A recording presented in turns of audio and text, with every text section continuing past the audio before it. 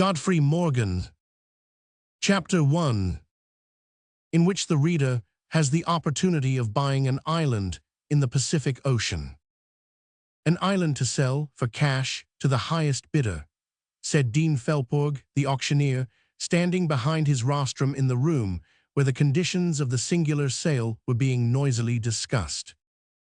Island for sale, repeated in shrill tones again and again. Gingras, the crier, who was threading his way in and out of the excited crowd, closely packed inside the largest saloon in the auction mart at number 10, Sacramento Street. The crowd consisted not only of a goodly number of Americans from the states of Utah, Oregon, and California, but also of a few Frenchmen, who form quite a sixth of the population.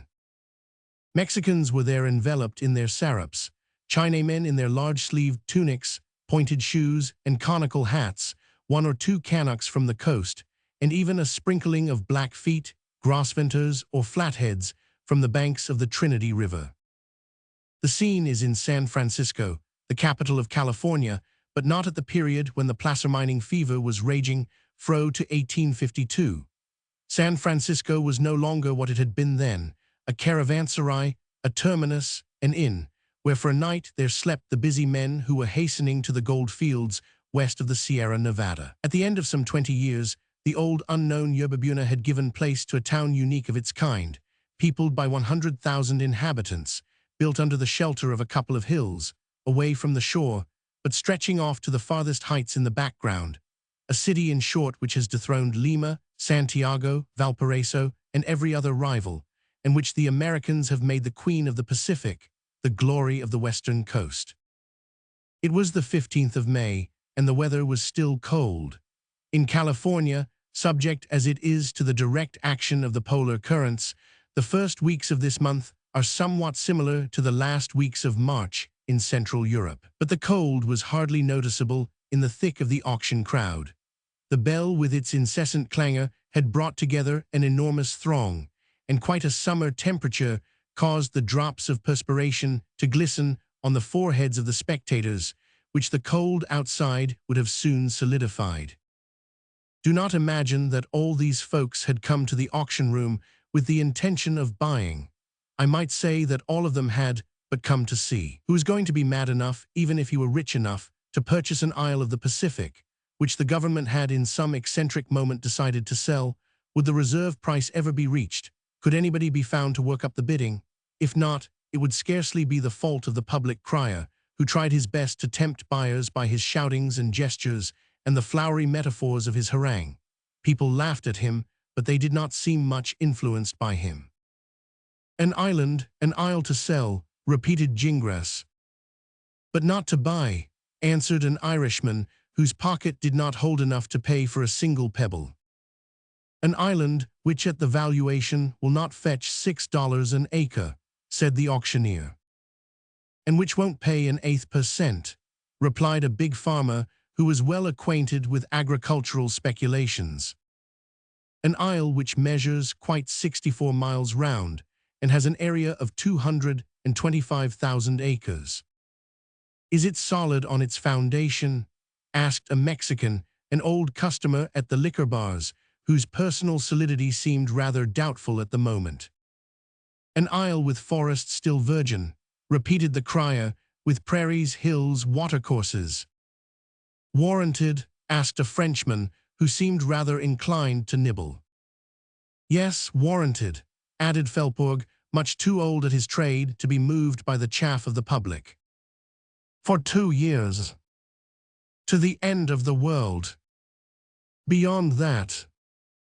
A freehold island, repeated the crier, an island without a single noxious animal, no wild beasts, no reptiles. No birds, added a wag. No insects, inquired another. Island for the highest bidder, said Dean Felporg, beginning again. Come, gentlemen, come, have a little courage in your pockets. Who wants an island in perfect state of repair, never been used, an island in the Pacific, that ocean of oceans? The valuation is a mere nothing. It is put at $1,100,000. Is there anyone will bid? Who speaks first? You, sir. You over there nodding your head like a porcelain mandarin. Here is an island, a really good island. Who says an island? "Pass it round," said a voice as if they were dealing with a picture or a vase. And the room shouted with laughter, but not a $50 was bid. However, if the lot could not be passed round, the map of the island was at the public disposal. The whereabouts of the portion of the globe under consideration could be accurately ascertained. There was neither surprise nor disappointment to be feared in that respect. Situation, orientation, outline, altitudes, levels, hydrography, climatology, lines of communication, all these were easily to be verified in advance. People were not buying a pig in a poke, and most undoubtedly there could be no mistake as to the nature of the goods on sale. Moreover, the innumerable journals of the United States, especially those of California, with their dailies, bi-weeklies, weeklies, bi-monthlies, monthlies, their reviews, magazines, bulletins, and had been for several months directing constant attention to the island, whose sale by auction had been authorized by Act of Congress. The island was Spencer Island, which lies in the west-southwest of the Bay of San Francisco, about 460 miles from the Californian coast, in 32 degrees 15 north latitude and degrees 18 west longitude, reckoning from Greenwich. It would be impossible to imagine a more isolated position, quite out of the way of all maritime or commercial traffic, although Spencer Island was relatively not very far off and situated practically in American waters. But thereabouts the regular currents diverging to the north and south have formed a kind of lake of calms, which is sometimes known as the whirlpool of Fleurieu. It is in the center of this enormous eddy, which has hardly an appreciable movement, that Spencer Island is situated, and so it is sighted by very few ships. The main routes of the Pacific, which join the new to the old continent and lead away to China or Japan, run in a more southerly direction. Sailing vessels would meet with endless calms in the whirlpool of Fleurieu, and steamers, which always take the shortest road, would gain no advantage by crossing it. Hence ships of neither class know anything of Spencer Island, which rises above the waters like the isolated summit of one of the submarine mountains of the Pacific. Truly, for a man wishing to flee from the noise of the world, seeking quiet in solitude, what could be better than this island, lost within a few hundred miles of the coast? For a voluntary Robinson Crusoe, it would be the very ideal of its kind, only of course he must pay for it. And now, why did the United States desire to part with the island? Was it for some whim? No, a great nation cannot act on caprice in any matter, however simple. The truth was this: situated as it was, Spencer Island had for a long time been known as a station perfectly useless. There could be no practical result from settling there. In a military point of view, it was of no importance, for it only commanded an absolutely deserted portion of the Pacific. In a commercial point of view, there was a similar want of importance, for the products would not pay the freight either inwards or outwards. For a criminal colony, it was too far from the coast, and to occupy it in any way would be a very expensive undertaking. So it had remained deserted from time immemorial, and Congress, composed of eminently practical men, had resolved to put it up for sale, on one condition only, and that was that its purchaser should be a free American citizen. There was no intention of giving away the island for nothing, and so the reserve price had been fixed at $1,100,000. This amount for a financial society dealing with such matters was a mere bagatelle if the transaction could offer any advantages, but as we need hardly repeat, it offered none, and competent men attached no more value to this detached portion of the United States than to one of the islands lost beneath the glaciers of the pole. In one sense, however, the amount was considerable. A man must be rich to pay for this hobby, for in any case it would not return him a halfpenny per cent. He would even have to be immensely rich, for the transaction was to be a cash one, and even in the United States, it is as yet rare to find citizens with $1,100,000 in their pockets who would care to throw them into the water without hope of return. And Congress had decided not to sell the island under the price. $1,100,000, not a cent less, or Spencer Island would remain the property of the Union. It was hardly likely that anyone would be mad enough to buy it on the terms. Besides, it was expressly reserved that the proprietor, if one offered, should not become king of Spencer Island, but president of a republic. He would gain no right to have subjects, but only fellow citizens who could elect him for a fixed time and would be free from re-electing him indefinitely. Under any circumstances, he was forbidden to play at monarchy. The Union could never tolerate the foundation of a kingdom, no matter how small, in American waters. This reservation was enough to keep off many an ambitious millionaire, many an aged nabob, who might like to compete with the kings of the Sandwich, the Marquesas, and the other archipelagos of the Pacific. In short, for one reason or other, nobody presented himself.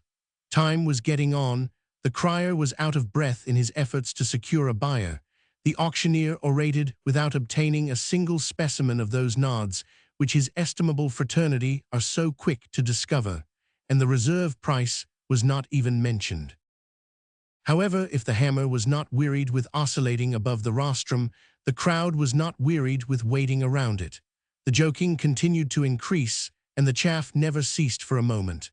One individual offered $2 for the island, costs included. Another said that a man ought to be paid that for taking it. And all the time, the crier was heard with, "An island to sell, an island for sale." And there was no one to buy it. "Will you guarantee that there are flats there?" said Stumpy, the grocer of Merchant Street, alluding to the deposits so famous in alluvial gold mining. "No," answered the auctioneer, "but it is not impossible that there are, and the state abandons all its rights over the gold lands." "Haven't you got a volcano?" asked Oakhurst, the barkeeper of Montgomery Street. "No volcanoes," replied Dean Felporg. "If there were, we could not sell at this price." An immense shout of laughter followed. "An island to sell, an island for sale," yelled Gingras, whose lungs tired themselves out to no purpose. "Only $1, only a $half, only a cent above the reserve," said the auctioneer for the last time, "and I will knock it down, once, twice." Perfect silence. "If nobody bids, we must put the lot back, once, twice. $1,200,000. The four words rang through the room like 4 shots from a revolver. The crowd, suddenly speechless, turned towards the bold man who had dared to bid. It was William W. Calderup of San Francisco. Chapter 2. How William W. Calderup of San Francisco was at loggerheads with J.R. Taskinar of Stockton.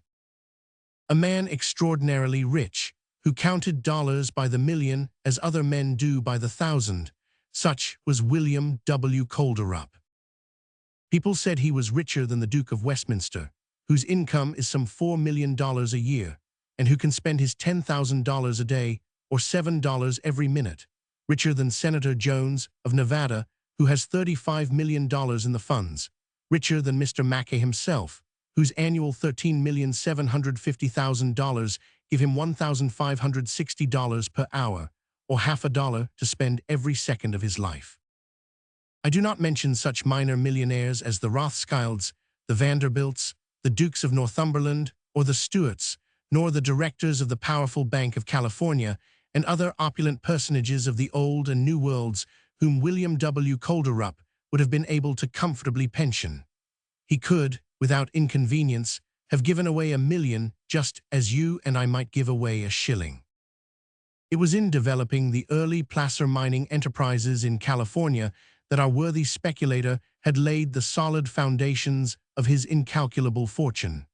He was the principal associate of Captain Sutter, the Swiss, in the localities, where in 1848 the first traces were discovered. Since then, luck and shrewdness combined had helped him on, and he had interested himself in all the great enterprises of both worlds. He threw himself boldly into commercial and industrial speculations. His inexhaustible funds were the life of hundreds of factories. His ships were on every sea. His wealth increased not in arithmetical but in geometrical progression.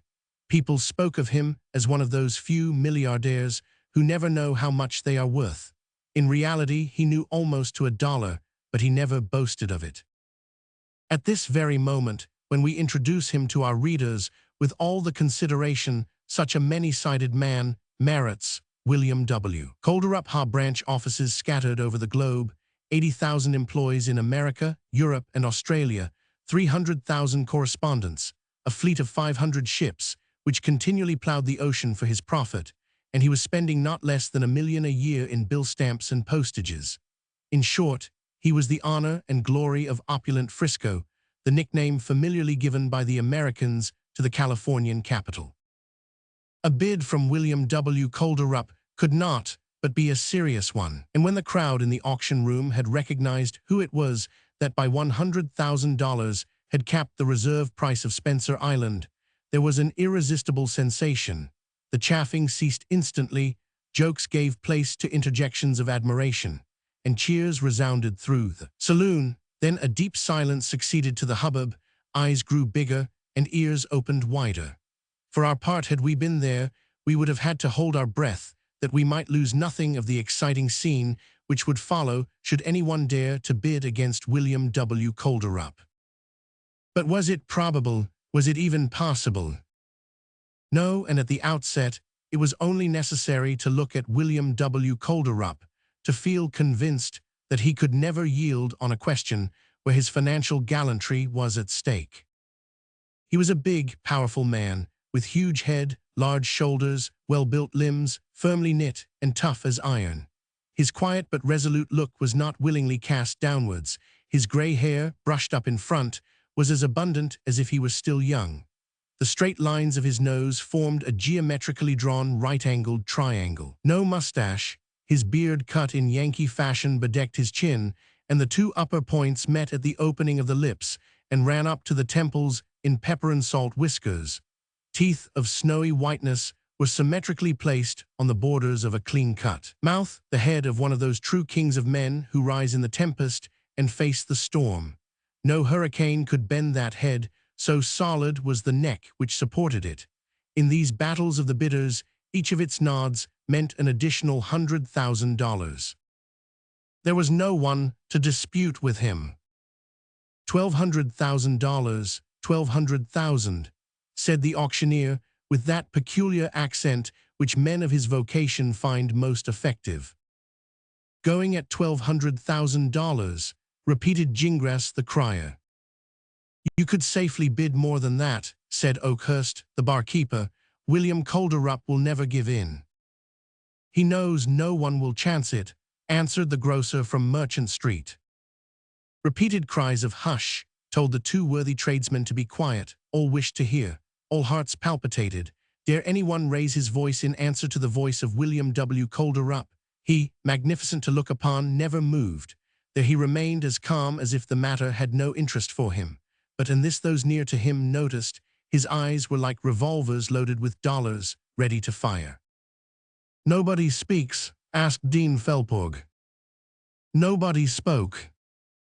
Once, twice.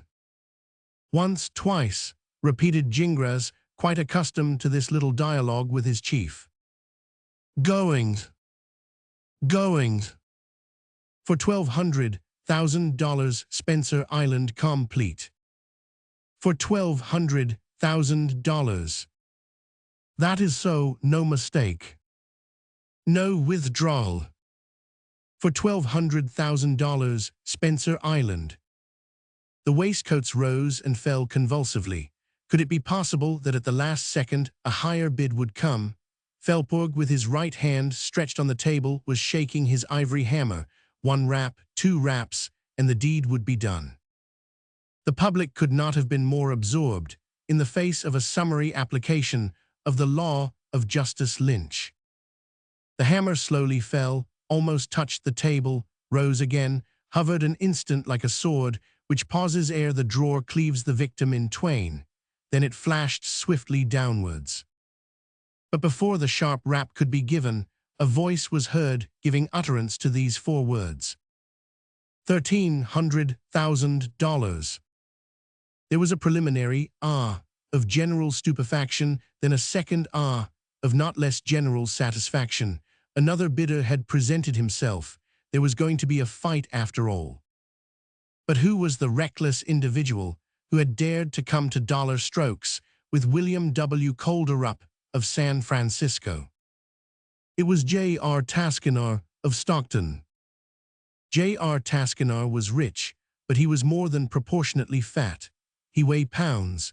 If he had only run second in the last Fat Man show at Chicago, it was because he had not been allowed time to finish his dinner and had lost about a dozen pounds. This colossus, who had had to have special chairs made for his portly person to rest upon, lived at Stockton on the San Joaquin. Stockton is one of the most important cities in California, one of the depot centers for the mines of the South, the rival of Sacramento, the center for the mines of the North. There the ships embark the largest quantity of Californian corn. Not only had the development of the mines and speculations in wheat furnished J.R. Taskinar with the occasion of gaining an enormous fortune, but petroleum, like another Pactolus, had run through his treasury. Besides, he was a great gambler, a lucky gambler, and he had found poker most prodigal of its favors to him. But if he was a Croesus, he was also a rascal, and no one would have addressed him as honorable, although the title in those parts is so much in vogue. After all, he was a good war horse, and perhaps more was put on his back than was justly his due. One thing was certain, and that was that on many an occasion he had not hesitated to use his derringer, the Californian revolver. Now J.R. Taskinar particularly detested William W. Calderup. He envied him for his wealth, his position, and his reputation. He despised him as a fat man despises a lean one. It was not the first time that the merchant of Stockton had endeavored to do the merchant of San Francisco out of some business or other, good or bad, simply owing to a feeling of rivalry. William W. Calderup thoroughly knew his man, and on all occasions treated him with scorn enough to drive him to distraction. The last success, which J.R. Taskinar could not forgive his opponent, was that gained in the struggle over the state elections. Notwithstanding his efforts, his threats, and his libels, not to mention the millions of dollars squandered by his electoral courtiers, it was William W. Calderup who sat in his seat in the Legislative Council of Sacramento.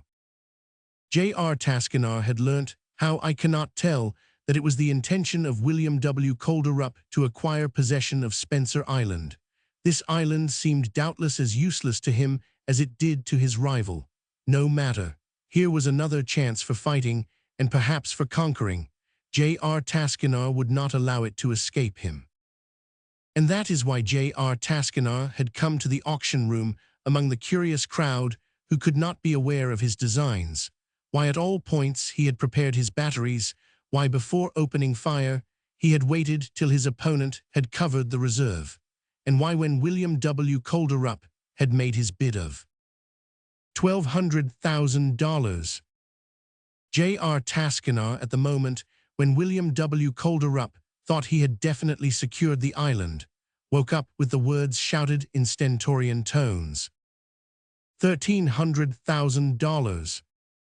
Everybody, as we have seen, turned to look at him. Fat Taskinar. The name passed from mouth to mouth.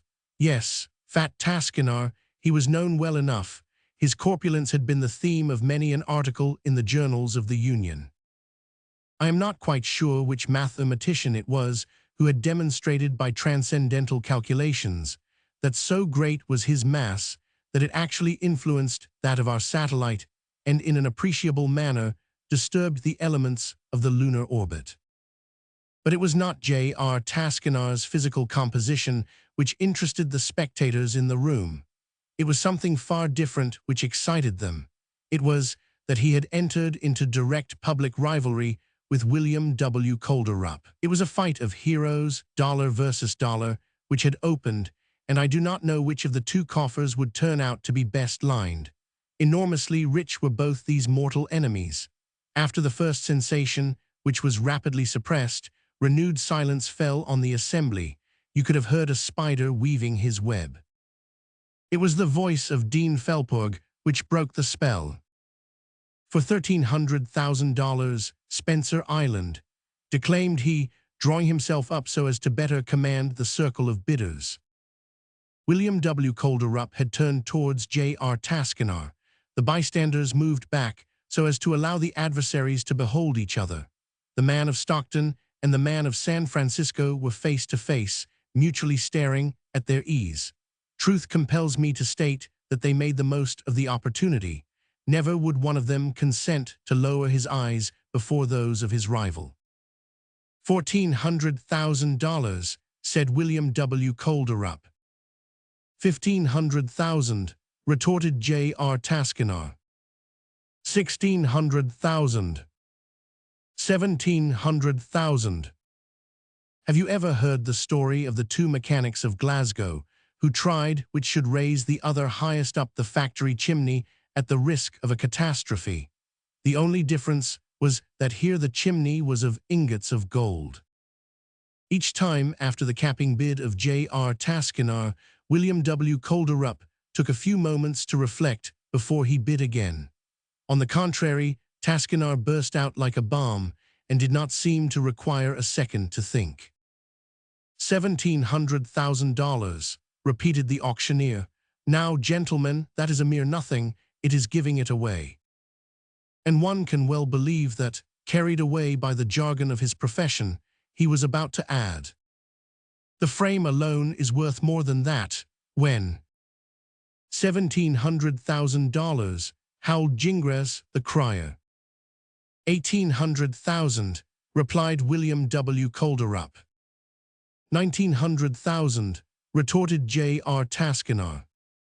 $2 millions, quoth William W. Calderup, and so quickly that this time he evidently had not taken the trouble to think. His face was a little pale when these last words escaped his lips, but his whole attitude was that of a man who did not intend to give in. J.R. Taskinar was simply on fire. His enormous face was like one of those gigantic railway bullseyes which, screened by the red, signal the stoppage of the train. But it was highly probable that his rival would disregard the block and decline to shut off steam. This J.R. Taskinar felt. The blood mounted to his brows and seemed apoplectically congested there. He wriggled his fat fingers, covered with diamonds of great price, along the huge gold chain attached to his chronometer. He glared at his adversary, and then shutting his eyes so as to open them with a more spiteful expression a moment afterwards. $2,400,000, he remarked, hoping by this tremendous leap to completely rout his rival. $2,700,000, replied William W. Calderup in a peculiarly calm voice. $2,900,000. $3 million. Yes, William W. Calderup, of San Francisco, said $3 million. Applause rang through the room, hushed, however, at the voice of the auctioneer, who repeated the bid, and whose oscillating hammer threatened to fall in spite of himself by the involuntary movement of his muscles. It seemed as though Dean Felporg, surfeited with the surprises of public auction sales, would be unable to contain himself any longer. All glances were turned on J.R. Taskinar. That voluminous personage was sensible of this, but still more was he sensible of the weight of these $3 million which seemed to crush him. He would have spoken, doubtless to bid higher, but he could not. He would have liked to nod his head. He could do so no more. After a long pause, however, his voice was heard, feeble it is true, but sufficiently audible. $3,500,000. $4 million, was the answer of William W. Calderup. It was the last blow of the bludgeon. J.R. Taskinar succumbed. The hammer gave a hard rap on the marble table, and Spencer Island fell for $4 million to William W. Calderup, of San Francisco. I will be avenged, muttered J.R. Taskinar, and throwing a glance of hatred at his conqueror, he returned to the Occidental Hotel. But hip hip hurrah, 3 times thrice, smote the ears of William W. Calderup. Then cheers followed him to Montgomery Street, and such was the delirious enthusiasm of the Americans that they even forgot to favor him with the customary bars of Yankee Doodle. Chapter 3. The conversation of Fina Holliday and Godfrey Morgan, with a piano accompaniment. William W. Calderup had returned to his mansion in Montgomery Street. This thoroughfare is the Regent Street, the Broadway, the Boulevard des Italiens of San Francisco. Throughout its length, the great artery which crosses the city parallel with its quays is astir with life and movement. Trams there are innumerable, carriages with horses, carriages with mules, men bent on business, hurrying to and fro over its stone pavements, past shops thronged with customers, men bent on pleasure, crowding the doors of the bars, where at all hours are dispensed the Californians' drinks. There is no need for us to describe the mansion of a Frisco nabob. With so many millions, there was proportionate luxury, more comfort than taste, less of the artistic than the practical. One cannot have everything. So the reader must be contented to know that there was a magnificent reception room, and in this reception room, a piano, whose chords were permeating the mansion's warm atmosphere when the opulent Kolderup walked in. "Good," he said, "she and he are there. A word to my cashier, and then we can have a little chat." And he stepped towards his office to arrange the little matter of Spencer Island and then dismiss it from his mind. He had only to realize a few certificates in his portfolio, and the acquisition was settled for. Half a dozen lines to his broker, no more. Then William W. Kolderup devoted himself to another combination which was much more to his taste. Yes, she and he were in the drawing-room, she in front of the piano, he half reclining on the sofa, listening vaguely to the pearly arpeggios which escaped from the fingers of the charmer. "Are you listening?" she said. "Of course." "Yes, but do you understand it?" "Do I understand it, Fina? Never have you played those old Robin Gray variations more superbly." "But it is not old Robin Gray, Godfrey. It is Happy Moments." "Oh, yes, I remember," answered Godfrey in a tone of indifference which it was difficult to mistake. The lady raised her two hands, held them suspended for an instant above the keys, as if they were about to grasp another chord, and then with a half-turn on her music stool, she remained for a moment looking at the too tranquil Godfrey, whose eyes did their best to avoid hers. Fina Holliday was the goddaughter of William W. Kolderup. An orphan, he had educated her and given her the right to consider herself his daughter and to love him as her father. She wanted for nothing. She was young, handsome in her way, as people say, but undoubtedly fascinating, a blonde of 16 with the ideas of a woman much older, as one could read in the crystal of her blue-black eyes. Of course, we must compare her to a lily, for all beauties are compared to lilies in the best American society. She was then a lily, but a lily grafted into an eglantine. She certainly had plenty of spirit, but she had also plenty of practical common sense, a somewhat selfish demeanor, and but little sympathy with the illusions and dreams so characteristic of her sex and age. Her dreams were when she was asleep, not when she was awake. She was not asleep now and had no intention of being so. "Godfrey," she continued. "Fina," answered the young man. "Where are you now?" "Near you, in this room." "Not near me, Godfrey, not in this room, but far, far away over the seas, is it not so?" And mechanically, Fina's hand sought the keyboard and rippled along a series of sinking sevenths, which spoke of a plaintive sadness, unintelligible perhaps to the nephew of William W. Kolderup. For such was this young man, such was the relationship he bore towards the master of the house. The son of a sister of this buyer of islands, fatherless and motherless for a good many years, Godfrey Morgan, like Fina, had been brought up in the house of his uncle, in whom the fever of business had still left a place for the idea of marrying these two to each other. Godfrey was in his 23rd year. His education, now finished, had left him with absolutely nothing to do. He had graduated at the university, but had found it of little use. For him, life opened out but paths of ease, go where he would, to the right or the left, whichever way he went, fortune would not fail him. Godfrey was of good presence, gentlemanly, elegant, never tying his cravat in a ring, nor starring his fingers, his wrists, or his shirt front with those jeweled gimcracks so dear to his fellow citizens. I shall surprise no one in saying that Godfrey Morgan was going to marry Fina Holliday. Was he likely to do otherwise? All the proprieties were in favor of it. Besides, William W. Calder Rupp desired the marriage. The two people whom he loved most in this world were sure of a fortune from him, without taking into consideration whether Fina cared for Godfrey or Godfrey cared for Fina. It would also simplify the bookkeeping of the commercial house. Ever since their births, an account had been opened for the boy, another for the girl. It would then be only necessary to rule these off and transfer the balances to a joint account for the young couple. The worthy merchant hoped that this would soon be done and the balances struck without error or omission. But it is precisely that there had been an omission and perhaps an error that we are about to show. An error because at the outset Godfrey felt that he was not yet old enough for the serious undertaking of marriage. An omission because he had not been consulted on the subject.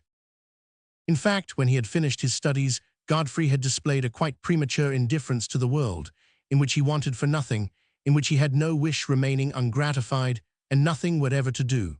The thought of traveling round the world was always present to him. Of the old and new continents he knew but one spot, San Francisco, where he was born, and which he had never left except in a dream. What harm was there in a young man making the tour of the globe twice or thrice, especially if he were an American? Would it do him any good? Would he learn anything in the different adventures he would meet with in a voyage of any length? If he were not already satiated with a life of adventure, how could he be answered? Finally, how many millions of leagues of observation and instruction were indispensable for the completion of the young man's education? Things had reached this pass. For a year or more, Godfrey had been immersed in books of voyages of recent date and had passionately devoured them. He had discovered the Celestial Empire with Marco Polo, America with Columbus, the Pacific with Cook, the South Pole with Dumont d'Urville. He had conceived the idea of going where these illustrious travelers had been without him. In truth, he would not have considered an exploring expedition of several years to cost him too dear at the price of a few attacks of Malay pirates, several ocean collisions, and a shipwreck or two on a desert island, where he could live the life of a Selkirk or a Robinson Crusoe. A Crusoe, to become a Crusoe.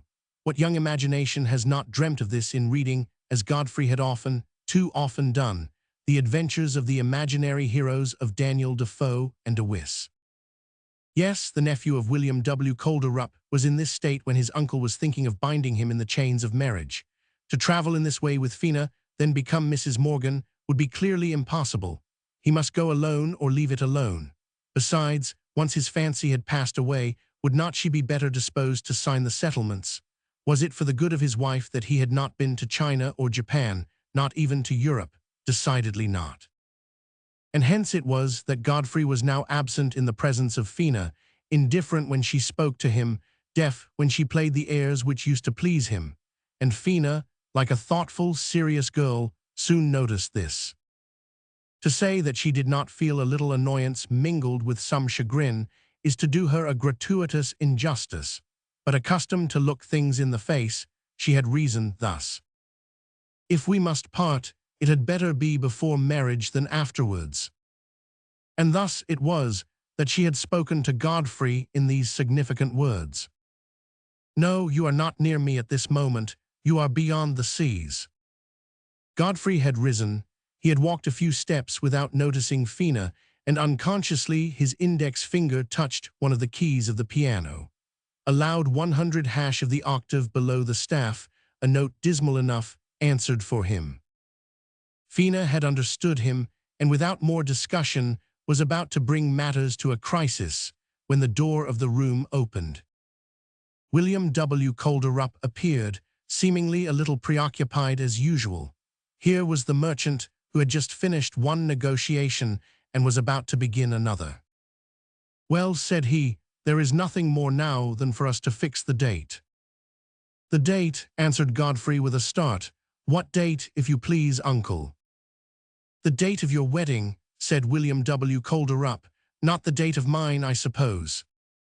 Perhaps that is more urgent, said Fina. Hey, what? Exclaimed the uncle. What does that matter? We are only talking of current affairs, are we not? Godfather Will, answered the lady. It is not of a wedding that we are going to fix the date today, but of a departure. A departure? Yes, the departure of Godfrey, continued Fina, of Godfrey who, before he gets married, wants to see a little of the world. You want to go away, you, said William W. Colderup, stepping towards the young man and raising his arms as if he were afraid that this rascal of a nephew would escape him.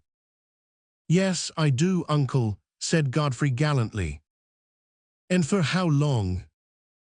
For 18 months, or 2 years, or more if you will let me, and Fina will wait for me. Wait for you, an intended who intends until he gets away, exclaimed William W. Colderup. You must let Godfrey go, pleaded Fina. I have thought it carefully over. I am young, but really Godfrey is younger. Travel will age him, and I do not think it will change his taste. He wishes to travel, let him travel. The need of repose will come to him afterwards, and he will find me when he returns. What? Exclaimed William W. Colderup. You consent to give your bird his liberty? Yes, for the 2 years he asks. And you will wait for him? Uncle Will, if I could not wait for him, I could not love him. And so saying, Fina returned to the piano, and whether she willed it or no, her fingers softly played a portion of the then fashionable Depart du Fiancé, which was very appropriate under the circumstances. But Fina, without perceiving it perhaps, was playing in a minor, whereas it was written in a major, and all the sentiment of the melody was transformed, and its plaintiveness chimed in well with her hidden feelings. But Godfrey stood embarrassed, and said not a word. His uncle took him by the head, and turning it to the light, looked fixedly at him for a moment or two. In this way he questioned him without having to speak, and Godfrey was able to reply without having occasion to utter a syllable.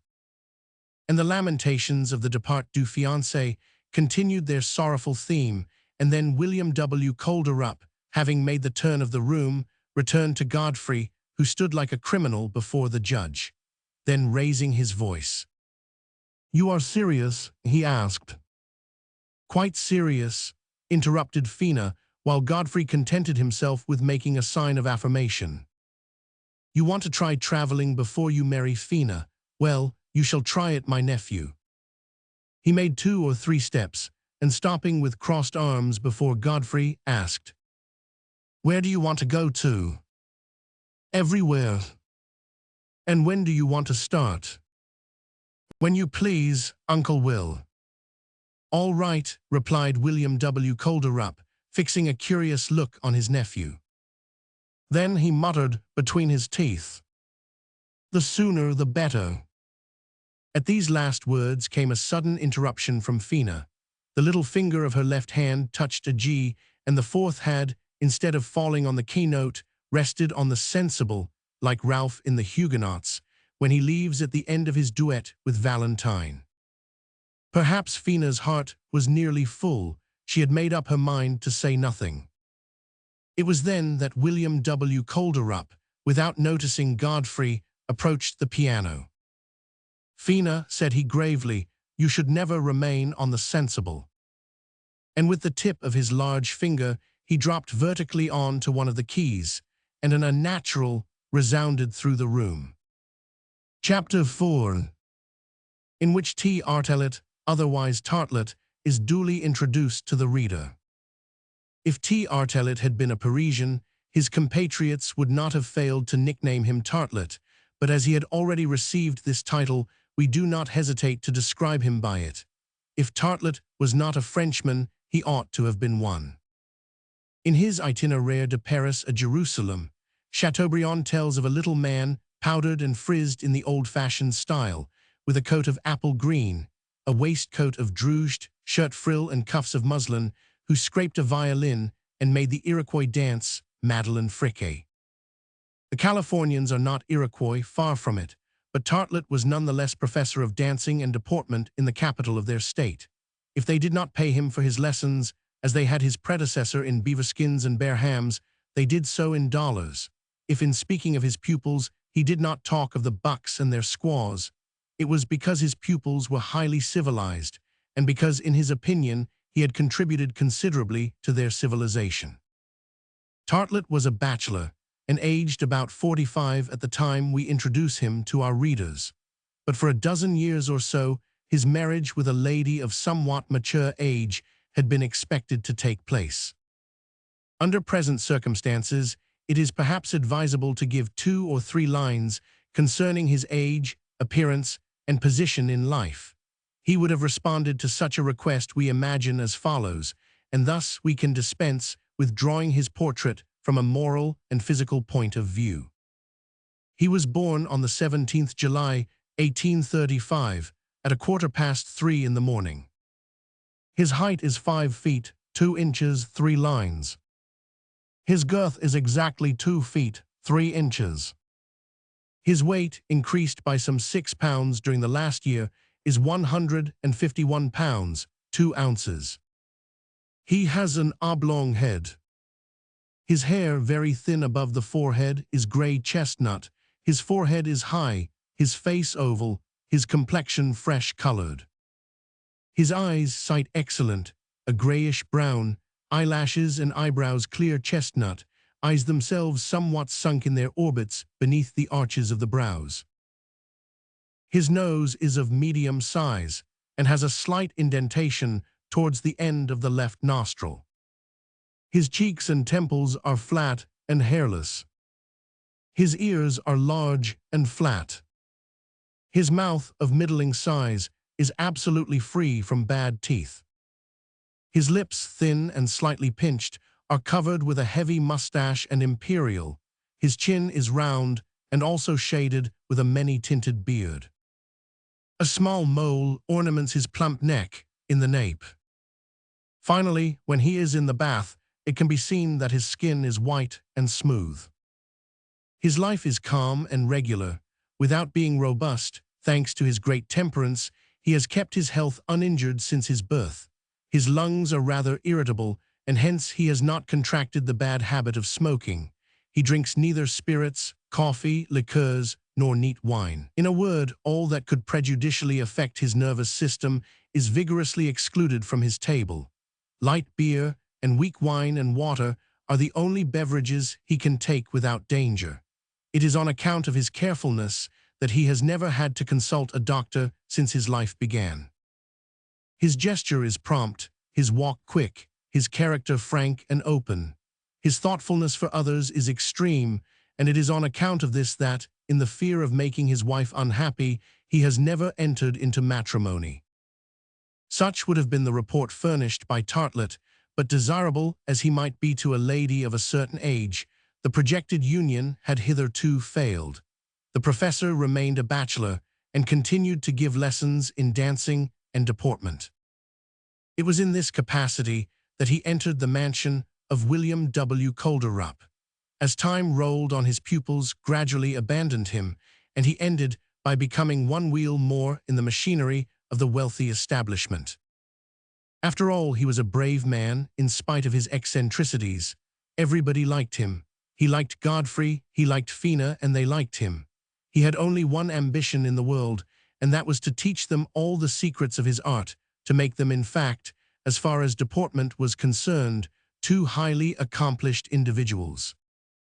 Now what would you think? It was he, this Professor Tartlett, whom William W. Calderup had chosen as his nephew's companion during the projected voyage.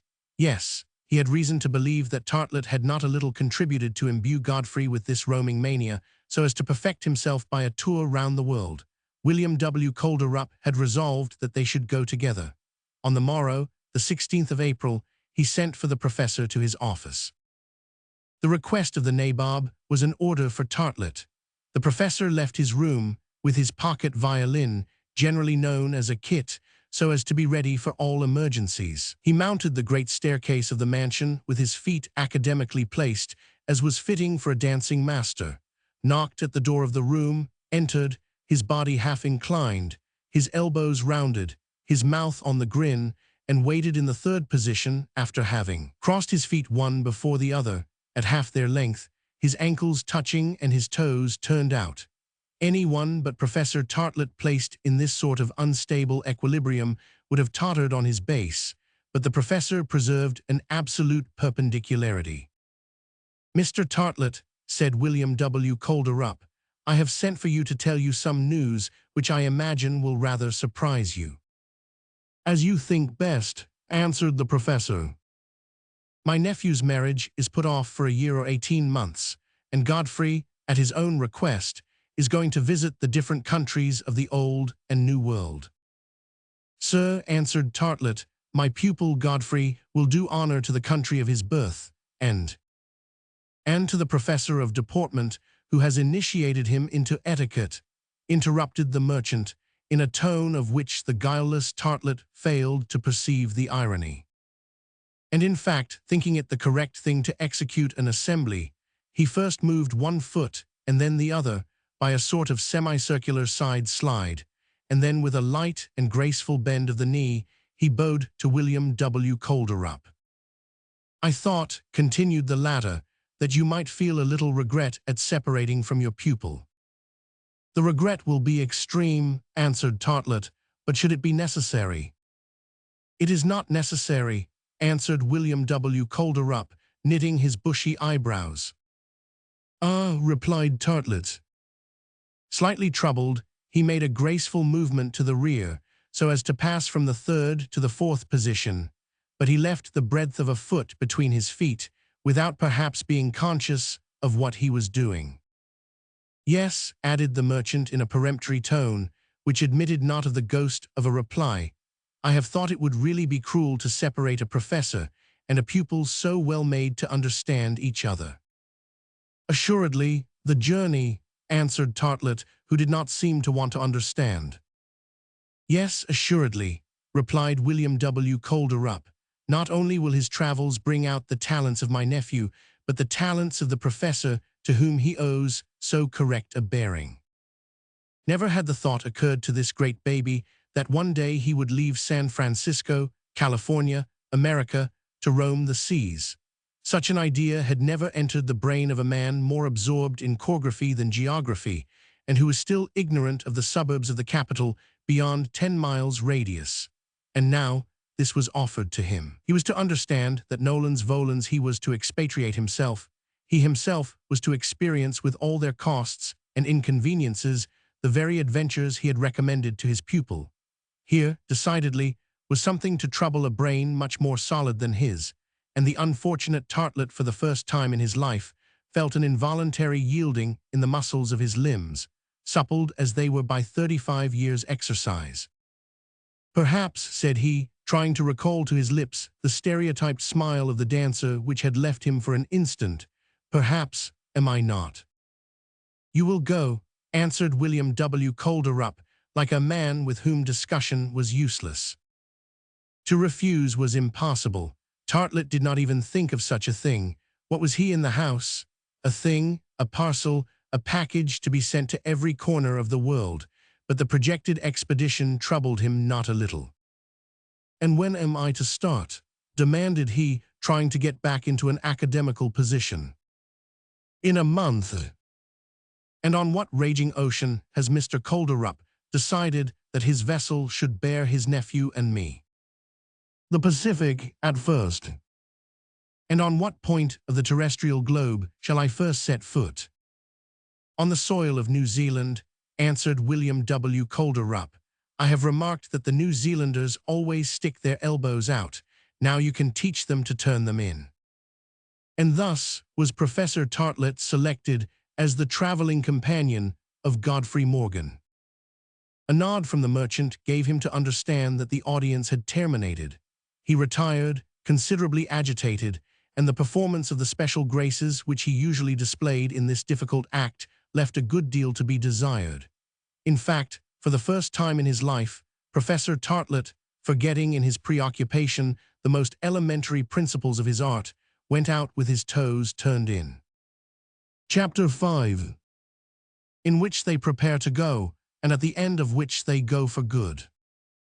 Before the long voyage together through life, which men call marriage, Godfrey then was to make the tour of the world, a journey sometimes even more dangerous. But he reckoned on returning improved in every respect. He left a lad, he would return a man. He would have seen, noted, compared. His curiosity would be satisfied. There would only remain for him to settle down quietly and live happily at home with his wife, whom no temptation would take him from. Was he wrong or right? Was he to learn a valuable lesson? The future will show.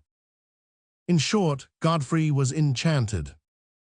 Verne, anxious without appearing to be so, was resigned to this apprenticeship. Professor Tartlet, generally so firm on his limbs, had lost all his dancing equilibrium. He had lost all his usual self-possession and tried in vain to recover it. He even tottered on the carpet of his room as if he were already on the floor of a cabin, rolling and pitching on the ocean. As for William W. Colderup, since he had arrived at a decision, he had become very uncommunicative, especially to his nephew. The closed lips and eyes half hidden beneath their lids showed that there was some fixed idea in the head where generally floated the highest commercial speculations. "Ah, you want to travel," muttered he every now and then. "Travel instead of marrying and staying at home. Well, you shall travel." Preparations were immediately begun. In the first place, the itinerary had to be projected, discussed, and settled. Was Godfrey to go south or east or west? That had to be decided in the first place. If he went southwards, the Panama, California, and British Columbia Company, or the Southampton and Rio Janeiro Company, would have to take him to Europe. If he went eastwards, the Union Pacific Railway would take him in a few days to New York, and thence the Cunard, Inman, White Star, Hamburg American, or French transatlantic companies would land him on the shores of the Old World. If he went westwards, the Golden Age steam transoceanic would render it easy for him to reach Melbourne, and thence he could get to the Isthmus of Suez by the boats of the Peninsular and Oriental Company. The means of transport were abundant, and thanks to their mathematical agreement, the round of the world was but a simple pleasure tour. But it was not thus that the nephew and heir of the Nabob of Frisco was to travel. No, William W. Colderup possessed for the requirements of his business quite a fleet of steam and sailing vessels. He had decided that one of these ships should be put at the disposal of Godfrey Morgan as if he were a prince of the blood traveling for his pleasure at the expense of his father's subjects. By his orders, the Dream, a substantial steamer of 600 tons and horsepower, was got ready. It was to be commanded by Captain Turcotte, a tough old salt, who had already sailed in every latitude in every sea. A thorough sailor, this friend of tornadoes, cyclones, and typhoons, had already spent of his 50 years of life, 40 at sea. To bring to in a hurricane was quite child's play to this mariner, who was never disconcerted, except by land sickness when he was in port. His incessantly unsteady existence on a vessel's deck had endowed him with the habit of constantly balancing himself to the right or the left, or behind or in front, as though he had the rolling and pitching variety of St. Vitus's dance. A mate, an engineer, 4 stokers, a dozen seamen, 18 men in all, formed the crew of the Dream, and if the ship was contented to get quietly through 8 miles an hour, she possessed a great many excellent nautical qualities. If she was not swift enough to race the waves when the sea was high, the waves could not race over her, and that was an advantage which quite compensated for the mediocrity of her speed, particularly when there was no hurry. The Dream was brigantine-rigged, and in a favorable wind, with her 400 square yards of canvas, her steaming rate could be considerably increased. It should be borne in mind all through that the voyage of the Dream was carefully planned and would be punctually performed. William W. Colderup was too practical a man not to put to some purpose a journey of 15,000 or 16,000 leagues across all the oceans of the globe. His ship was to go without cargo, undoubtedly, but it was easy to get her down to her right trim by means of water ballast, and even to sink her to her deck, if it proved necessary. The Dream was instructed to communicate with the different branch establishments of the wealthy merchant. She was to go from one market to another. Captain Turcotte, never fear, would not find it difficult to pay the expenses of the voyage. Godfrey Morgan's whim would not cost the avuncular purse a single dollar.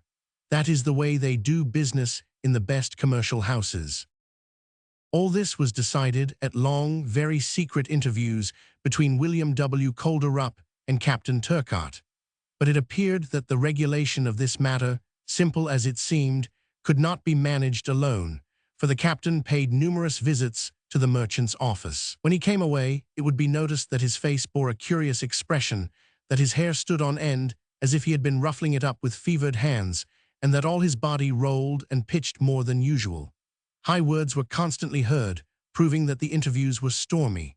Captain Turcotte, with his plain speaking, knew how to withstand William W. Calderup, who loved and esteemed him enough to permit him to contradict him. And now all was arranged. Who had given in, William W. Calderup or Turcotte, I dare not say, for I do not even know the subject of their discussion. However, I rather think it must have been the captain. Anyhow, after 8 days of interviewing, the merchant and the captain were in accord, but Turcotte did not cease to grumble between his teeth. May 500,000 Davy Joneses drag me to the bottom, if ever I had a job like this before. However, the dream fitted out rapidly, and her captain neglected nothing which would enable him to put to sea in the first fortnight in June. She had been into dark, and the hull had been gone over with composition, whose brilliant red contrasted vividly with the black of her upper works.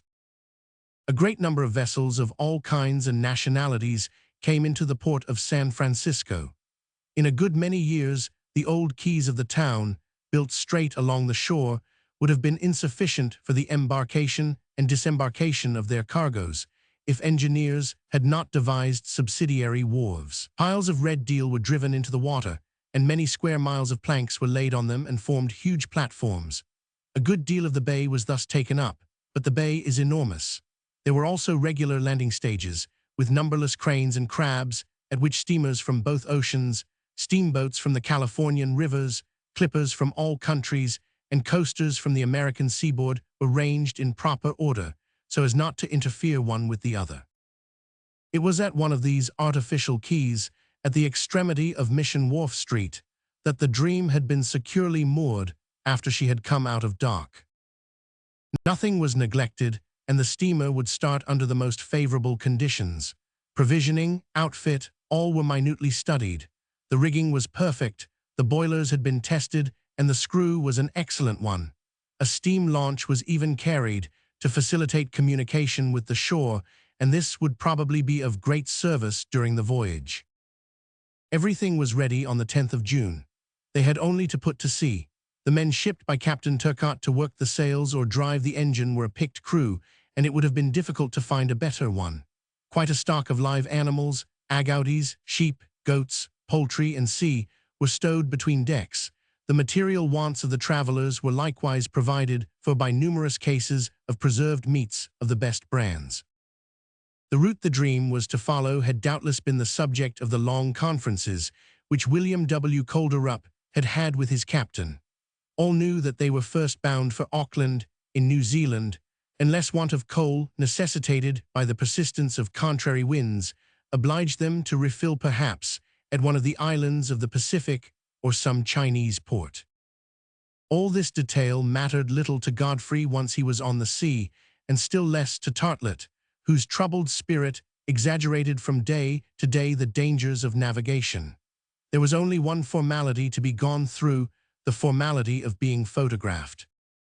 An engaged man could not decently start on a long voyage round the world without taking with him the image of her he loved, and in return leaving his own image behind him. Godfrey in tourist costume accordingly handed himself over to Messrs. Stephenson and Co., photographers of Montgomery Street, and Fina, in her walking dress, confided in like manner to the Sun the task of fixing her charming but somewhat sorrowing features on the plate of those able operators. It is also the custom to travel together, and so Fina's portrait had its allotted place in Godfrey's cabin, and Godfrey's portrait its special position in Fina's room. As for Tartlett, who had no betrothed, and who was not thinking of having one at present, he thought it better to confide his image to sensitized paper. But although great was the talent of the photographers, they failed to present him with a satisfactory proof. The negative was a confused fog in which it was impossible to recognize the celebrated professor of dancing and deportment. This was because the patient could not keep himself still. in spite of all that was said about the invariable rule in studios devoted to operations of this nature. They tried other means, even the instantaneous process. Impossible. Tartlet pitched and rolled in anticipation as violently as the captain of the dream. The idea of obtaining a picture of the features of this remarkable man had thus to be abandoned. Irreparable would be the misfortune if, but far from us, be the thought. If in imagining he was leaving the new world for the old world, Tartlet had left the new world for the other world from which nobody returns. On the 9th of June, all was ready. The dream was complete. Her papers, bills of lading, charter party, assurance policy were all in order, and 2 days before the shipbroker had sent on the last signatures. On that day, a grand farewell breakfast was given at the mansion in Montgomery Street. They drank to the happy voyage of Godfrey and his safe return. Godfrey was rather agitated, and he did not strive to hide it. Verne showed herself much the most composed. As for Tartlet, he drowned his apprehensions in several glasses of champagne, whose influence was perceptible up to the moment of departure. He even forgot his kit, which was brought to him as they were casting off the last hawsers of the dream. The last adieus were said on board, the last handshakings took place on the poop, then the engine gave 2 or 3 turns of the screw, and the steamer was under way. "Goodbye, Verne. Goodbye, Godfrey. May heaven protect you," said the uncle. "And above all, may it bring us back," murmured Professor Tartlet. "And never forget, Godfrey," added William W. Calderup, "the device which the dream bears on her stern, confide wrecked agents." "Never, Uncle Will. Goodbye, Verne. Goodbye, Godfrey." The steamer moved off. Handkerchiefs were shaken as long as she remained in sight from the quay, and even after. Soon the Bay of San Francisco, the largest in the world, was crossed. The dream passed the narrow throat of the Golden Gate, and then her prow cleft the waters of the Pacific Ocean. It was as though the gates of gold had closed upon her. Chapter 6, in which the reader makes the acquaintance of a new personage. The voyage had begun. There had not been much difficulty so far, it must be admitted. Professor Tartlet, with incontestable logic, often repeated, "Any voyage can begin, but where and how it finishes is the important point." The cabin occupied by Godfrey was below the poop of the dream and opened on to the dining saloon. Our young traveler was lodged there as comfortably as possible. He had given Verne's photograph the best place on the best lighted panel of his room. A cot to sleep on, a lavatory for toilet purposes, some chests of drawers for his clothes and his linen, a table to work at, an armchair to sit upon. What could a young man in his 22nd year want more? Under such circumstances, he might have gone 22 times round the world. Was he not at the age of that practical philosophy which consists in good health and good humor? Ah, young people, travel if you can, and if you cannot, travel all the same. Tartlet was not in a good humor. His cabin, near that of his pupil, seemed to him too narrow, his bed too hard, the 6 square yards which he occupied quite insufficient for his steps and strides. Would not the traveler in him absorb the professor of dancing and deportment? No, it was in the blood, and when Tartlet reached the hour of his last sleep, his feet would be found placed in a horizontal line, with the heels one against the other, in the first position. Meals were taken in common. Godfrey and Tartlet sat opposite to each other, the captain and mate occupying each end of the rolling table. This alarming appellation, the rolling table, is enough to warn us that the professor's place would too often be vacant. At the start, in the lovely month of June, there was a beautiful breeze from the northeast, and Captain Turcotte was able to set his canvas so as to increase his speed. The dream thus balanced hardly rolled at all, and as the waves followed her, her pitching was but slight. This mode of progressing was not such as to affect the looks of the passengers and give them pinched noses, hollow eyes, livid foreheads, or colorless cheeks. It was supportable.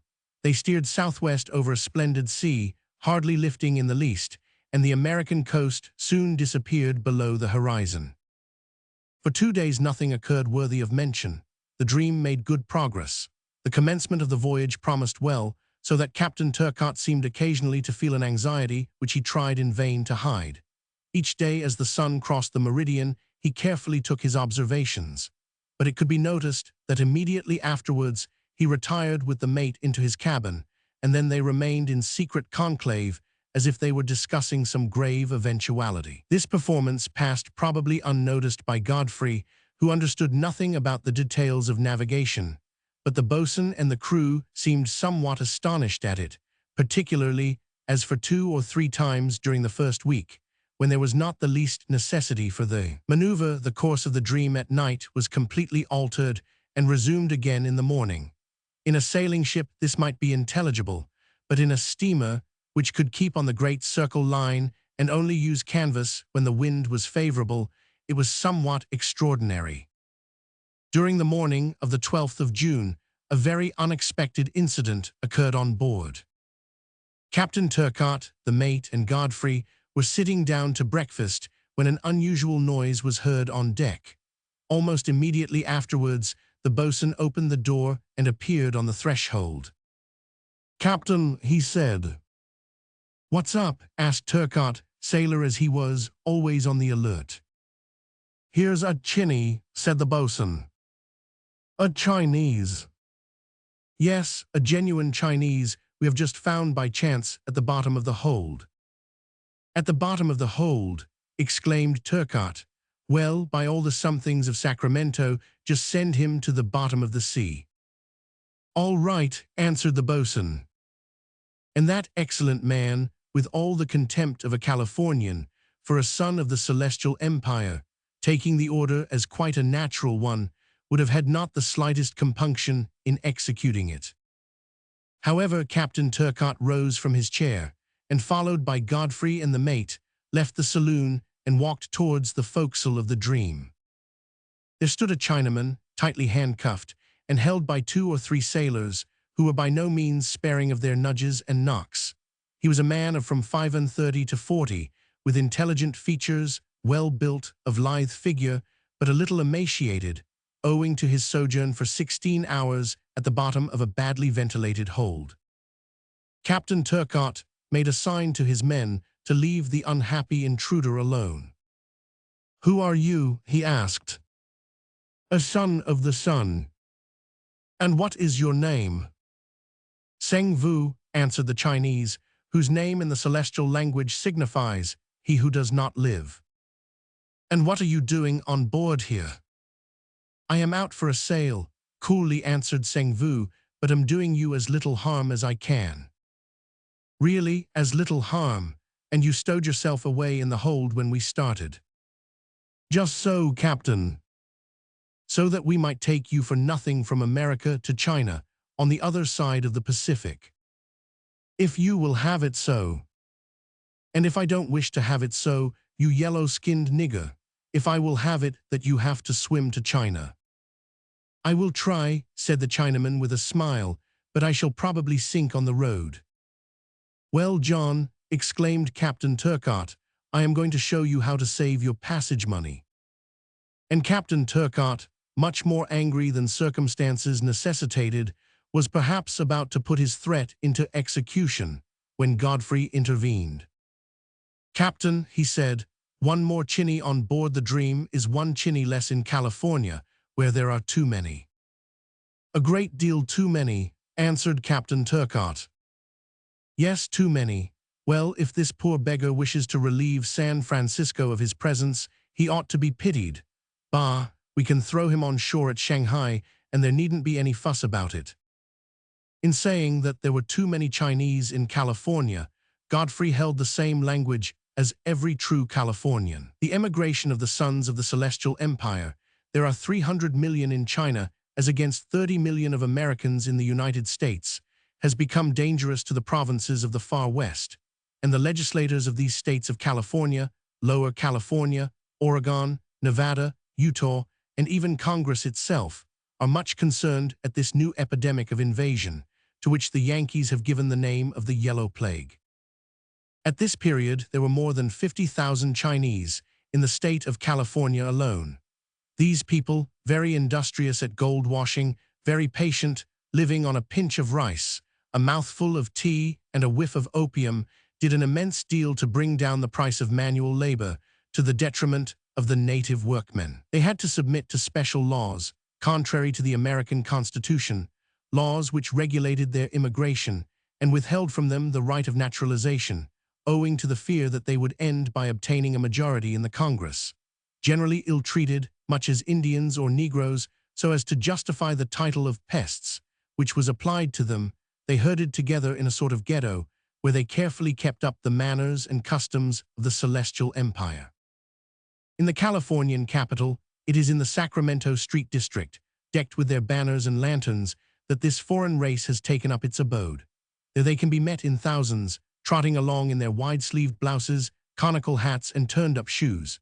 Here, for the most part, they live as grocers, gardeners, or laundresses, unless they are working as cooks or belong to one of those dramatic troupes which perform Chinese pieces in the French Theater at San Francisco. And there is no reason why we should conceal the fact. Seng Vu happened to form part of one of these troupes, in which he filled the role of comic lead, if such a description can apply to any Chinese artiste. As a matter of fact, they are so serious, even in their fun, that the Californian romancer, Bret Harte, has told us that he never saw a genuine Chinaman laugh, and has even confessed that he is unable to say whether one of the national pieces he witnessed was a tragedy or a farce. In short, Seng Vu was a comedian. The season had ended, crowned with success, perhaps out of proportion to the gold pieces he had amassed.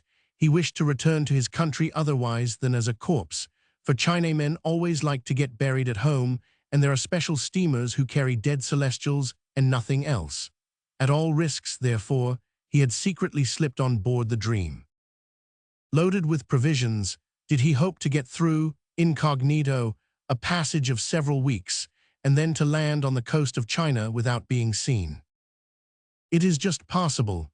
At any rate, the case was hardly one for a death penalty.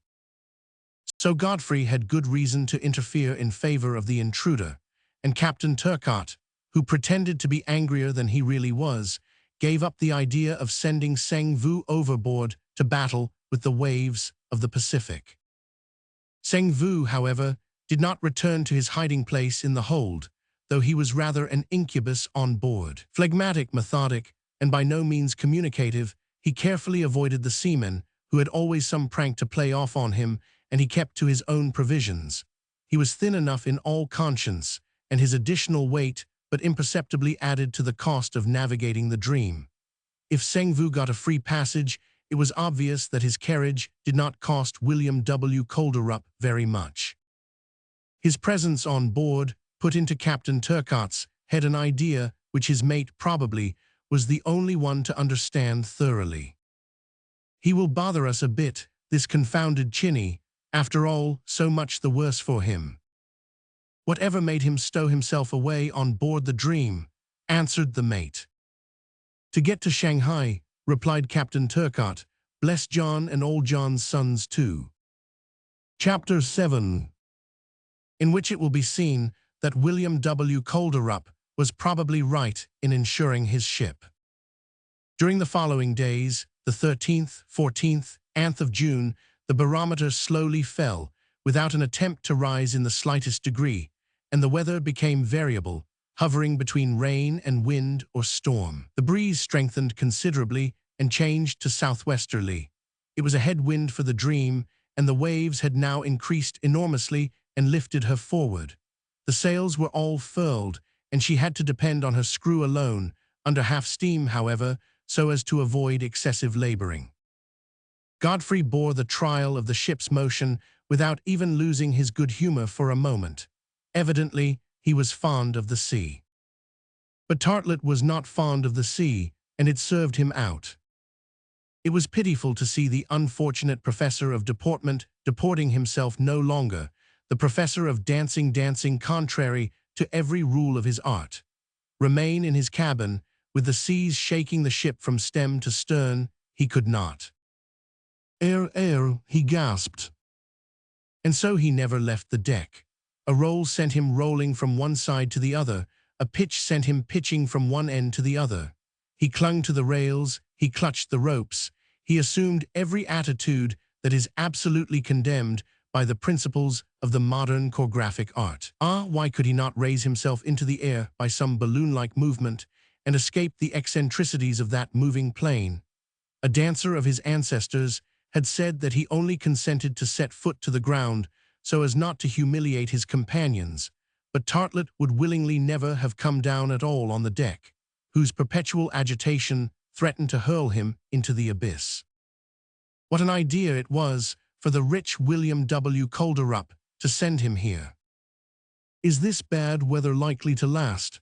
asked he of Captain Turcotte 20 times a day.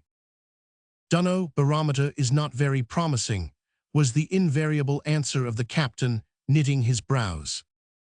"Shall we soon get there?" "Soon, Mr. Tartlet, soon." "And they call this the Pacific Ocean," repeated the unfortunate man between a couple of shocks and oscillations. It should be stated that not only did Professor Tartlet suffer from seasickness, but also that fear had seized him as he watched the great seething waves breaking into foam level with the bulwarks of the Dream, and heard the valves lifted by the violent beats, letting the steam off through the waste pipes, as he felt the steamer tossing like a cork on the mountains of water.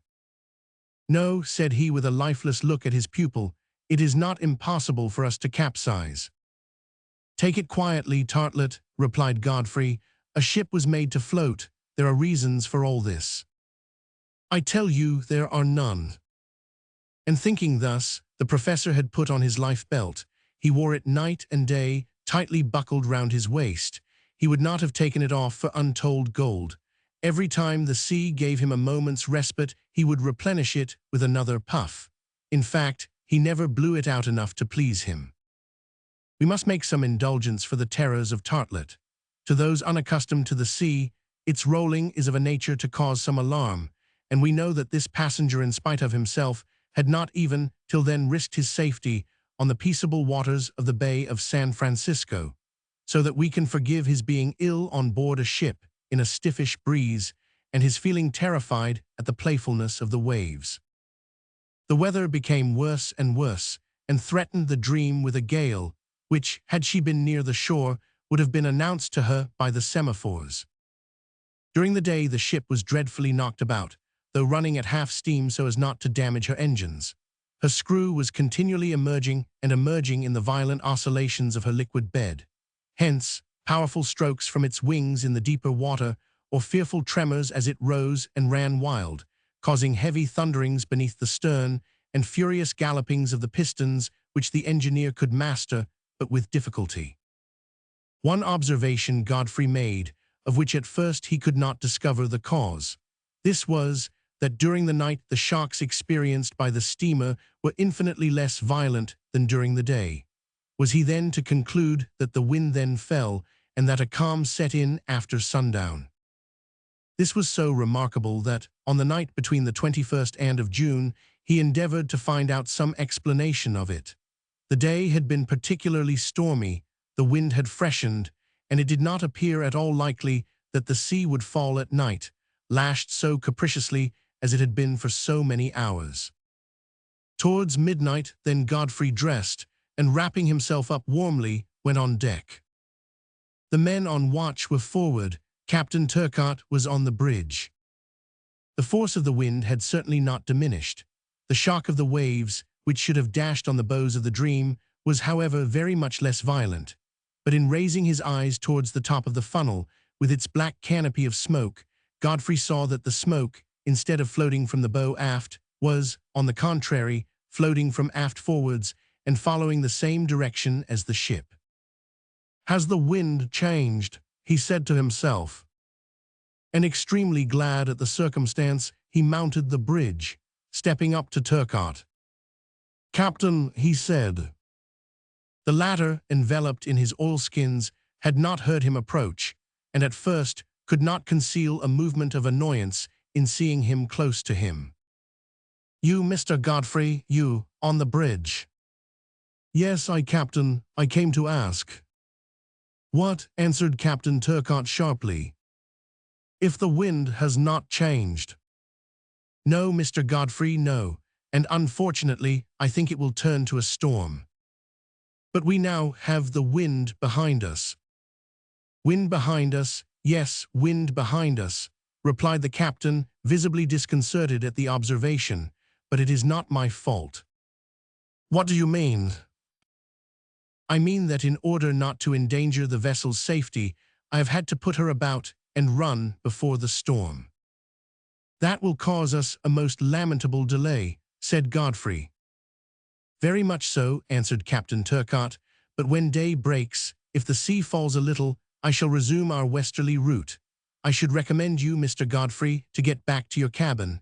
Take my advice, try and sleep while we are running before the wind. You will be less knocked about. Godfrey made a sign of affirmation, turning a last anxious glance at the low clouds which were chasing each other with extreme swiftness. He left the bridge, returned to his cabin, and soon resumed his interrupted slumbers. The next morning, the 22nd of June, as Captain Turcotte had said, the wind having sensibly abated, the Dream was headed in proper direction.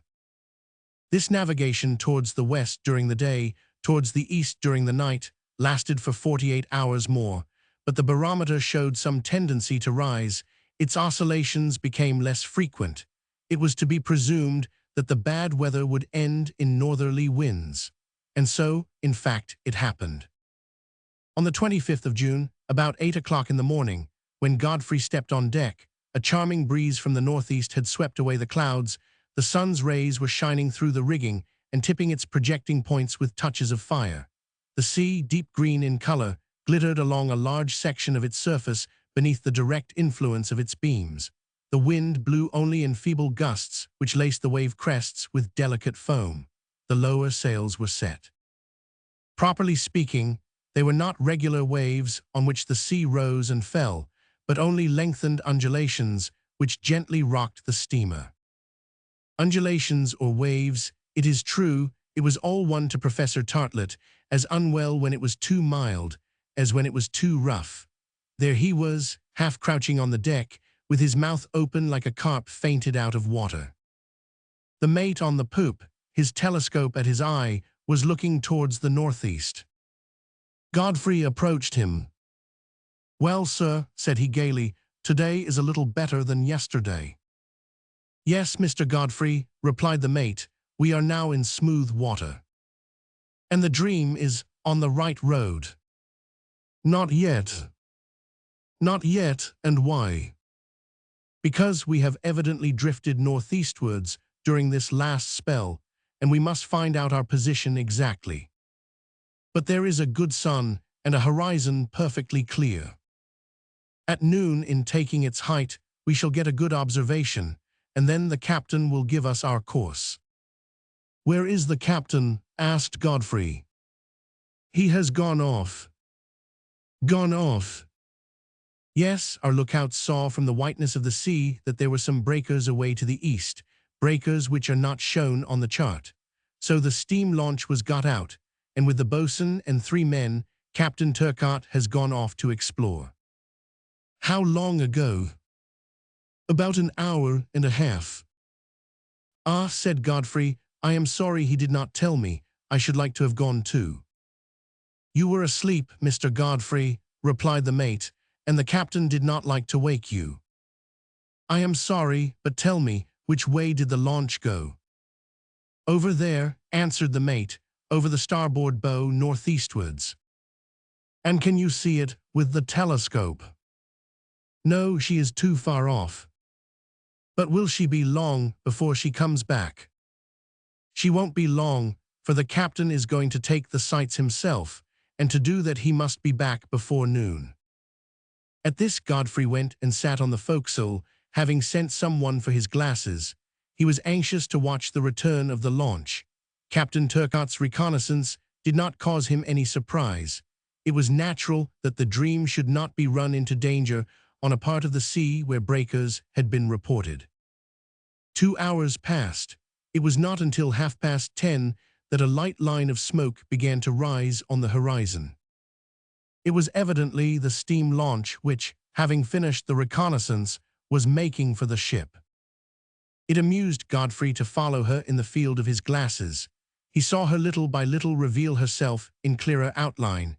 He saw her grow on the surface of the sea and then give definite shape to her smoke wreath, as it mingled with a few curls of steam on the clear depth of the horizon.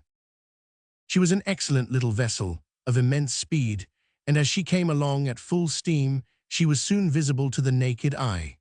Towards 11 o'clock, the wash from her bow as she tore through the waves was perfectly distinct, and behind her the long furrow of foam gradually growing wider and fainter like the tail of a comet. At 11:15, Captain Turcotte hailed and boarded the Dream. "Well, Captain, what news?" asked Godfrey, shaking his hand. "Ah, good morning, Mr. Godfrey." "And the breakers?" "Only show," answered Captain Turcotte. "We saw nothing suspicious. Our men must have been deceived, but I am rather surprised at that, all the same." "We are going ahead then," said Godfrey. "Yes, we are going on now, but I must first take an observation." "Shall we get the launch on board?" asked the mate. "No," answered the captain, "we may want it again. Leave it in tow." The captain's orders were executed, and the launch, still under steam, dropped round to the stern of the Dream. 3/4 of an hour afterwards, Captain Turcotte, with his sextant in his hand, took the sun's altitude, and having made his observation, he gave the course. That done, having given a last look at the horizon, he called the mate, and taking him into his cabin, the two remained there in a long consultation. The day was a very fine one. The sails had been furled, and the Dream steamed rapidly without their help. The wind was very slight, and with the speed given by the screw, there would not have been enough to fill them. Godfrey was thoroughly happy. This sailing over a beautiful sea, under a beautiful sky, could anything be more cheering? Could anything give more impulse to thought, more satisfaction to the mind?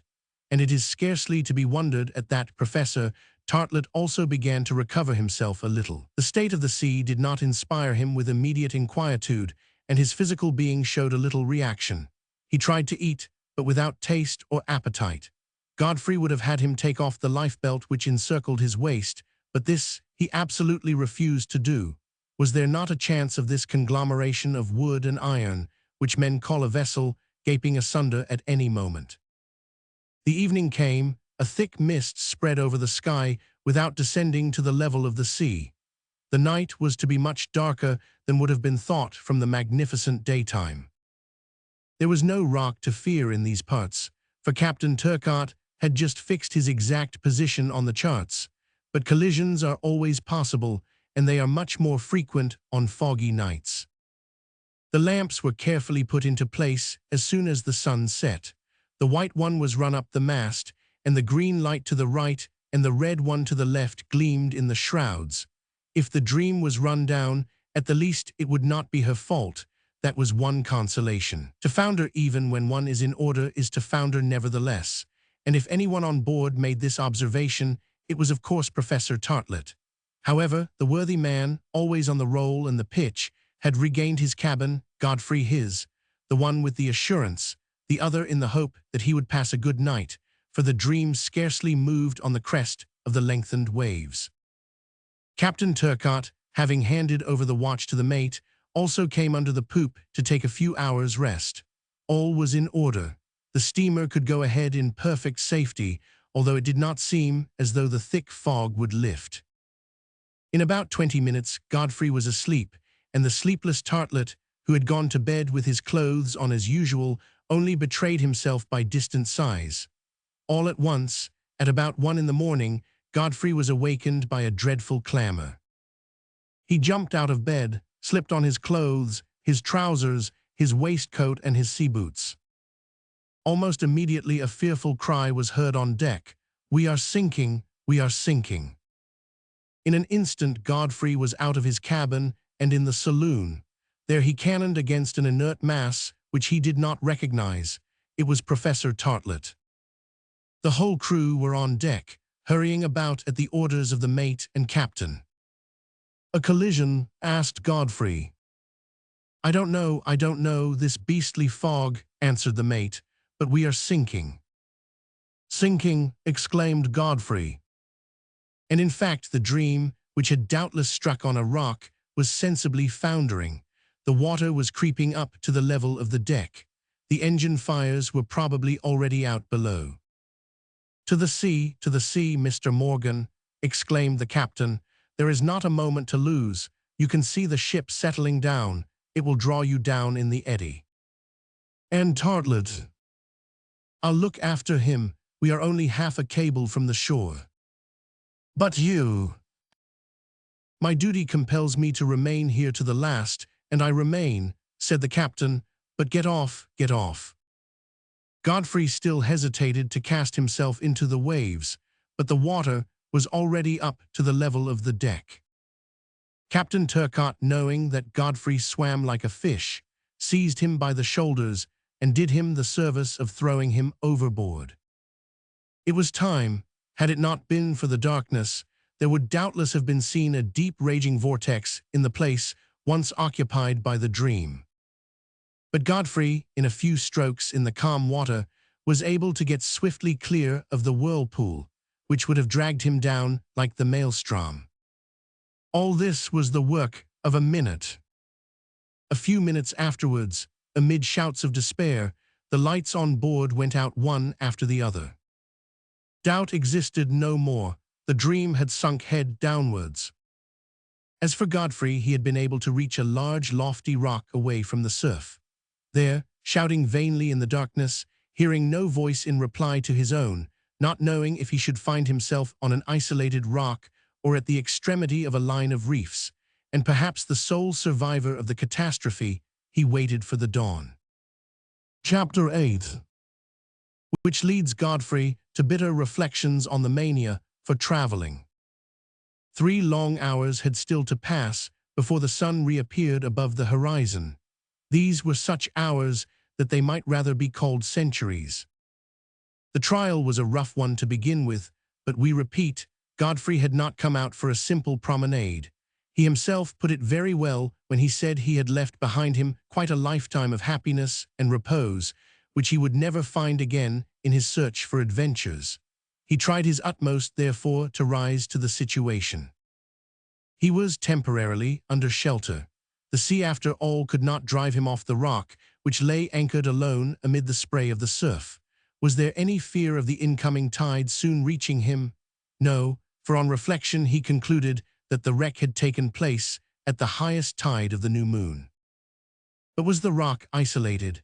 Did it command a line of breakers scattered on this portion of the sea? What was this coast, which Captain Turcotte had thought he saw in the darkness? To which continent did it belong? It was only too certain that the Dream had been driven out of her route during the storm of the preceding days. The position of the ship could not have been exactly fixed. How could there be a doubt of this when the captain had 2 hours before affirmed that his charts bore no indication of breakers in these parts? He had even done better and had gone himself to reconnoiter these imaginary reefs, which his lookouts had reported they had seen in the east. It nevertheless had been only too true, and Captain Turcotte's reconnaissance would have certainly prevented the catastrophe if it had only been pushed far enough. But what was the good of returning to the past? The important question, in face of what had happened, a question of life or death, was for Godfrey to know if he was near to some land. In what part of the Pacific, there would be time later on to determine. Before everything, he must think as soon as the day came of how to leave the rock, which in its biggest part could not measure more than 20 yards square. But people do not leave one place except to go to another. And if this other did not exist, if the captain had been deceived in the fog, if around the breakers there stretched a boundless sea, if at the extreme point of view the sky and the water seemed to meet all round the horizon. The thoughts of the young man were thus concentrated on this point. All his powers of vision did he employ to discover through the black night if any confused mass, any heap of rocks or cliffs, would reveal the neighborhood of land to the eastward of the reef. Godfrey saw nothing. Not a smell of earth reached his nose, not a sensation of light reached his eyes, not a sound reached his ears, not a bird traversed the darkness. It seemed that around him there was nothing but a vast desert of water. Godfrey did not hide from himself that the chances were 1,000 to 1 that he was lost. He no longer thought of making the tour of the world, but of facing death, and calmly and bravely his thoughts rose to that providence which can do all things for the feeblest of its creatures, though the creatures can do nothing of themselves. And so Godfrey had to wait for the day to resign himself to his fate, if safety was impossible, and on the contrary, to try everything if there was any chance of life. Calmed by the very gravity of his reflections, Godfrey had seated himself on the rock. He had stripped off some of his clothes, which had been saturated by the seawater, his woolen waistcoat and his heavy boots, so as to be ready to jump into the sea if necessary. However, was it possible that no one had survived the wreck? What? Not one of the men of the dream carried to shore? Had they all been sucked in by the terrible whirlpool which the ship had drawn round herself as she sank? The last to whom Godfrey had spoken was Captain Turcotte, resolved not to quit his ship while one of his sailors was still there. It was the captain himself who had hurled him into the sea at the moment the dream was disappearing. But the others, the unfortunate Tartlet and the unhappy Chinese, surprised without doubt, and swallowed up, the one in the poop, the other in the depths of the hold, what had become of them? Of all those on board the Dream, was he the only one saved? And had the steam launch remained at the stern of the steamer, could not a few passengers or sailors have saved themselves therein, and found time to flee from the wreck? But was it not rather to be feared that the launch had been dragged down by the ship under several fathoms of water? Godfrey then said to himself that if in this dark night he could not see, he could at least make himself heard. There was nothing to prevent his shouting and hailing in the deep silence. Perhaps the voice of one of his companions would respond to his. Over and over again, then did he call, giving forth a prolonged shout which should have been heard for a considerable distance round. Not a cry answered to his. He began again, many times, turning successively to every point of the horizon. Absolute silence.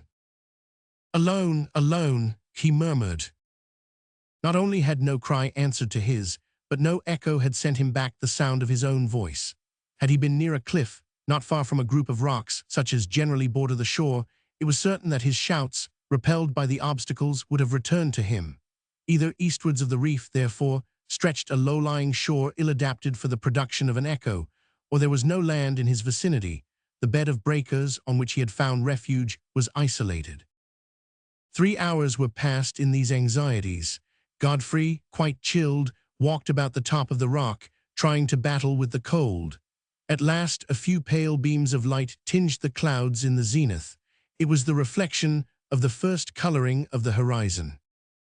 Godfrey turned to this side, the only one towards which there could be land, to see if any cliff outlined itself in the shadow. With its early rays, the rising sun might disclose its features more distinctly. But nothing appeared through the misty dawn. A light fog was rising over the sea, which did not even admit of his discovering the extent of the breakers. Nothing appeared through the mist. Nothing appeared through the mist. He had therefore to satisfy himself with illusions. If Godfrey were really cast on an isolated rock in the Pacific, it was death to him after a brief delay, death by hunger, by thirst, or if necessary, death at the bottom of the sea as a last resource. However, he kept constantly looking, and it seemed as though the intensity of his gaze increased enormously, for all his will was concentrated therein. At length the morning mist began to fade away. Godfrey saw the rocks which formed the reef successively defined in relief on the sea, like a troop of marine monsters. It was a long and irregular assemblage of dark boulders, strangely worn, of all sizes and forms, whose direction was almost west and east. The enormous block, on the top of which Godfrey found himself emerged from the sea on the western edge of the bank, scarcely 30 fathoms from the spot where the Dream had gone down. The sea hereabouts appeared to be very deep, for of the steamer nothing was to be seen, not even the ends of her masts. Perhaps, by some undercurrent, she had been drawn away from the reefs. A glance was enough for Godfrey to take in this state of affairs. There was no safety on that side. All his attention was directed towards the other side of the breakers, which the lifting fog was gradually disclosing. The sea, now that the tide had retired, allowed the rocks to stand out very distinctly. They could be seen to lengthen as their humid bases widened. Here were vast intervals of water, there a few shallow pools. If they joined on to any coast, it would not be difficult to reach it. Up to the present, however, there was no sign of any shore. Nothing yet indicated the proximity of dry land, even in this direction. The fog continued to lift, and the field of view persistently watched by Godfrey continued to grow.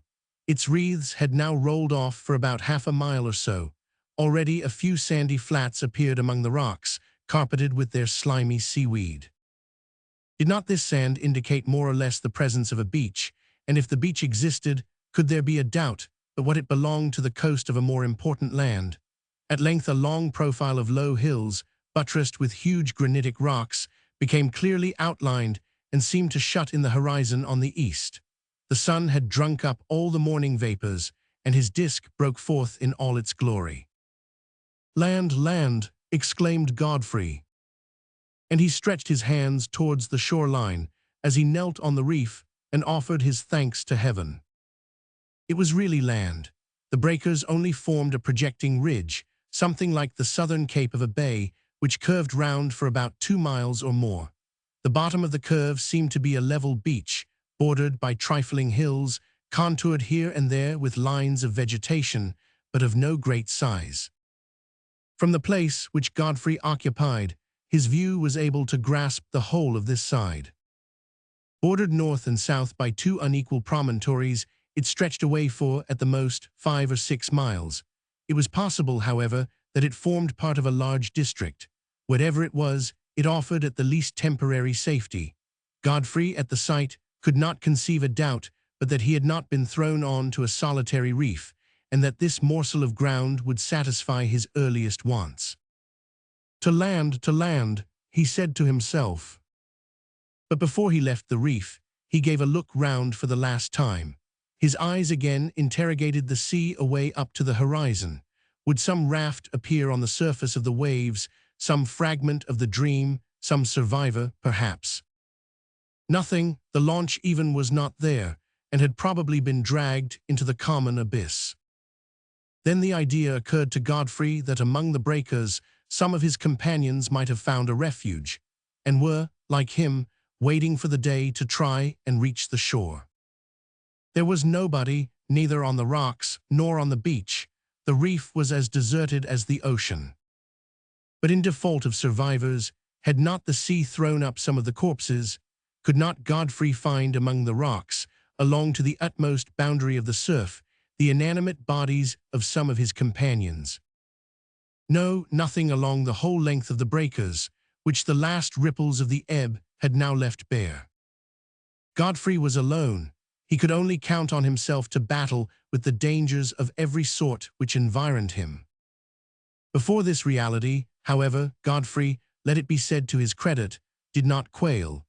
But as before everything, it was best for him to ascertain the nature of the ground from which he was separated by so short a distance. He left the summit of the rock and began to approach the shore. When the interval which separated the rocks was too great to be cleared at a bound, he got down into the water, and sometimes walking and sometimes swimming, he easily gained the one next in order. When there was but a yard or two between, he jumped from one rock to the other. His progress over these slimy stones, carpeted with glistening seaweeds, was not easy, and it was long. Nearly a quarter of a mile had thus to be traversed. But Godfrey was active and handy, and at length he set foot on the land where there probably awaited him, if not early death, at least a miserable life worse than death.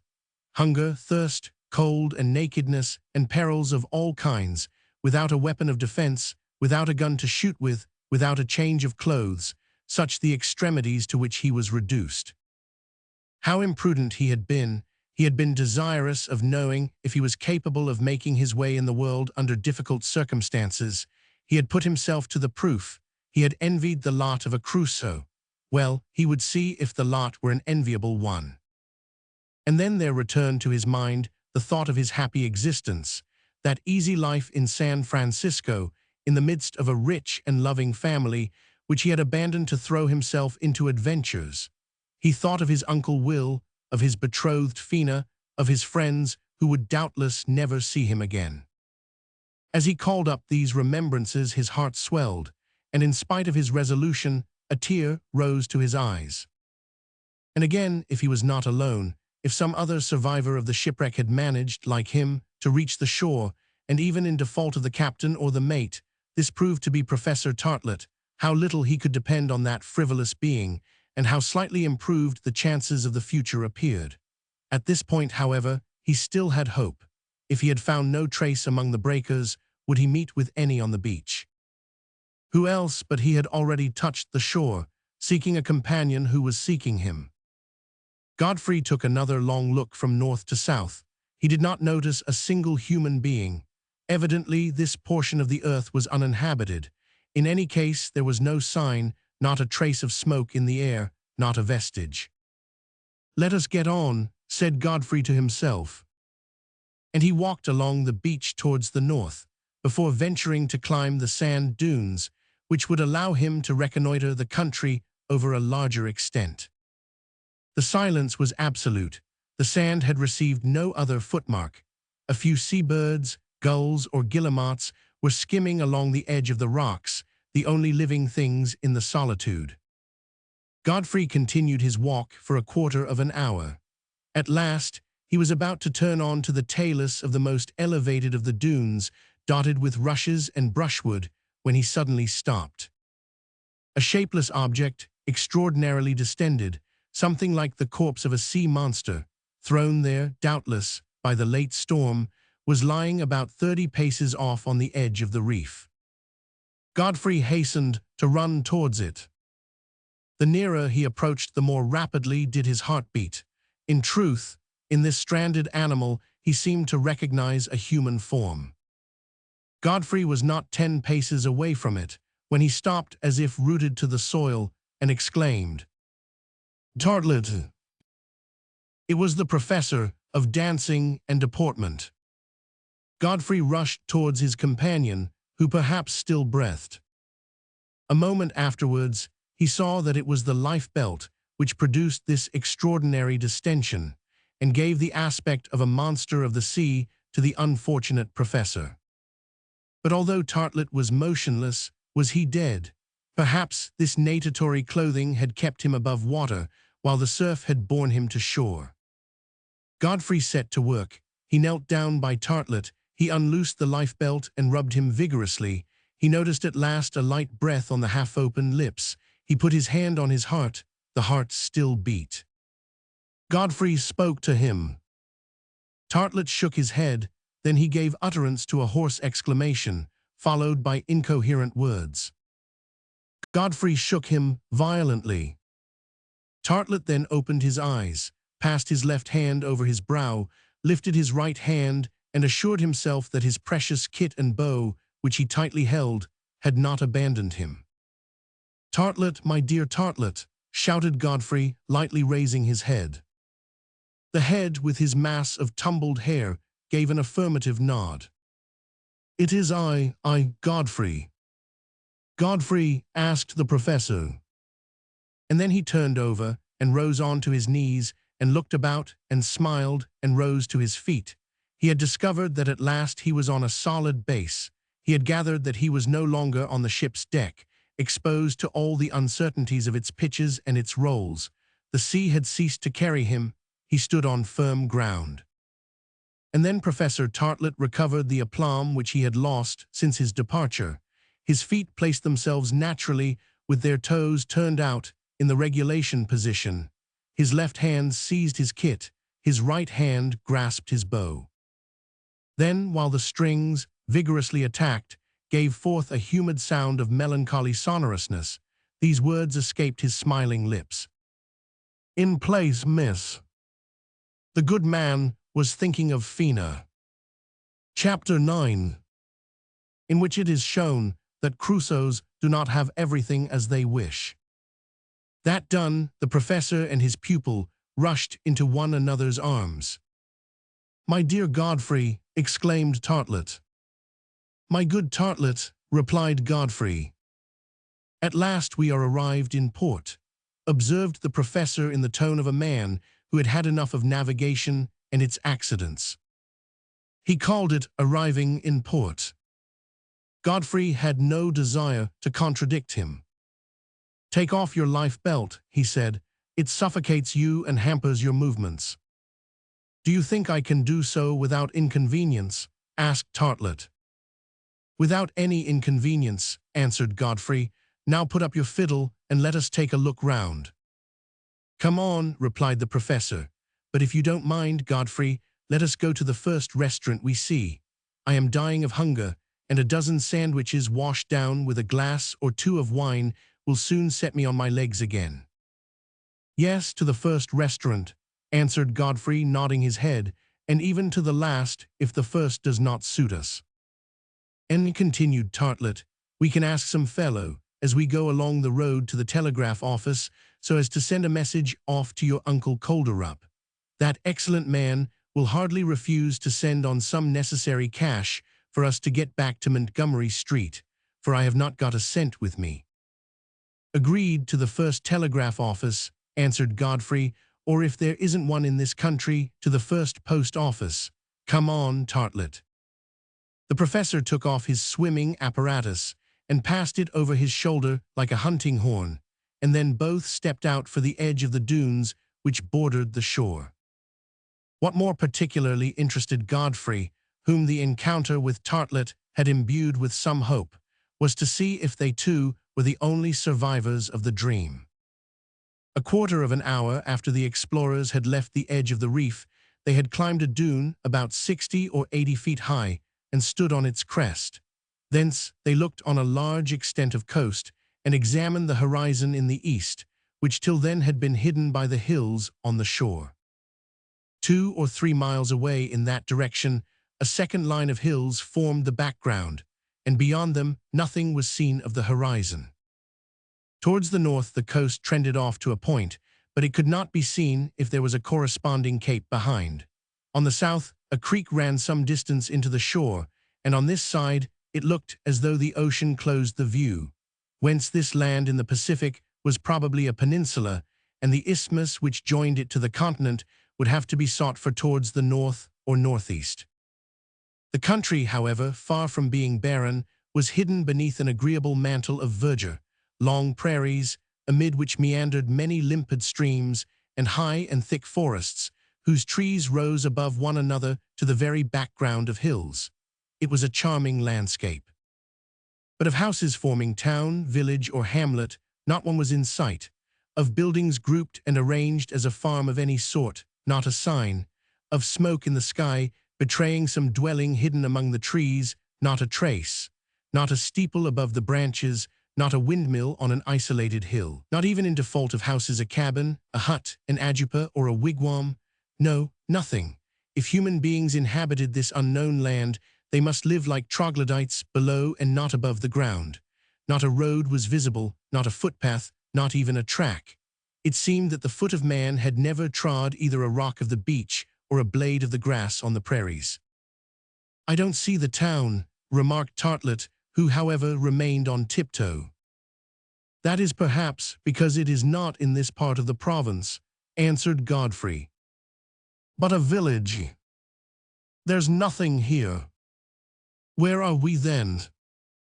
"I know nothing about it."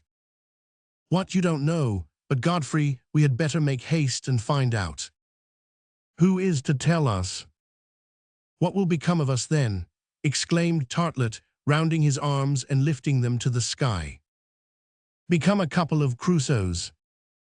At this answer, the professor gave a bound, such as no clown had ever equaled. Crusoes, they, a Crusoe, he, descendants of that Selkirk who had lived for long years on the island of Juan Fernandez, imitators of the imaginary heroes of Daniel Defoe and De Wis, whose adventures they had so often read. Abandoned far from their relatives, their friends, separated from their fellow men by thousands of miles, destined to defend their lives perhaps against wild beasts, perhaps against savages who would land there, wretches without resources, suffering from hunger, suffering from thirst, without weapons, without tools, almost without clothes, left to themselves. No, it was impossible. "Don't say such things, Godfrey," exclaimed Tartlet. "No, don't joke about such things. The mere supposition will kill me. You are laughing at me, are you not?" "Yes, my gallant Tartlet," answered Godfrey, reassure yourself, but in the first place, let us think about matters that are pressing.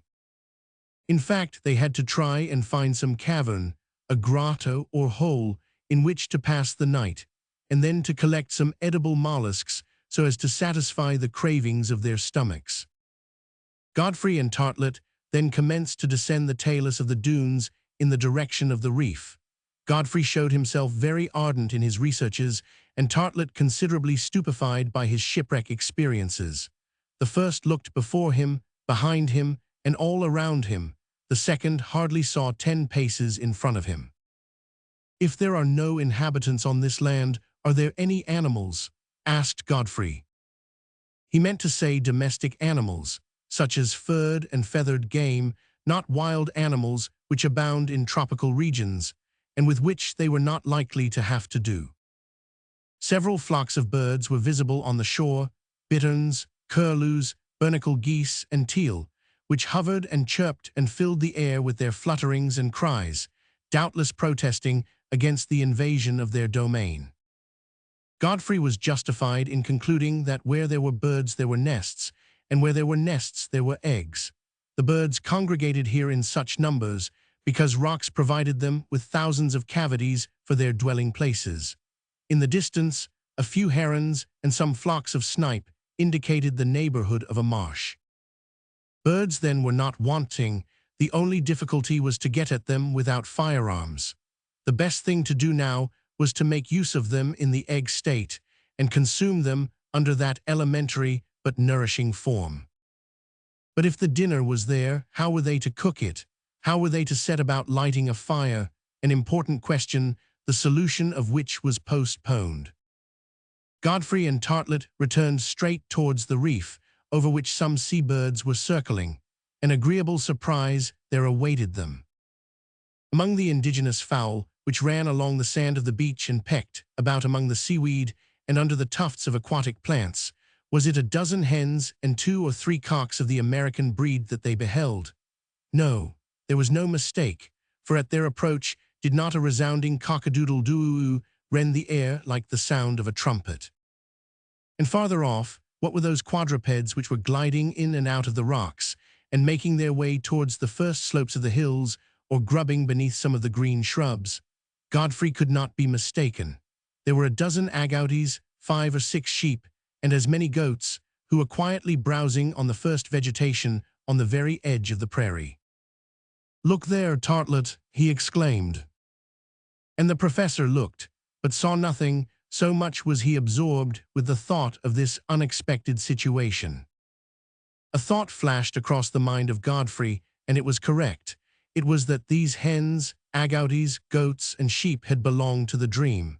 At the moment she went down, the fowls had easily been able to reach the reef and then the beach. As for the quadrupeds, they could easily have swum ashore. "And so," remarked Godfrey, "what none of our unfortunate companions have been able to do, these simple animals, guided by their instinct, have done. And of all those on board the Dream, none have been saved but a few beasts." "Including ourselves," answered Tartlet naively. As far as he was concerned, he had come ashore unconsciously, very much like one of the animals. It mattered little. It was a very fortunate thing for the 2 shipwrecked men that a certain number of these animals had reached the shore. They would collect them, fold them, and with the special fecundity of their species, if their stay on this land was a lengthy one, it would be easy to have quite a flock of quadrupeds and a yard full of poultry. But on this occasion, Godfrey wished to keep to such alimentary resources as the coast could furnish, either in eggs or shellfish. Professor Tartlet and he set to work to forage among the interstices of the stones and beneath the carpet of seaweeds, and not without success. They soon collected quite a notable quantity of mussels and periwinkles, which they could eat raw. A few dozen eggs of the bernacle geese were also found among the higher rocks which shut in the bay on the north. They had enough to satisfy a good many, and hunger pressing, Godfrey and Tartlet hardly thought of making difficulties about their first repast. "And the fire," said the professor. "Yes, the fire," said Godfrey. It was the most serious of questions, and it led to an inventory being made of the contents of their pockets.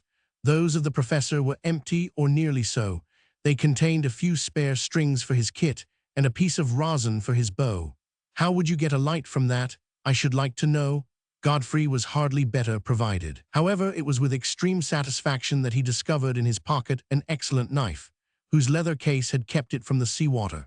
This knife, with blade, gimlet, hook, and saw, was a valuable instrument under the circumstances.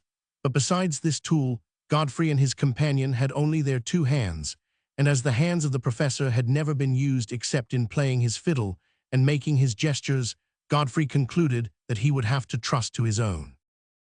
He thought, however, of utilizing those of Tartlet for procuring a fire by means of rubbing 2 sticks of wood rapidly together.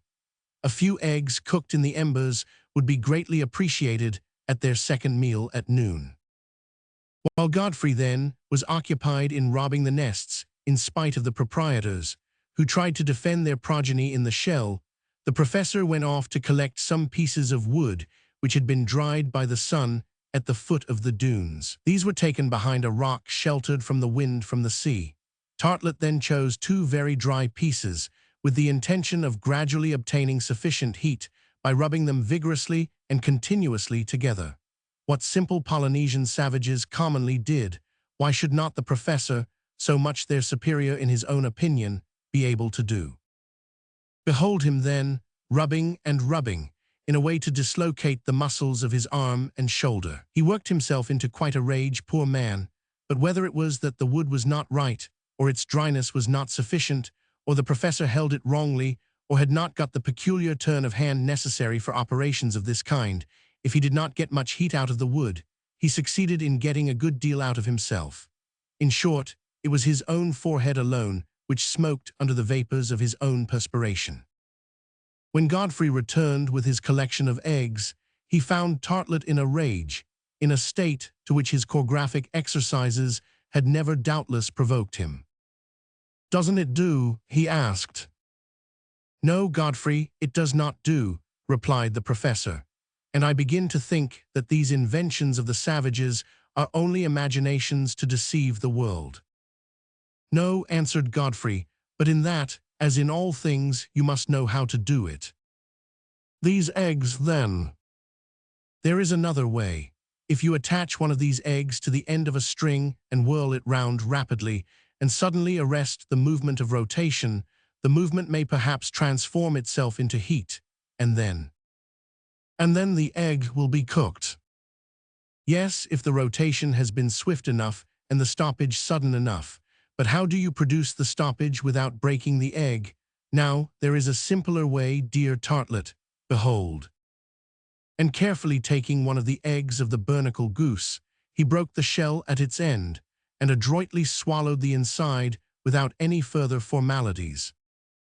Tartlet could not make up his mind to imitate him, and contented himself with the shellfish. It now remained to look for a grotto or some shelter in which to pass the night. "It is an unheard-of thing," observed the professor, "that Crusoes cannot at the least find a cavern, which, later on, they can make their home." "Let us look," said Godfrey. It was unheard of. We must avow, however, that on this occasion the tradition was broken. In vain did they search along the rocky shore on the southern part of the bay.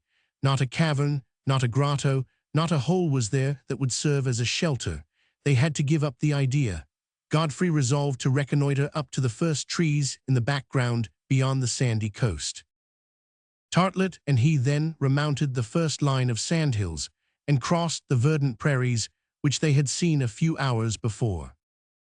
A very odd circumstance, and a very fortunate one at the time, that the other survivors of the wreck voluntarily followed them. Evidently, cocks and hens, and sheep, goats and agouties, driven by instinct, had resolved to go with them. Doubtless they felt too lonely on the beach, which did not yield sufficient food.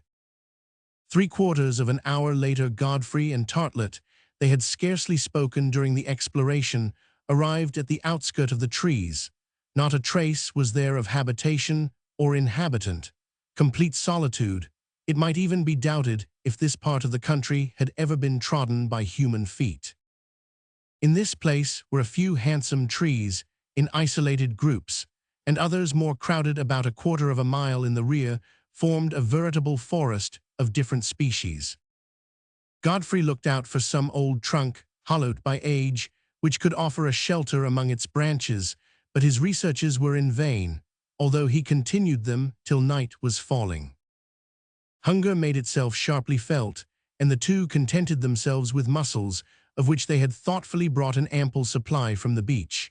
Then, quite tired out, they lay down at the foot of a tree, and trusting to Providence, slept through the night. Chapter 10, in which Godfrey does what any other shipwrecked man would have done under the circumstances. The night passed without incident. The two men, quite knocked up with excitement and fatigue, had slept as peacefully as if they had been in the most comfortable room in the mansion in Montgomery Street. On the morrow, the 27th of June, at the first rays of the rising sun, the crow of the cock awakened them. Godfrey immediately recognized where he was, but Tartlet had to rub his eyes and stretch his arms for some time before he did so. "Is breakfast this morning to resemble dinner yesterday?" was his first observation. "I am afraid so," answered Godfrey, "but I hope we shall dine better this evening." The professor could not restrain a significant grimace. Where were the tea and sandwiches which had hitherto been brought to him when he awoke? How could he wait till breakfast time, the bell for which would perhaps never sound, without this preparatory repast? But it was necessary to make a start. Godfrey felt the responsibility which rested on him alone, for he could in no way depend on his companion. In that empty box, which served the professor for a cranium, there could be born no practical idea. Godfrey would have to think, contrive, and decide for both.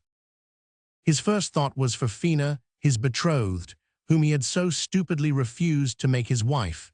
His second for his Uncle Will, whom he had so imprudently left, and then turning to Tartlet. "To vary our ordinary," he said, "here are some shellfish and half a dozen eggs." "And nothing to cook them with." "Nothing," said Godfrey, "but if the food itself was missing, what would you say then, Tartlet?" "I should say that nothing was not enough," said Tartlet dryly.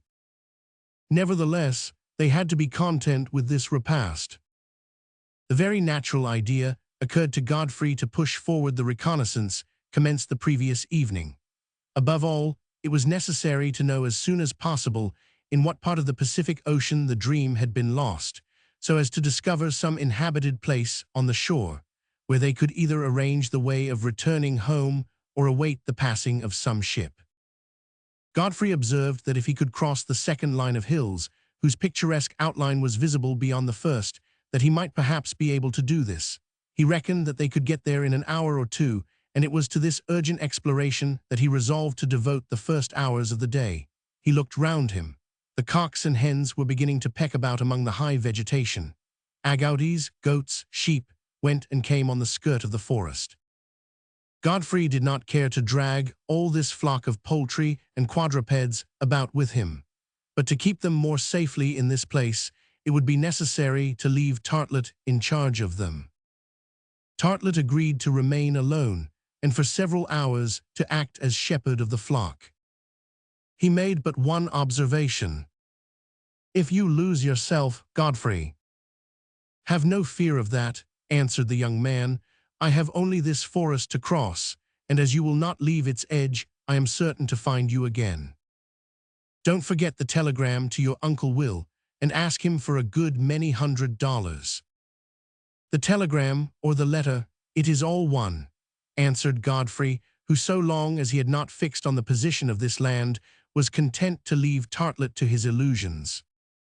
Then, having shaken hands with the professor, he plunged beneath the trees, whose thick branches scarcely allowed the sun's rays to penetrate.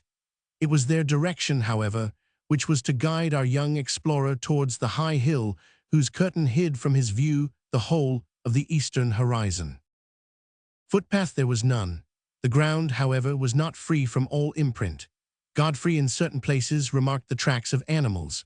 On 2 or 3 occasions he even believed he saw some rapid ruminants moving off, either elands, deer, or wapiti, but he recognized no trace of ferocious animals such as tigers or jaguars, whose absence, however, was no cause for regret. The first floor of the forest, that is to say all that portion of the trees comprised between the first fork and the branches, afforded an asylum to a great number of birds, wild pigeons by the hundred beneath the trees, ospreys, grouse, orisaries with beaks like a lobster's claw, and higher, hovering above the glades, 2 or 3 of those lammergeiers whose eye resembles a cockade. But none of the birds were of such special kinds that he could therefrom make out the latitude of this continent. So it was with the trees of this forest, almost the same species as those in that part of the United States which comprises Lower California, the Bay of Monterey, and New Mexico. Arbutus trees, large-flowered cornels, maples, birches, oaks, 4 or 5 varieties of magnolias and sea pines, such as are met with in South Carolina, then in the center of vast clearances, olive trees, chestnuts, and small shrubs. Tufts of tamarinds, myrtles, and mastic trees, such as are produced in the temperate zone. Generally, there was enough space between the trees to allow him to pass without being obliged to call on fire or the axe. The sea breeze circulated freely amid the higher branches, and here and there great patches of light shone on the ground. And so Godfrey went along striking an oblique line beneath these large trees. To take any precautions never occurred to him. The desire to reach the heights which bordered the forest on the east entirely absorbed him. He sought among the foliage for the direction of the solar rays so as to march straight on his goal. He did not even see the guide birds, so named because they fly before the steps of the traveler, stopping, returning, and darting on ahead as if they were showing the way. Nothing could distract him. His state of mind was intelligible. Before an hour had elapsed, his fate would be settled. Before an hour, he would know if it were possible to reach some inhabited portion of the continent. Already Godfrey, reasoning on what had been the route followed and the way made by the dream during a navigation of 17 days, had concluded that it could only be on the Japanese or Chinese coast that the ship had gone down. Besides, the position of the sun, always in the south, rendered it quite certain that the dream had not crossed the line. 2 hours after he had started, Godfrey reckoned the distance he had traveled at about 5 miles, considering several circuits which he had had to make owing to the density of the forest. The second group of hills could not be far away. Already the trees were getting farther apart from each other, forming isolated groups, and the rays of light penetrated more easily through the lofty branches. The ground began slightly to slope, and then abruptly to rise. Although he was somewhat fatigued, Godfrey had enough will not to slacken his pace. He would doubtless have run had it not been for the steepness of the earlier ascents. He had soon got high enough to overlook the general mass of the verdant dome which stretched away behind him, and whence several heads of trees here and there emerged. But Godfrey did not dream of looking back. His eyes never quitted the line of the denuded ridge, which showed itself about 400 or 500 feet before and above him. That was the barrier which all the time hid him from the eastern horizon. A tiny cone, obliquely truncated, overlooked this rugged line and joined on with its gentle slope to the sinuous crest of the hills. There, said Godfrey, that is the point I must reach, the top of that cone, and from there what shall I see? A town, a village, a desert. Highly excited, Godfrey mounted the hill, keeping his elbows at his chest to restrain the beating of his heart. His panting tired him, but he had not the patience to stop so as to recover himself. Were he to have fallen half fainting on the summit of the cone, which shot up about 100 feet above his head, he would not have lost a minute in hastening towards it. A few minutes more and he would be there. The ascent seemed to him steep enough on his side, an angle perhaps of 30 or 35 degrees. He helped himself up with hands and feet. He seized on the tufts of slender herbs on the hillside and on a few meager shrubs, mastics and myrtles, which stretched away up to the top. A last effort was made. His head rose above the platform of the cone, and then, lying on his stomach, his eyes gazed at the eastern horizon. It was the sea which formed it. 20 miles off, it united with the line of the sky. He turned round. Still sea, west of him, south of him, north of him, the immense ocean surrounding him on all sides. An island. An island. An island. As he uttered the word, Godfrey felt his heart shrink. The thought had not occurred to him that he was on an island, and yet such was the case. The terrestrial chain, which should have attached him to the continent, was abruptly broken. He felt as though he had been a sleeping man in a drifted boat, who awoke with neither oar nor sail to help him back to shore. But Godfrey was soon himself again. His part was taken to accept the situation. If the chances of safety did not come from without, it was for him to contrive them. He set to work at first then, as exactly as possible to ascertain the disposition of this island, which his view embraced over its whole length. He estimated that it ought to measure about 60 miles round, being, as far as he could see, about 20 miles long from south to north, and 12 miles wide from east to west. Its central part was screened by the green depths of forest, which extended up to the ridge dominated by the cone, whose slope died away on the shore. All the rest was prairie, with clumps of trees, or beach with rocks, whose outer ring was capriciously tapered off in the form of capes and promontories. A few creeks cut out the coast, but could only afford refuge for 2 or 3 fishing boats. The bay at the bottom of which the Dream lay shipwrecked was the only one of any size, and that extended over some 7 or 8 miles.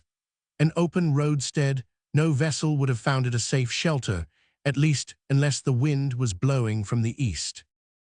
But what was this island? To what geographical group did it belong? Did it form part of an archipelago, or was it alone in this portion of the Pacific?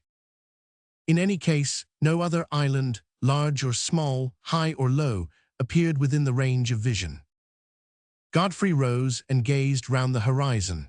Nothing was to be seen along the circular line where sea and sky ran into each other. If, then, there existed to windward or to leeward any island or coast of a continent, it could only be at a considerable distance. Godfrey called up all his geographical reminiscences in order to discover what island of the Pacific this could be. In reasoning it out, he came to this conclusion. The Dream for 17 days had steered very nearly southwest. Now, with a speed of to 180 miles every 24 hours, she ought to have covered nearly 50 degrees. Now it was obvious that she had not crossed the equator.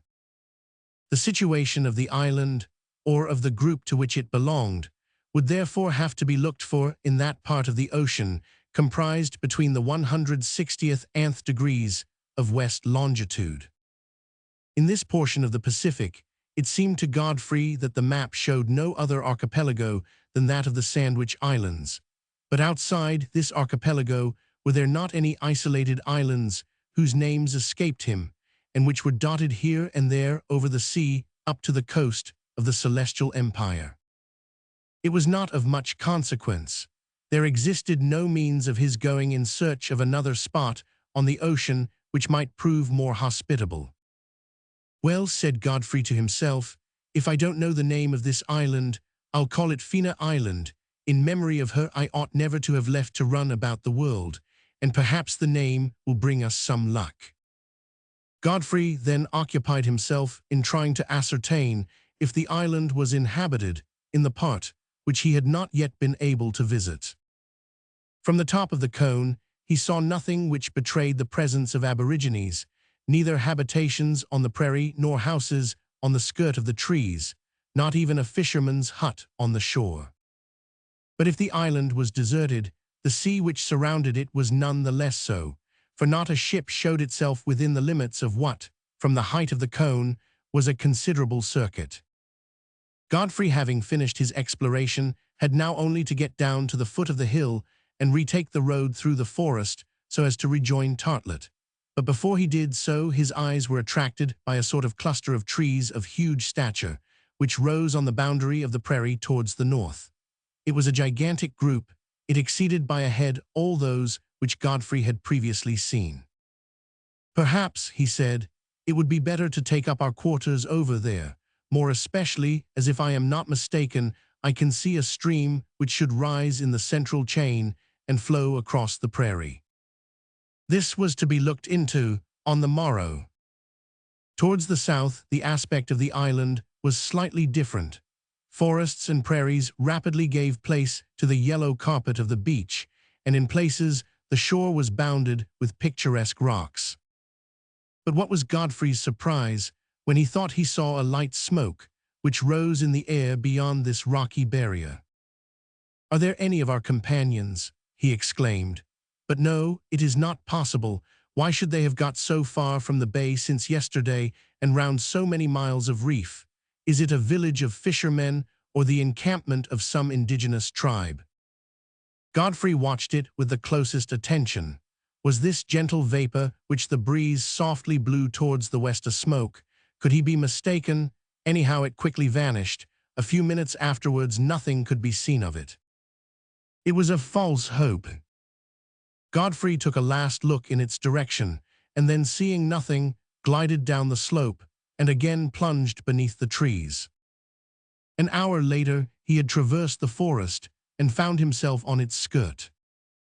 Their tartlet awaited him with his 2-footed and 4-footed flock, and how was the obstinate professor occupying himself? In the same way. A bit of wood was in his right hand, another piece in his left, and he still continued his efforts to set them alight. He rubbed and rubbed with a constancy worthy of a better fate. "Well," he shouted as he perceived Godfrey some distance off, "and the telegraph office?" "It is not open," answered Godfrey, who dared not yet tell him anything of the situation. "And the post?" "It is shut, but let us have something to eat. I am dying with hunger. We can talk presently." And this morning, Godfrey and his companion had again to content themselves with a too meager repast of raw eggs and shellfish. "Wholesome diet," repeated Godfrey to Tartlet, who was hardly of that opinion and picked his food with considerable care. Chapter 11, in which the question of lodging is solved as well as it could be. The day was already far advanced. Godfrey resolved to defer till the morrow the task of proceeding to a new abode. But to the pressing questions which the professor propounded on the results of his exploration, he ended by replying that it was an island, Fina Island, on which they both had been cast, and that they must think of the means of living before dreaming of the means of departing. "An island?" exclaimed Tartlet. "Yes, it is an island." "Which the sea surrounds?" "Naturally." "But what is it?" "I have told you, Fina Island, and you understand why I gave it that name." "No, I do not understand," answered Tartlet, making a grimace, "and I don't see the resemblance. Miss Fina is surrounded by land, not water."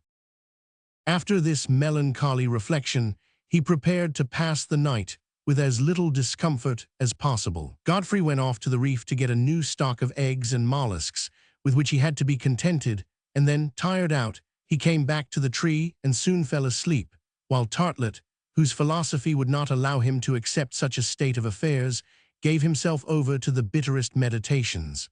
On the morrow, the 28th of June, they were both afoot before the cock had interrupted their slumbers. To begin with, a hasty breakfast, the same as the day before.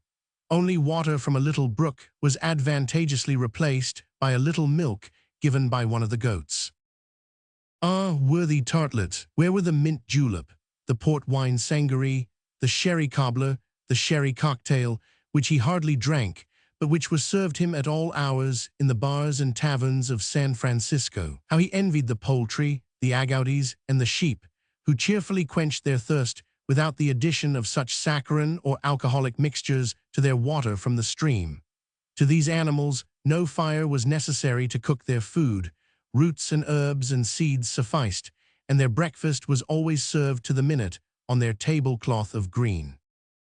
"Let us make a start," said Godfrey.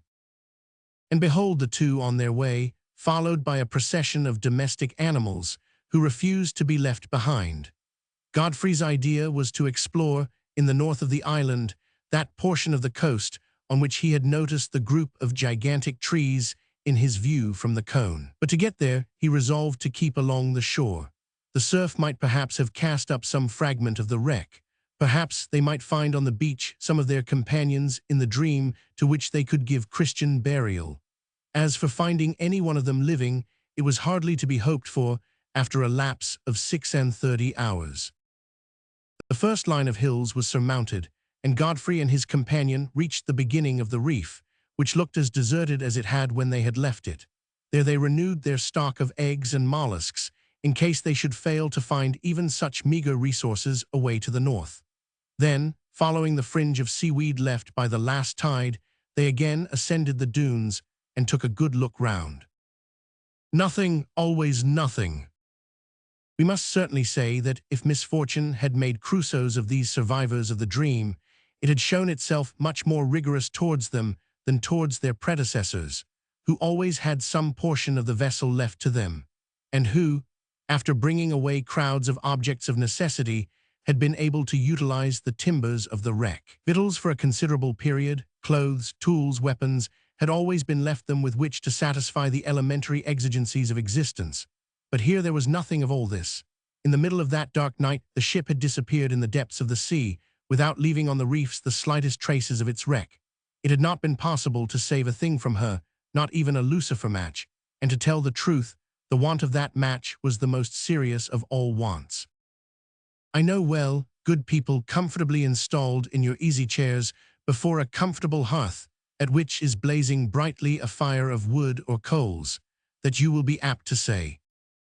But nothing was more easy than for them to get a fire. There are 1,000 ways of doing that.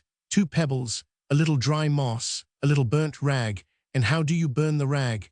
The blade of a knife would do for a steel, or 2 bits of wood rubbed briskly together in Polynesian fashion. Well, try it. It was about this that Godfrey was thinking as he walked, and this it was that occupied his thoughts more than anything else. Perhaps he too, poking his coke fire and reading his traveller's tales, had thought the same as you good people. But now he had to put matters to the test, and he saw with considerable disquietude the want of a fire, that indispensable element which nothing could replace. He kept on ahead, then lost in thought, followed by Tartlet, who by his shouts and gestures kept together the flock of sheep, agouties, goats, and poultry. Suddenly his look was attracted by the bright colors of a cluster of small apples which hung from the branches of certain shrubs, growing in hundreds at the foot of the dunes.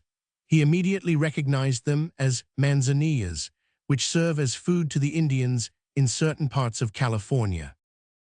At last, he exclaimed, there is something which will be a change from our eggs and mussels. What, do you eat those things? Said Tartlet with his customary grimace. You shall soon see, answered Godfrey. And he set to work to gather the manzanillas and eat them greedily. They were only wild apples, but even their acidity did not prevent them from being agreeable. The professor made little delay in imitating his companion and did not show himself particularly discontented at the work. Godfrey thought, and with reason, that from these fruits there could be made a fermented liquor which would be preferable to the water. The march was resumed. Soon the end of the sand dunes died away in a prairie traversed by a small stream. This was the one Godfrey had seen from the top of the cone. The large trees appeared further on, and after a journey of about 9 miles, the 2 explorers, tired enough by their 4 hours' walk, reached them a few minutes after noon. The sight was well worth the trouble of looking at, of visiting, and doubtless occupying. On the edge of a vast prairie, dotted with manzanilla bushes and other shrubs, there rose a score of gigantic trees which could have even borne comparison with the same species in the forests of California. They were arranged in a semicircle. The carpet of verdure which stretched at their feet, after bordering the stream for some hundreds of feet, gave place to a long beach, covered with rocks and shingle and seaweed, which ran out into the water in a narrowing point to the north. These big trees, as they are commonly called in Western America, belong to the genus Sequoia and are conifers of the fir family. If you ask the English for their distinguishing name, you will be told Wellingtonias. If you ask the Americans, they will reply Washingtonias. But whether they recall the memory of the phlegmatic victor of Waterloo or of the illustrious founder of the American Republic, they are the hugest products known of the Californian and Nevadan floras. In certain districts in these states, there are entire forests of these trees, such as the groups at Mariposa and Calaveras, some of the trees of which measure from 60 to 80 feet in circumference and some 300 feet in height. One of them, at the entrance of the Yosemite Valley, is quite 100 feet round. When living, for it is now prostrate, its first branches could have overtopped Strasbourg Cathedral, or, in other words, were above 80 feet from the ground. Besides this tree there are the mother of the forest, the beauty of the forest, the hut of the pioneer, the two sentinels, General Grant, Miss Emma, Miss Mary, Brigham Young and his wife, the three Graces, the bear and C, all of them veritable vegetable phenomena. One of the trees has been sawn across at its base, and on it there has been built a ballroom in which a quadrille of 8 or 10 couples can be danced with ease. But the giant of giants, in a forest which is the property of the state, about 15 miles from Murphy, is the father of the forest, an old sequoia 4,000 years old, which rises 452 feet from the ground, higher than the cross of St. Peter's, at Rome, higher than the Great Pyramid of Gizeh, higher than the iron bell turret which now caps one of the towers of Rouen Cathedral, and which ought to be looked upon as the highest monument in the world. It was a group of some 20 of these colossi that nature had planted on this point of the island, at the epoch, probably, when Solomon was building that temple at Jerusalem which has never risen from its ruins. The largest was, perhaps, 300 feet high, the smallest nearly 200. Some of them, hollowed out by age, had enormous arches through their bases, beneath which a troop of horsemen could have ridden with ease. Godfrey was struck with admiration in the presence of these natural phenomena, as they are not generally found at altitudes of less than 4 to 6,000 feet above the level of the sea. He even thought that the view alone was worth the journey. Nothing he had seen was comparable to these columns of clear brown, which outlined themselves almost without sensible diminution of their diameters to their lowest fork. The cylindrical trunks, rising 4 to 100 feet above the earth, ramified into such thick branches that they themselves looked like tree stems of huge dimensions bearing quite a forest in the air. One of these specimens of Sequoia gigantea, one of the biggest in the group, more particularly attracted Godfrey's attention. Gazing at its base, it displayed an opening of from 4 to 5 feet in width and 10 feet high, which gave entrance to its interior. The giant's heart had disappeared, the alburnum had been dissipated into soft whitish dust. But if the tree did not depend so much on its powerful roots as on its solid bark, it could still keep its position for centuries. In default of a cavern or a grotto, said Godfrey, here is a ready-made dwelling, a wooden house, a tower, such as there is in no inhabited land. Here we can be sheltered and shut in.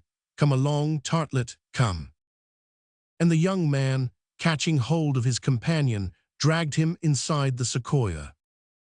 The base was covered with a bed of vegetable dust, and in diameter could not be less than 20 feet. As for the height to which its vault extended, the gloom prevented even an estimate, for not a ray of light found its way through the bark wall. Neither cleft nor fault was there through which the wind or rain could come. Our two Crusoes would therein find themselves in a position to brave with impunity the inclemency of the weather. No cave could be firmer or drier or compacter. In truth, it would have been difficult to have anywhere found a better. Tartlet, what do you think of our natural house? Asked Godfrey. Yes, but the chimney, answered Tartlet. Before we talk about the chimney, replied Godfrey, let us wait till we have got the fire. This was only logical. Godfrey went to reconnoiter the neighborhood. As we have said, the prairie extended to this enormous mass of sequoias which formed its edge. The small stream meandering through the grassy carpet gave a healthy freshness to its borders, and thereon grew shrubs of different kinds, myrtles, mastic bushes, and among others a quantity of manzanillas, which gave promise of a large crop of their wild apples. Farther off, on ground that grew gradually higher, were scattered several clumps of trees, made up of oaks and beeches, sycamores and nettle trees, but trees of great stature as they were, they seemed but simple underwood by the side of the mammoths, whose huge shadows the sun was throwing even into the sea. Across the prairie lay minor lines of bushes and vegetable clumps and verdant thickets, which Godfrey resolved to investigate on the following day. If the sight pleased him, it did not displease the domestic animals. Agoutis, goats, and sheep had soon taken possession of this domain, which offered them roots to nibble at and grass to browse on far beyond their needs. As for the fowls, they were greedily pecking away at the seeds and worms in the banks of the rivulet. Animal life was already manifesting itself in such goings and comings, such flights and gambols, such bleatings and gruntings and cluckings as had doubtless never been heard of in these parts before. Then Godfrey returned to the clump of sequoias and made a more attentive examination of the tree in which he had chosen to take up his abode. It appeared to him that it would be difficult, if not impossible, to climb into the first branches, at least by the exterior, for the trunk presented no protuberances. Inside it, the ascent might be easier if the tree were hollow up to the fork. In case of danger, it would be advisable to seek refuge among the thick boughs borne by the enormous trunk, but this matter could be looked into later on. When he had finished his inquiries, the sun was low on horizon, and it seemed best to put off till tomorrow the preparations for their definitely taking up their abode. But after a meal with dessert composed of wild apples, what could they do better than pass the night on a bed of the vegetable dust which covered the ground inside the sequoia? And this, under the keeping of Providence, was what was done, but not until after Godfrey, in remembrance of his uncle, William W. Colderup, had given to the giant the name of Will Tree, just as its prototypes in the forests of California and the neighboring states bear the names of the great citizens of the American Republic. Chapter 12, which ends with a thunderbolt. It must be acknowledged that Godfrey was in a fair way to become a new man in this completely novel position to one so frivolous, so light-minded, and so thoughtless. He had hitherto only had to allow himself to live. Never had care for the morrow disquieted his rest. In the opulent mansion in Montgomery Street, where he slept his 10 hours without a break, not the fall of a rose leaf had ever troubled his slumbers. It was so no longer. On this unknown land, he found himself thoroughly shut off from the rest of the world, left entirely to his own resources, obliged to face the necessities of life under conditions in which a man even much more practical might have been in great difficulty. Doubtless, when it was found that the dream did not return, a search for him would be made. But what were these two? Less than a needle in a hayrick or a sand grain on the sea bottom. The incalculable fortune of Uncle Colderup could not do everything. When Godfrey had found his fairly acceptable shelter, his sleep in it was by no means undisturbed. His brain traveled as it had never done before. Ideas of all kinds were associated together, those of the past, which he bitterly regretted, those of the present of which he sought the realization, those of the future which disquieted him more than all. But in these rough trials, the reason and, in consequence, the reasoning which naturally flows from it, were little by little freed from the limbo in which they had hitherto slept. Godfrey was resolved to strive against his ill luck, and to do all he could to get out of his difficulties. If he escaped, the lesson would certainly not be lost on him for the future. At daybreak he was astir, with the intention of proceeding to a more complete installation. The question of food, above all that of fire, which was connected with it, occupied the first place. Then there were tools or arms to make, clothes to procure, unless they were anxious of soon appearing attired in Polynesian costume. Tartlet still slumbered. You could not see him in the shadow, but you could hear him. That poor man, spared from the wreck, remained as frivolous at 45 as his pupil had formerly been. He was a gain in no sense. He even might be considered an incubus, for he had to be cared for in all ways, but he was a companion. He was worth more in that than the most intelligent dog, although he was probably of less use. He was a creature able to talk, although only at random, to converse, if the matter were never serious, to complain, and this he did most frequently. As it was, Godfrey was able to hear a human voice. That was worth more than the parrots in Robinson Crusoe. Even with a tartlet he would not be alone, and nothing was so disheartening as the thought of absolute solitude. Crusoe before Friday, Crusoe after Friday, what a difference, thought he. However, on this morning, that of June 29th, Godfrey was not sorry to be alone, so as to put into execution his project of exploring the group of sequoias. Perhaps he would be fortunate enough to discover some fruit, some edible root, which he could bring back, to the extreme satisfaction of the professor. And so he left Tartlet to his dreams and set out. A light fog still shrouded the shore and the sea, but already it had commenced to lift in the north and east under the influence of the solar rays, which little by little were condensing it. The day promised to be fine. Godfrey, after having cut himself a substantial walking stick, went for 2 miles along that part of the beach which he did not know, and whose return formed the outstretched point of Fina Island. There he made a first meal of shellfish, mussels, clams, and especially some capital little oysters, which he found in great abundance. "If it comes to the worst," he said to himself, "we need never die of hunger. Here are thousands of dozens of oysters to satisfy the calls of the most imperious stomach. If Tartlet complains, it is because he does not like mollusks. Well, he will have to like them." Decidedly, if the oyster did not absolutely replace bread and meat, it furnished an aliment in no whit less nutritive, and in a condition capable of being absorbed in large quantities. But as this mollusk is of very easy digestion, it is somewhat dangerous in its use, to say nothing of its abuse. This breakfast ended, Godfrey again seized his stick and struck off obliquely towards the southeast, so as to walk up the right bank of the stream. In this direction, he would cross the prairie up to the groups of trees observed the night before beyond the long lines of shrubs and underwood, which he wished to carefully examine.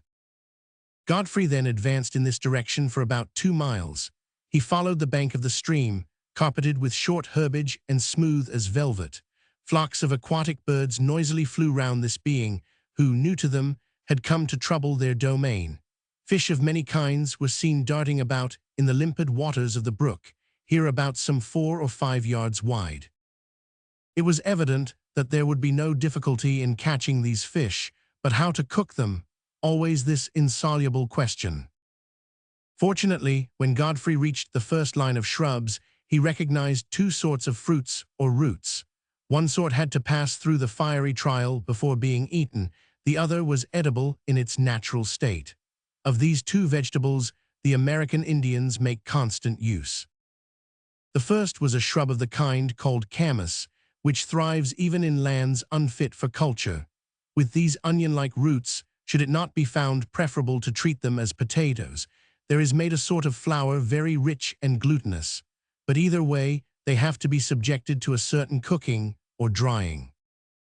The other bush produces a species of bulb of oblong form, bearing the indigenous name of yamph, and if it possesses less nutritive principles than the camas, it is much the better for one thing: it can be eaten raw.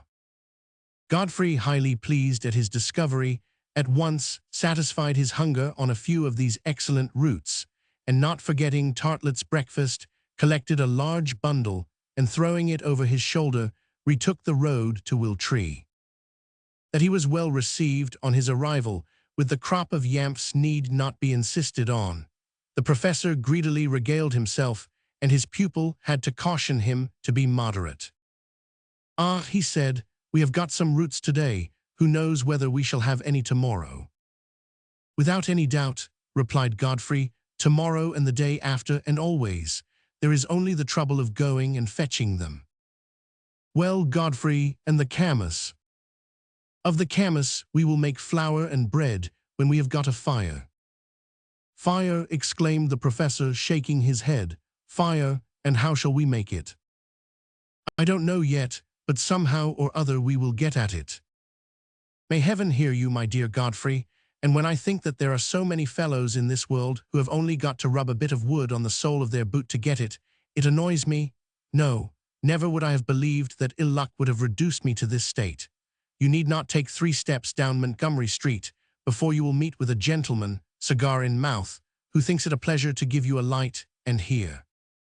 Here we are not in San Francisco, Tartlet, nor in Montgomery Street, and I think it would be wiser for us not to reckon on the kindness of those we meet. But why is cooking necessary for bread and meat? Why did not nature make us so that we might live upon nothing?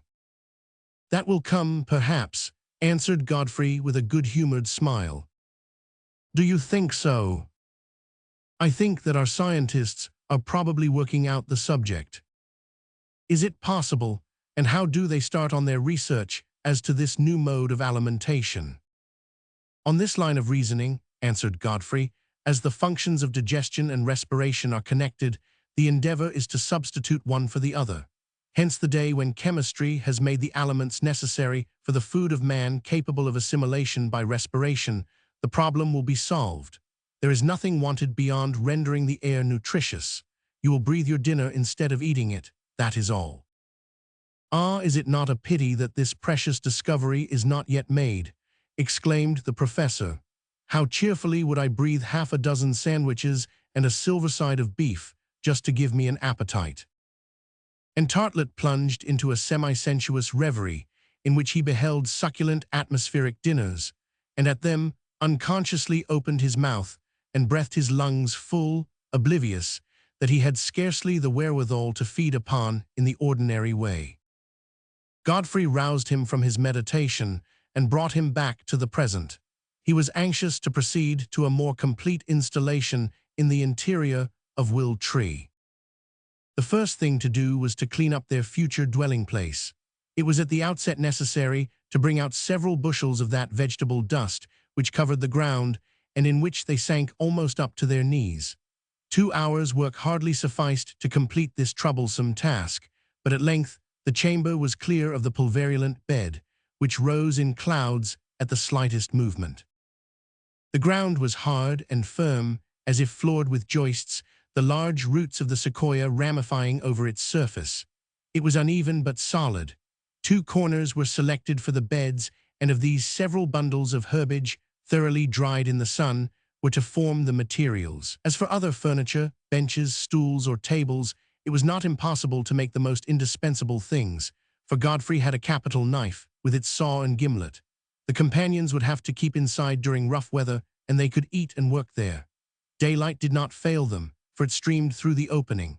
Later on, if it became necessary to close this aperture for greater safety, Godfrey could try and pierce 1 or 2 embrasures in the bark of the sequoia to serve as windows. As for discovering to what height the opening ran up into the trunk, Godfrey could not do so without a light. All that he could do was to find out with the aid of a pole 10 or 12 feet long, held above his head, that he could not touch the top.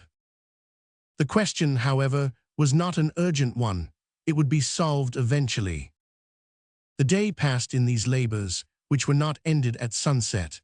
Godfrey and Tartlet, tired as they were, found their novel bedclothes formed of the dried herbage, of which they had an ample supply, most excellent, but they had to drive away the poultry who would willingly have roosted in the interior of Will Tree. Then occurred to Godfrey the idea of constructing a poultry house in some other sequoia. As to keep them out of the common room, he was building up a hurdle of brushwood. Fortunately, neither the sheep nor the agouties nor the goats experienced the like temptation. These animals remained quietly outside and had no fancy to get through the insufficient barrier. The following days were employed in different jobs, in fitting up the house or bringing in food.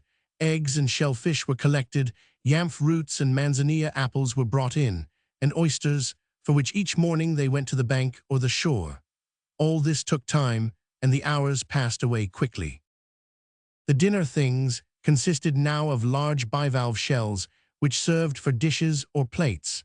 It is true that for the kind of food to which the hosts of Will Tree were reduced, others were not needed. There was also the washing of the linen in the clear water of the stream, which occupied the leisure of Tartlet. It was to him that this task fell, but he only had to see to the 2 shirts, 2 handkerchiefs, and 2 pairs of socks, which composed the entire wardrobe of both. While this operation was in progress, Godfrey and Tartlet had to wear only waistcoat and trousers, but in the blazing sun of that latitude the clothes quickly dried, and so matters went on without either rain or wind till July 3rd. Already they had begun to be fairly comfortable in their new home, considering the condition in which they had been cast on the island. However, it was advisable not to neglect the chances of safety which might come from without. Each day Godfrey examined the whole sector of sea, which extended from the east to the northwest, beyond the promontory.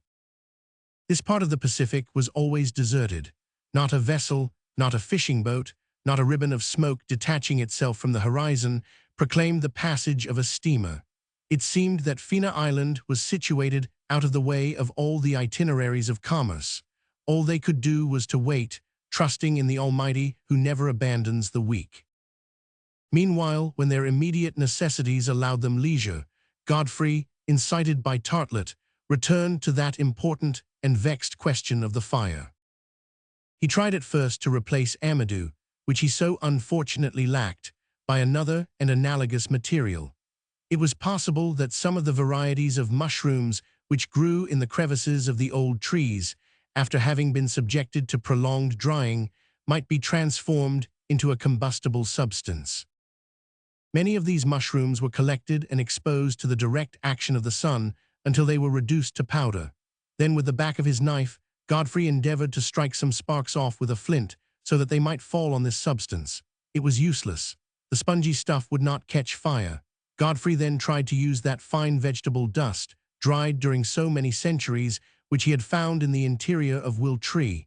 The result was equally discouraging. In desperation, he then, by means of his knife and flint, strove to secure the ignition of a sort of sponge which grew under the rocks. He fared no better. The particle of steel, lighted by the impact of the silex, fell on to the substance, but went out immediately. Godfrey and Tartlet were in despair. To do without fire was impossible. Of their fruits and mollusks they were getting tired, and their stomachs began to revolt at such food. They eyed, the professor especially, the sheep, agouties and fowls which went and came round Will Tree. The pangs of hunger seized them as they gazed. With their eyes they ate the living meat. No, it could not go on like this. But an unexpected circumstance, a providential one if you will, came to their aid. In the night of the 3rd of July, the weather, which had been on the change for a day or so, grew stormy, after an oppressive heat which the sea breeze had been powerless to temper. Godfrey and Tartlet, at about 1 o'clock in the morning, were awakened by heavy claps of thunder and most vivid flashes of lightning. It did not rain as yet, but it soon promised to do so, and then regular cataracts would be precipitated from the cloudy zone, owing to the rapid condensation of the vapor. Godfrey got up and went out so as to observe the state of the sky. There seemed quite a conflagration above the domes of the giant trees, and the foliage appeared on fire against the sky, like the fine network of a Chinese shadow. Suddenly, in the midst of the general uproar, a vivid flash illuminated the atmosphere. The thunderclap followed immediately, and Will Tree was permeated from top to bottom with the electric force. Godfrey, staggered by the return shock, stood in the midst of a rain of fire which showered around him. The lightning had ignited the dry branches above him. They were incandescent particles of carbon which crackled at his feet. Godfrey, with a shout, awoke his companion. "Fire, fire!" "Fire," answered Tartlet, "blessed be heaven which sends it to us." Instantly they possessed themselves of the flaming twigs, of which some still burned, while others had been consumed in the flames. Hurriedly, at the same time, did they heap together a quantity of dead wood, such as was never wanting at the foot of the sequoia, whose trunk had not been touched by the lightning. Then they returned into their gloomy habitation, as the rain, pouring down in sheets, extinguished the fire which threatened to devour the upper branches of Will Tree. Chapter 13, in which Godfrey again sees a slight smoke over another part of the island. That was a storm which came just when it was wanted. Godfrey and Tartlet had not, like Prometheus, to venture into space to bring down the celestial fire. It was, said Tartlet, as if the sky had been obliging enough to send it down to them on a lightning flash. With them now remained the task of keeping it. "No, we must not let it go out," Godfrey had said. "Not until the wood fails us to feed it," had responded Tartlet, whose satisfaction showed itself in little cries of joy. "Yes, but who will keep it in?" I will. I will watch it day and night, if necessary," replied Tartlet, brandishing a flaming bough. And he did so till the sun rose. Dry wood, as we have said, abounded beneath the sequoias. Until the dawn, Godfrey and the professor, after heaping up a considerable stock, did not spare to feed the fire. By the foot of one of the large trees, in a narrow space between the roots, the flames leapt up, crackling clearly and joyously. Tartlet exhausted his lungs blowing away at it, although his doing so was perfectly useless. In this performance, he assumed the most characteristic attitudes in following the grayish smoke, whose wreaths were lost in the foliage above. But it was not that they might admire it, that they had so longingly asked for this indispensable fire, not to warm themselves at it. It was destined for a much more interesting use. There was to be an end of their miserable meals of raw mollusks and yamf roots, whose nutritive elements, boiling water and simple cooking in the ashes, had never developed. It was in this way that Godfrey and Tartlet employed it during the morning. "We could eat a fowl or two," exclaimed Tartlet, whose jaws moved in anticipation. "Not to mention an agouti ham, a leg of mutton, a quarter of goat, some of the game on the prairie, without counting 2 or 3 freshwater fish and a sea fish or so." "Not so fast," answered Godfrey, whom the declaration of this modest bill of fare had put in good humor. "We need not risk indigestion to satisfy a fast. We must look after our reserves, Tartlet. Take a couple of fowls, 1 apiece, and if we want bread, I hope that our camsa roots can be so prepared as to replace it with advantage." This cost the lives of 2 innocent hens, who, plucked, trussed, and dressed by the professor, were stuck on a stick, and soon roasted before the crackling flames. Meanwhile, Godfrey was getting the camas roots in a state to figure creditably at the first genuine breakfast on Fina Island. To render them edible, it was only necessary to follow the Indian method, which the Californians were well acquainted with. This was what Godfrey did. A few flat stones selected from the beach were thrown in the fire so as to get intensely hot. Tartlet seemed to think it a great shame to use such a good fire to cook stones with, but as it did not hinder the preparation of his fowls in any way, he had no other complaint to make. While the stones were getting warm, Godfrey selected a piece of ground about a yard square from which he tore up the grass. Then, with his hands armed with large scallop shells, he dug the soil to the depth of about 10 inches. That done, he laid at the bottom of the cavity a fire of dry wood, which he so arranged as to communicate to the earth heaped up at its bottom some considerable heat. When all the wood had been consumed and the cinders taken away, the camas roots, previously cleaned and scraped, were strewn in the hole, a thin layer of sods thrown over them, and the glowing stones placed on the top, so as to serve as the basis of a new fire which was lighted on their surface. In fact, it was a kind of oven which had been prepared, and in a very short time, about half an hour or so, the operation was at an end. Beneath the double layer of stones and sods lay the roots cooked by this violent heating. On crushing them, there was obtainable a flour well fitted for making into bread, but even eaten as they were, they proved much like potatoes of highly nutritive quality. It was thus that this time the roots were served, and we leave our readers to imagine what a breakfast our 2 friends made on the chickens, which they devoured to the very bones, and on the excellent camas roots, of which they had no need to be sparing. The field was not far off where they grew in abundance. They could be picked up in hundreds by simply stooping down for them.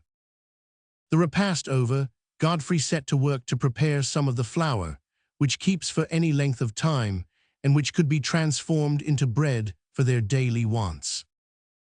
The day was passed in different occupations. The fire was kept up with great care.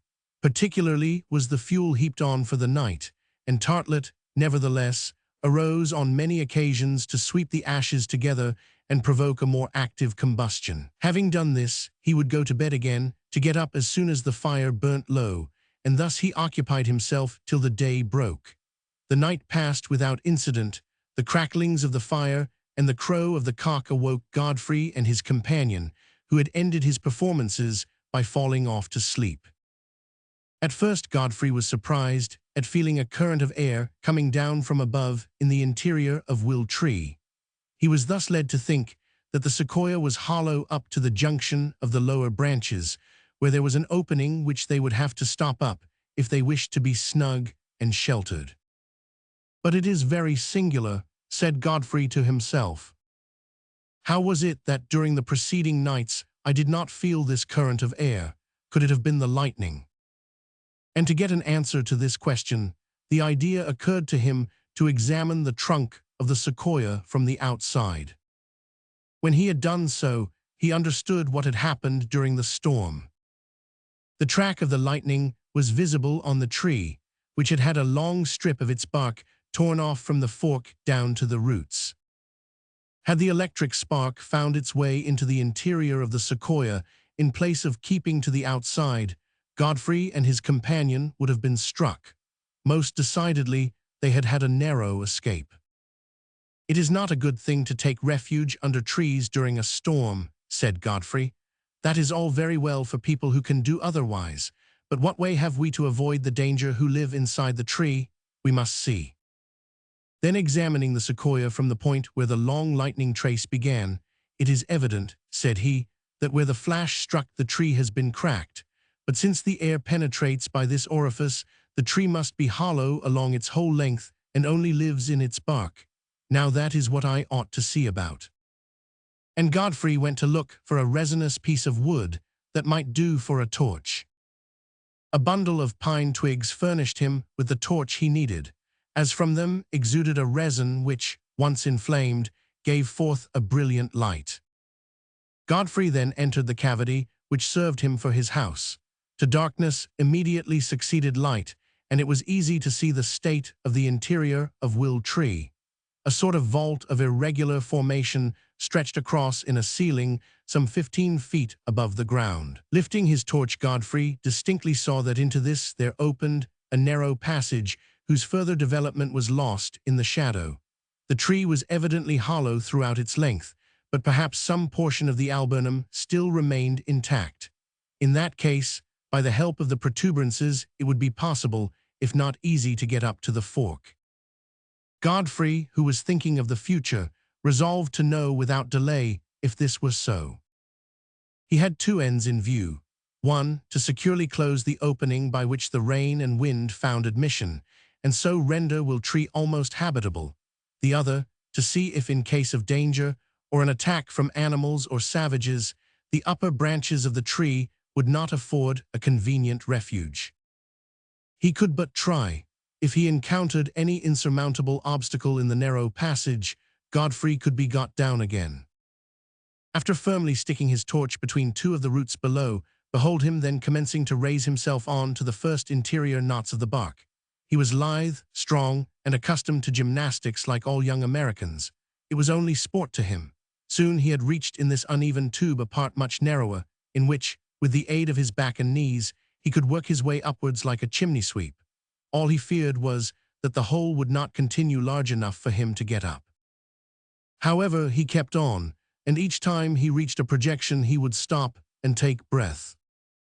3 minutes after leaving the ground, Godfrey had mounted about 60 feet, and consequently could only have about 20 feet further to go. In fact, he already felt the air blowing more strongly on his face.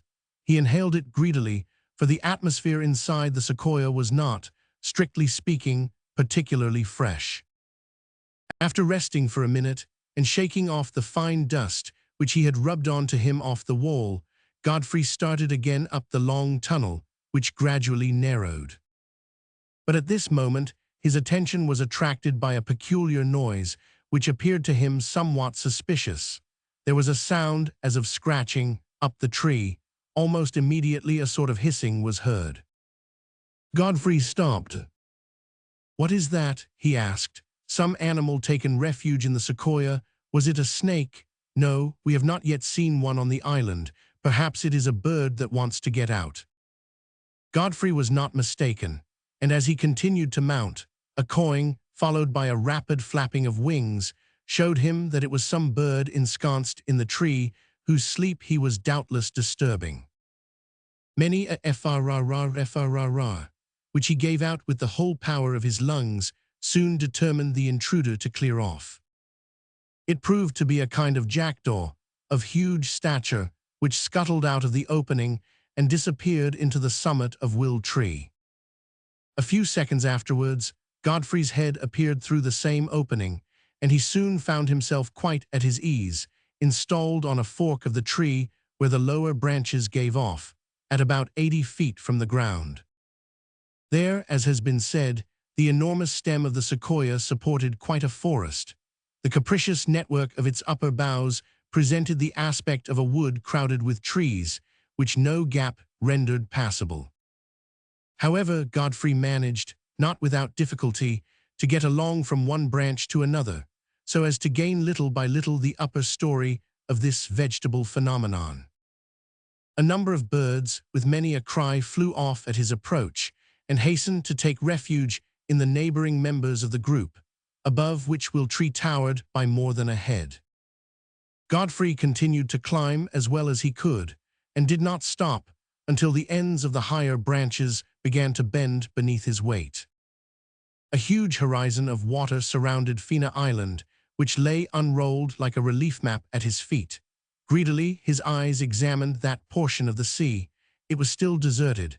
He had to conclude once more that the island lay away from the trade routes of the Pacific. Godfrey uttered a heavy sigh. Then his look fell on the narrow domain on which fate had condemned him to live, doubtless for long, perhaps forever. But what was his surprise when he saw, this time away to the north, a smoke similar to that which he had already thought he had seen in the south. He watched it with the keenest attention. There was the column of smoke. There was the column of smoke. A very light vapor, calm and pure, grayish-blue at its tip, rose straight in the air. "No, I am not mistaken," exclaimed Godfrey. "There is a smoke, and therefore a fire which produces it, and that fire could not have been lighted except by whom?" Godfrey then, with extreme precision, took the bearings of the spot in question. The smoke was rising in the northeast of the island, amid the high rocks which bordered the beach. There was no mistake about that. It was less than 5 miles from Will Tree, striking straight to the northeast across the prairie, and then following the shore, he could not fail to find the rocks above which the vapor rose. With beating heart, Godfrey made his way down the scaffolding of branches until he reached the fork. There he stopped an instant to clear off the moss and leaves which clung to him, and that done he slid down the opening, which he enlarged as much as possible, and rapidly gained the ground.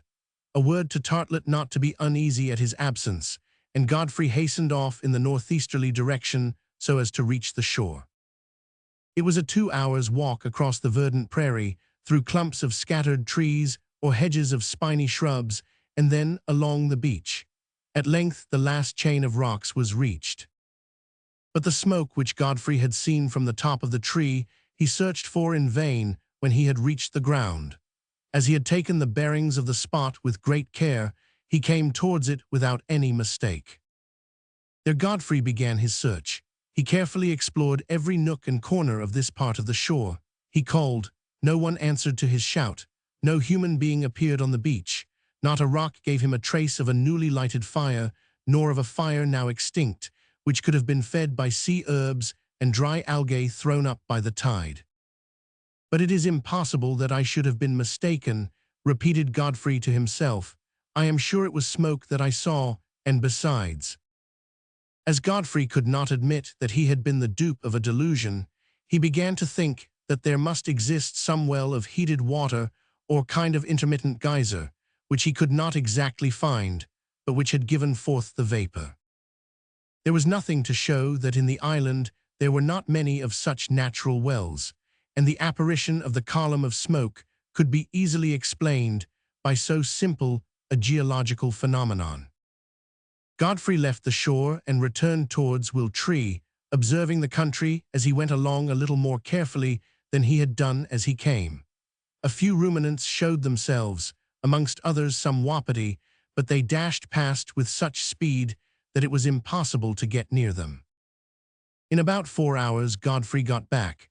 Just before he reached the tree he heard the shrill twang, squeak of the kit, and soon found himself face to face with Professor Tartlet, who, in the attitude of a vestal, was watching the sacred fire confided to his keeping.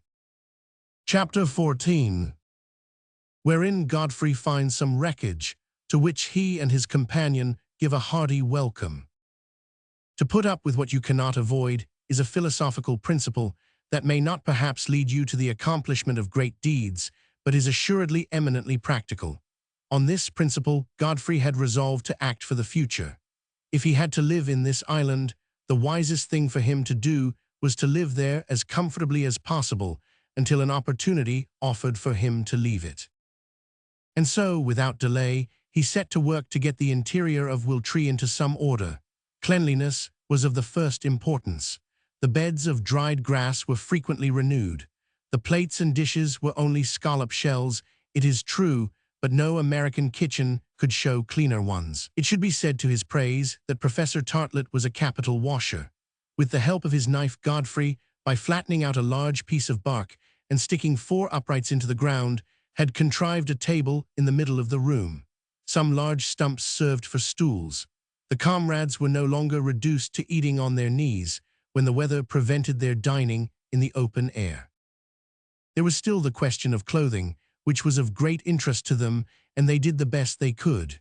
In that climate, and under that latitude, there was no reason why they should not go about half-naked, but at length, trousers, waistcoat, and linen shirt were all worn out. How could they replace them?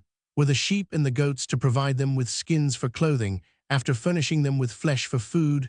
It looked like it. Meanwhile, Godfrey had the few garments he possessed frequently washed. It was on Tartlet, transformed into a laundress, that this task fell, and he acquitted himself of it to the general satisfaction. Godfrey busied himself specially in providing food and in arranging matters generally. He was, in fact, the caterer. Collecting the edible roots and the manzanilla fruit occupied him some hours every day, and so did fishing with plated rushes, sometimes in the waters of the stream, and sometimes in the hollows of the rocks on the beach when the tide had gone out. The means were primitive, no doubt, but from time to time a fine crustacean or a succulent fish figured on the table of Wiltree, to say nothing of the mollusks, which were easily caught by hand. We must confess that the pot, of all the pieces in the battery of the cook undoubtedly the most essential, the simple iron pot, was wanting. Its absence could not but be deeply felt. Godfrey knew not how to replace the vulgar pipkin, whose use is universal. No hash, no stew, no boiled meat, no fish, nothing but roasts and grills. No soup appeared at the beginning of a meal. Constantly and bitterly did Tartlet complain, but how to satisfy the poor man? Godfrey was busied with other cares. In visiting the different trees of the group, he had found a second sequoia of great height, of which the lower part, hollowed out by the weather, was very rugged and uneven. Here he devised his poultry house, and in it the fowls took up their abode. The hens soon became accustomed to their home, and settled themselves to set on eggs placed in the dried grass, and chickens began to multiply. Every evening the broods were driven in and shut up, so as to keep them from birds of prey, who, aloft in the branches, watched their easy victims, and would, if they could, have ended by destroying them. As for the agoutis, the sheep, and the goats, it would have been useless then to have looked out a stable or a shelter for them. When the bad weather came, there would be time enough to see to that. Meanwhile they prospered on the luxuriant pasturage of the prairie, with its abundance of sainfoin and edible roots, of which the porcine representatives showed genuine appreciation. A few kids had been dropped since the arrival in the island, and as much milk as possible was left to the goats, with which to nourish their little ones. From all this it resulted that the surroundings of Wiltree were quite lively. The well-fed domestic animals came during the warm hours of the day to find there a refuge from the heat of the sun. No fear was there of their wandering abroad, or of their falling a prey to wild beasts, of which Fina Island seemed to contain not a single specimen. And so things went on, with a present fairly comfortable perhaps, but a future very disquieting, when an unexpected incident occurred which bettered the position considerably. It was on the 29th of July. Godfrey was strolling in the morning along that part of the shore which formed the beach of the large bight to which he had given the name of Dream Bay. He was exploring it to see if it was as rich in shellfish as the coast on the north. Perhaps he still hoped that he might yet come across some of the wreck, of which it seemed to him so strange that the tide had as yet brought in not a single fragment. On this occasion, he had advanced to the northern point, which terminated in a sandy spit, when his attention was attracted by a rock of curious shape, rising near the last group of algae and seaweeds. A strange presentiment made him hasten his steps. What was his surprise and his joy when he saw that what he had taken for a rock was a box, half buried in the sand. Was it one of the packages of the dream? Had it been here ever since the wreck? Was it not rather all that remained of another and more recent catastrophe? It was difficult to say. In any case, no matter whence it came or what it held, the box was a valuable prize. Godfrey examined it outwardly. There was no trace of an address, not even a name, not even one of those huge initials cut out of thin sheet metal which ornament the boxes of the Americans. Perhaps he would find inside it some paper which would indicate the origin or nationality or name of the proprietor. Anyhow, it was apparently hermetically sealed, and there was hope that its contents had not been spoiled by their sojourn in the seawater. It was a very strong wooden box, covered with thick leather, with copper corner plates at the angles and large straps all over it. Impatient as he was to view the contents of the box, Godfrey did not think of damaging it, but of opening it after destroying the lock. As to transporting it from the bottom of Dream Bay to Will Tree, its weight forbade it, and he never gave that a thought. "Well," said Godfrey to himself, "we must empty it where it is, and make as many journeys as may be necessary to take away all that is inside." It was about 4 miles from the end of the promontory to the group of sequoias. It would therefore take some time to do this and occasion considerable fatigue. Time did not press, however. As for the fatigue, it was hardly worth thinking about. What did the box contain? Before returning to Will Tree, Godfrey had a try at opening it. He began by unbuckling the straps, and once they were off, he very carefully lifted the leather shield which protected the lock. But how was he to force it? It was a difficult job. Godfrey had no lever with which to bring his strength to bear. He had to guard against the risk of breaking his knife, and so he looked about for a heavy stone with which he could start the staple. The beach was strewn with lumps of hard silex in every form which could do for a hammer. Godfrey picked out one as thick as his wrist, and with it he gave a tremendous whack on the plate of copper.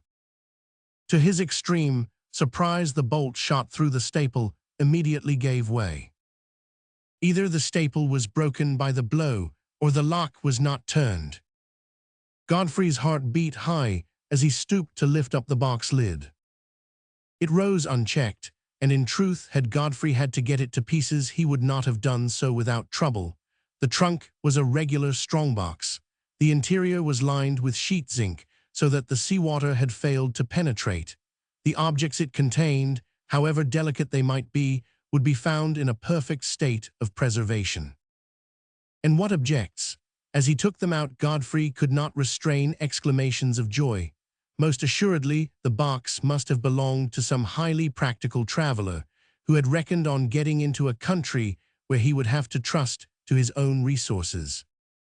In the first place, there was linen, shirts, tablecloths, sheets, counterpanes, then clothes, woolen jerseys, woolen socks, cotton socks, cloth trousers, velveteen trousers, knitted waistcoats, waistcoats of good heavy stuffs, then 2 pairs of strong boots, and hunting shoes and felt hats.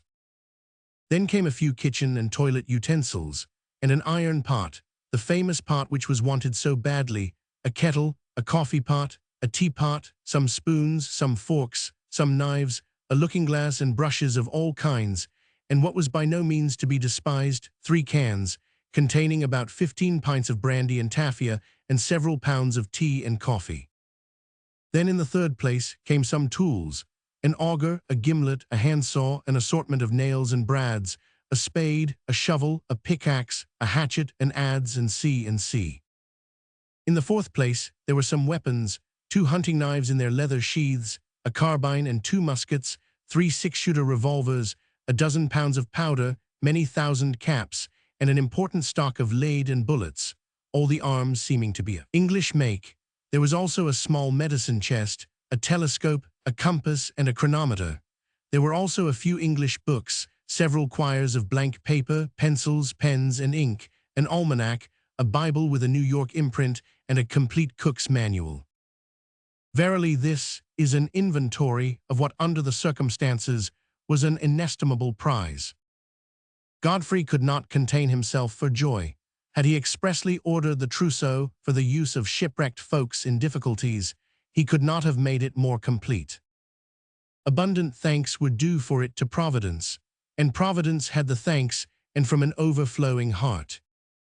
Godfrey indulged himself in the pleasure of spreading out all his treasure on the beach.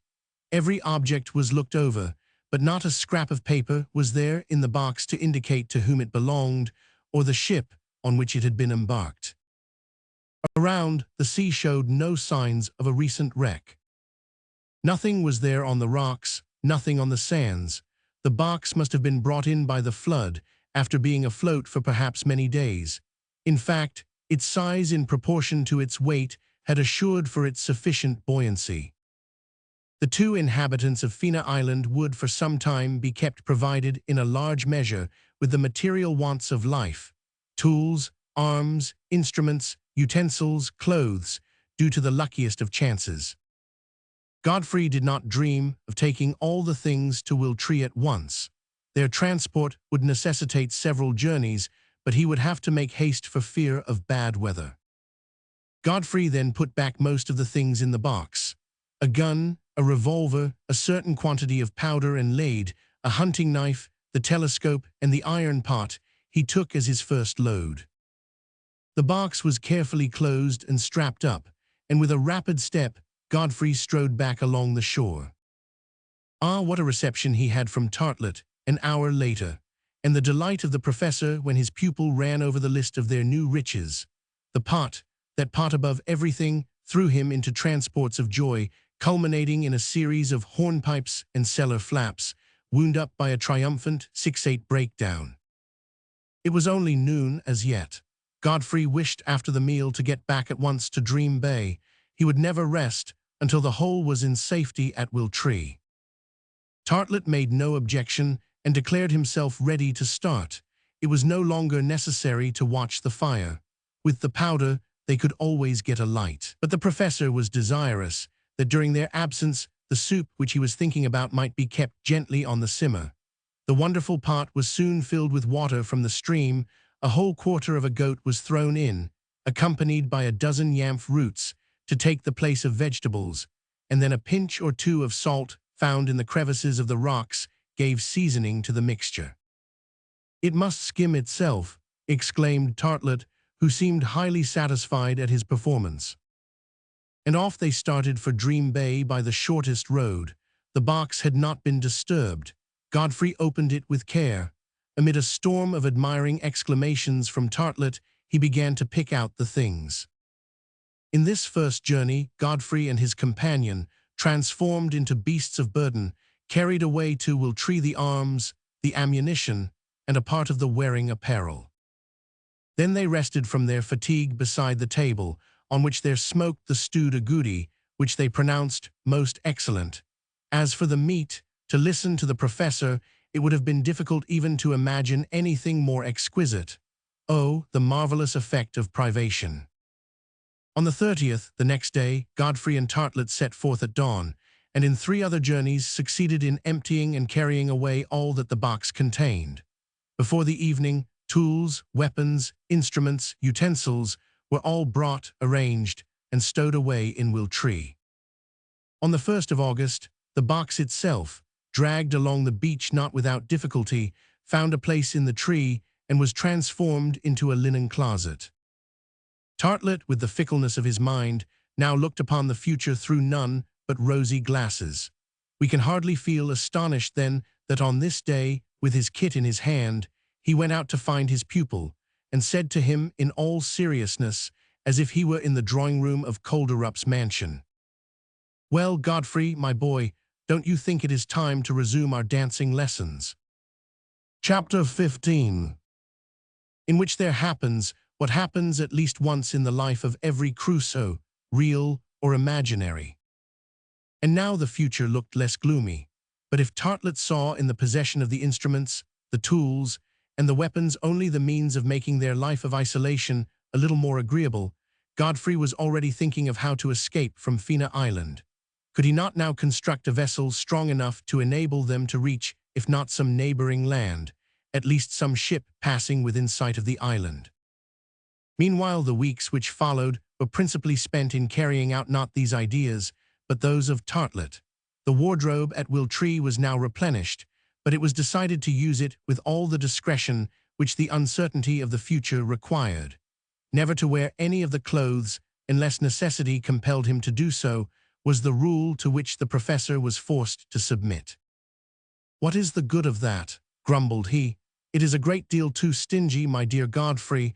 Are we savages that we should go about half naked?" "I beg your pardon, Tartlet," replied Godfrey. "We are savages and nothing else." "As you please, but you will see that we shall leave the island before we have worn the clothes." "I know nothing about it, Tartlet, and it is better to have than to want. But on Sunday now, surely on Sunday, we might dress up a little." "Very well, on Sundays then, and perhaps on public holidays," answered Godfrey, who did not wish to anger his frivolous companion. "But as today is Monday, we shall have to wait a whole week before we come out in our best." We need hardly mention that from the moment he arrived on the island, Godfrey had not omitted to mark each day as it passed. By the aid of the calendar he found in the box, he was able to verify that the day was really Monday. Each performed his daily task according to his ability. It was no longer necessary for them to keep watch by day and night over a fire which they had now the means of relighting. Tartlet therefore abandoned, not without regret, a task which suited him so well. Henceforwards he took charge of the provisioning with yamf and camas roots, of that in short which formed the daily bread of the establishment, so that the professor went every day and collected them, up to the lines of shrubs with which the prairie was bordered behind Wiltree. It was 1 or 2 miles to walk, but he accustomed himself to it. Between whiles, he occupied his time in collecting oysters or other mollusks, of which they consumed a great quantity. Godfrey reserved for himself the care of the domestic animals and the poultry. The butchering trade was hardly to his taste, but he soon overcame his repugnance. Thanks to him, boiled meats appeared frequently on the table, followed by an occasional joint of roast meat to afford a sufficiently varied bill of fare. Game abounded in the woods of Fina Island, and Godfrey proposed to begin his shooting when other more pressing cares allowed him time. He thought of making good use of the guns, powder, and bullets in his arsenal, but he in the first place wished to complete his preparations. His tools enabled him to make several benches inside and outside Wiltree. The stools were cut out roughly with the axe. The table, made a little less roughly, became more worthy of the dishes and dinner things with which Professor Tartlet adorned it. The beds were arranged in wooden boxes, and their litter of dry grass assumed a more inviting aspect. If mattresses and palliasses were still wanting, counterpanes at least were not. The various cooking utensils stood no longer on the ground, but had their places on planks fixed along the walls. Stores, linen, and clothes were carefully put away in cavities hollowed out in the bark of the sequoia. From strong pegs were suspended the arms and instruments, forming quite a trophy on the walls. Godfrey was also desirous of putting a door to the house, so that the other living creatures, the domestic animals, should not come during the night and trouble their sleep. As he could not cut out boards with his only saw, the handsaw, he used large and thick pieces of bark, which he got off very easily. With these he made a door sufficiently massive to close the opening into Wiltree. At the same time he made 2 little windows, one opposite to the other, so as to let light and air into the room. Shutters allowed him to close them at night, but from the morning to the evening it was no longer necessary to take refuge in flaring resinous torches which filled the dwelling with smoke. What Godfrey would think of to yield them light during the long nights of winter he had as yet no idea. He might take to making candles with the mutton fat, or he might be contented with resinous torches more carefully prepared. We shall see. Another of his anxieties was how to construct a chimney in Will Tree. While the fine weather lasted, the fire outside among the roots of the sequoia sufficed for all the wants of the kitchen, but when the bad weather came and the rain fell in torrents, and they would have to battle with the cold, whose extreme rigor during a certain time they reasonably feared, they would have to have a fire inside their house, and the smoke from it must have some vent. This important question, therefore, had to be settled. One very useful work, which Godfrey undertook, was to put both banks of the river in communication with each other on the skirt of the sequoia trees. He managed, after some difficulty, to drive a few stakes into the riverbed, and on them he fixed a staging of planks, which served for a bridge. They could thus get away to the northern shore without crossing the ford, which led them a couple of miles out of their road. But if Godfrey took all these precautions so as to make existence a little more possible on this lone isle of the Pacific, in case he and his companion were destined to live on it for some time, or perhaps live on it forever, he had no intention of neglecting in any way the chances of rescue. Fina Island was not on the routes taken by the ships. That was only too evident. It offered no port of call, nor means of revictualling. There was nothing to encourage ships to take notice of it. At the same time, it was not impossible that a warship or a merchant vessel might come in sight. It was advisable, therefore, to find some way of attracting attention and showing that the island was inhabited. With this object, Godfrey erected a flagstaff at the end of the cape, which ran out to the north, and for a flag he sacrificed a piece of one of the cloths found in the trunk. As he thought that the white color would only be visible in a strong light, he tried to stain his flag with the berries of a sort of shrub which grew at the foot of the dunes. He obtained a very vivid red, which he could not make indelible owing to his having no mordant, but he could easily re-dye the cloth when the wind or rain had faded it. These varied employments occupied him up to the 15th of August.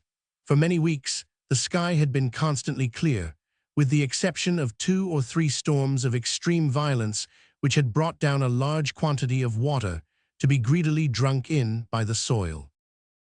About this time, Godfrey began his shooting expeditions, but if he was skillful enough in the use of the gun, he could not reckon on Tartlet, who had yet to fire his first shot.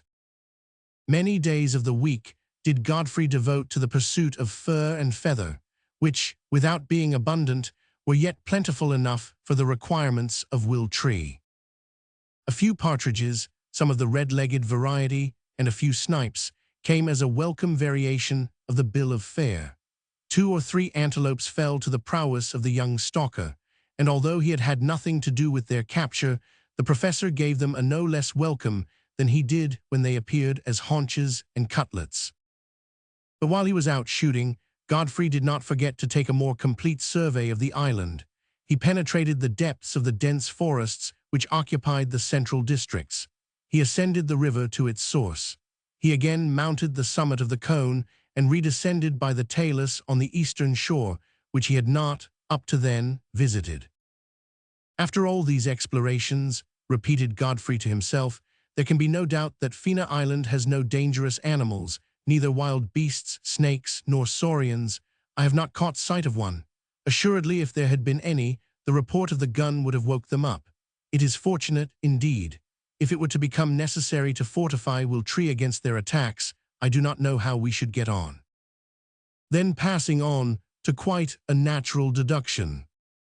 It must also be concluded, continued he, that the island is not inhabited at all. Either natives or people shipwrecked here would have appeared before now at the sound of the gun. There is, however, that inexplicable smoke which I twice thought I saw. The fact is that Godfrey had never been able to trace any fire. As for the hot water springs to which he attributed the origin of the vapor he had noticed, Fina Island, being in no way volcanic, did not appear to contain any, and he had to content himself with thinking that he had twice been the victim of an illusion. Besides, this apparition of the smoke or the vapor was not repeated. When Godfrey the second time ascended the central cone, as also when he again climbed up into Will Tree, he saw nothing to attract his attention. He ended by forgetting the circumstance altogether. Many weeks passed in different occupations about the tree, and many shooting excursions were undertaken. With every day, their mode of life improved. Every Sunday, as had been agreed, Tartlet donned his best clothes. On that day he did nothing but walk about under the big trees and indulge in an occasional tune on the kit. Many were the glissades he performed, giving lessons to himself, as his pupil had positively refused to continue his course. "What is the good of it?" was Godfrey's answer to the entreaties of the professor. "Can you imagine Robinson Crusoe taking lessons in dancing and deportment?" "And why not?" asked Tartlet seriously. "Why should Robinson Crusoe dispense with deportment? Not for the good of others, but of himself, he should acquire refined manners." To which Godfrey made no reply, and as he never came for his lesson, the professor became Professor Emeritus. The 13th of September was noted for one of the greatest and cruelest deceptions to which, on a desert island, the unfortunate survivors of a shipwreck could be subjected. Godfrey had never again seen that inexplicable and undiscoverable smoke on the island, but on this day, about 3 o'clock in the afternoon, his attention was attracted by a long line of vapor, about the origin of which he could not be deceived. He had gone for a walk to the end of Flag Point, the name which he had given to the cape on which he had erected his flagstaff. While he was looking through his glass, he saw above the horizon a smoke driven by the west wind towards the island. Godfrey's heart beat high. "A ship!" he exclaimed. But would this ship, this steamer, pass in sight of Fina Island? And if it passed, would it come near enough for the signal thereon to be seen on board? Or would not rather the semi-visible smoke disappear with the vessel towards the northwest or southwest of the horizon? For 2 hours, Godfrey was a prey to alternating emotions more easy to indicate than to describe. The smoke got bigger and bigger. It increased when the steamer restoked her fires and diminished almost to vanishing point as the fuel was consumed. Continually did the vessel visibly approach. About 4 o'clock her hull had come up on the line between the sky and the sea. She was a large steamer bearing northeast. Godfrey easily made that out. If that direction was maintained, she would inevitably approach Fina Island. Godfrey had at first thought of running back to Wiltree to inform Tartlet. What was the use of doing so? The sight of one man making signals could do as much good as that of two. He remained there, his glass at his eye, losing not a single movement of the ship. The steamer kept on her course towards the coast, her bow steered straight for the Cape. By 5 o'clock, the horizon line was already above her hull, and her rig was visible. Godfrey could even recognize the colors at her gaff. She carried the United States ensign. "But if I can see their flag, cannot they see mine? The wind keeps it out, so that they could easily see my flag with their glasses. Shall I make signals by raising it and lowering it a few times, so as to show that I want to enter into communication with them? Yes, I have not an instant to lose." It was a good idea. Godfrey ran to the end of Flag Point and began to haul his flag up and down as if he were saluting. Then he left it half-mast high so as to show, in the way usual with seafaring people, that he required help and succor. The steamer still approached to within 3 miles of the shore, but her flag remained immovable at the peak and replied not to that on Flag Point. Godfrey felt his heart sink. He would not be noticed. It was 6:30, and the sun was about to set. The steamer was now about 2 miles from the Cape, which she was rapidly nearing. At this moment, the sun disappeared below the horizon. With the first shadows of night, all hope of being seen had to be given up. Godfrey again, with no more success, began to raise and lower his flag. There was no reply.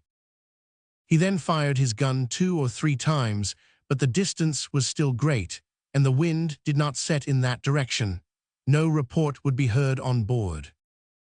The night gradually came on. Soon the steamer's hull grew invisible.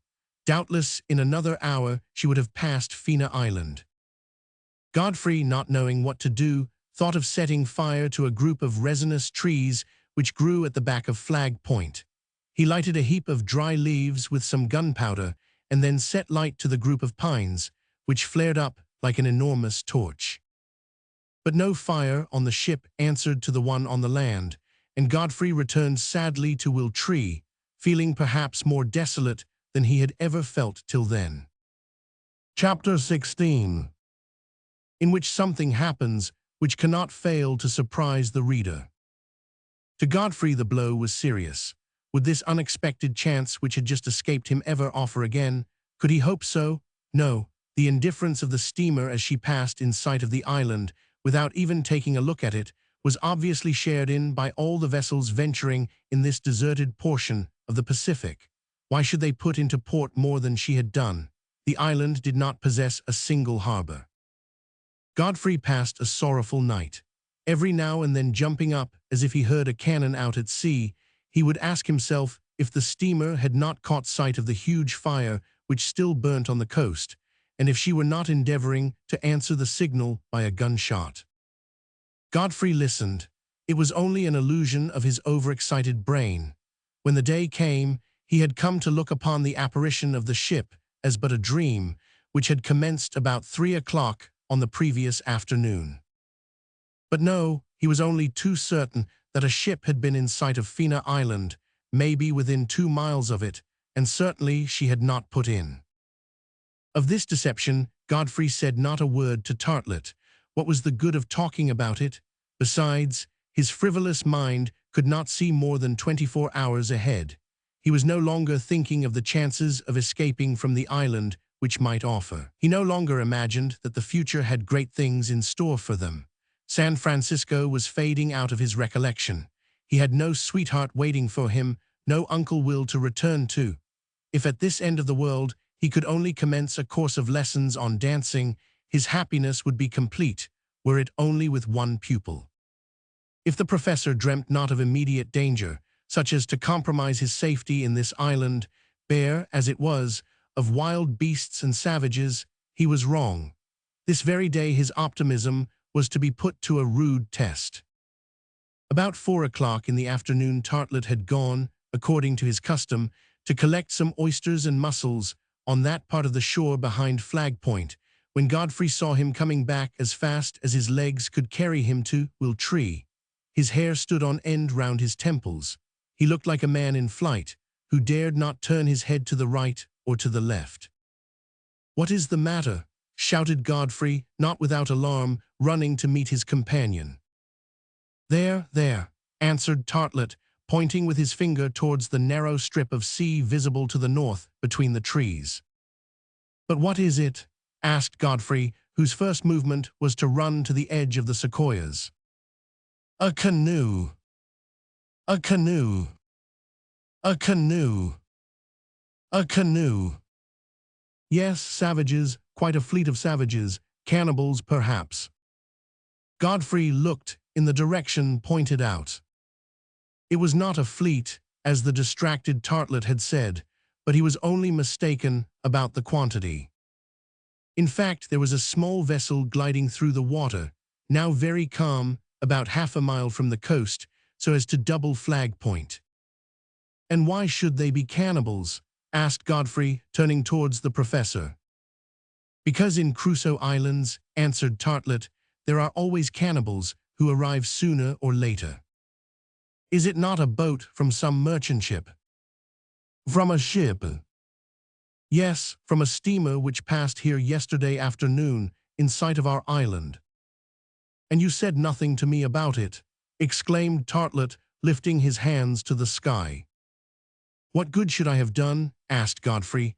"Besides, I thought that the vessel had disappeared, but that boat might belong to her. Let us go and see." Godfrey ran rapidly back to Will Tree, and seizing his glass, returned to the edge of the trees. He then examined with extreme attention the little vessel, which would ere then have perceived the flag on Flag Point as it fluttered in the breeze. The glass fell from his hands. "Savages, yes, they are really savages," he exclaimed. Tartlet felt his knees knock together. and a tremor of fright ran through his body. It was a vessel manned by savages which Godfrey saw approaching the island. Built like a Polynesian canoe, she carried a large sail of woven bamboo. An outrigger on the weather side kept her from capsizing as she heeled down to the wind. Godfrey easily distinguished the build of the vessel. She was a proa, and this would indicate that Fina Island was not far from Malaysia. But they were not Malays on board, they were half-naked blacks, and there were about a dozen of them. The danger of being found was thus great. Godfrey regretted that he had hoisted the flag, which had not been seen by the ship, but would be by these black fellows. To take it down now would be too late. It was, in truth, very unfortunate. The savages had probably come to the island thinking it was uninhabited, as indeed it had been before the wreck of the Dream. But there was the flag, indicating the presence of human beings on the coast.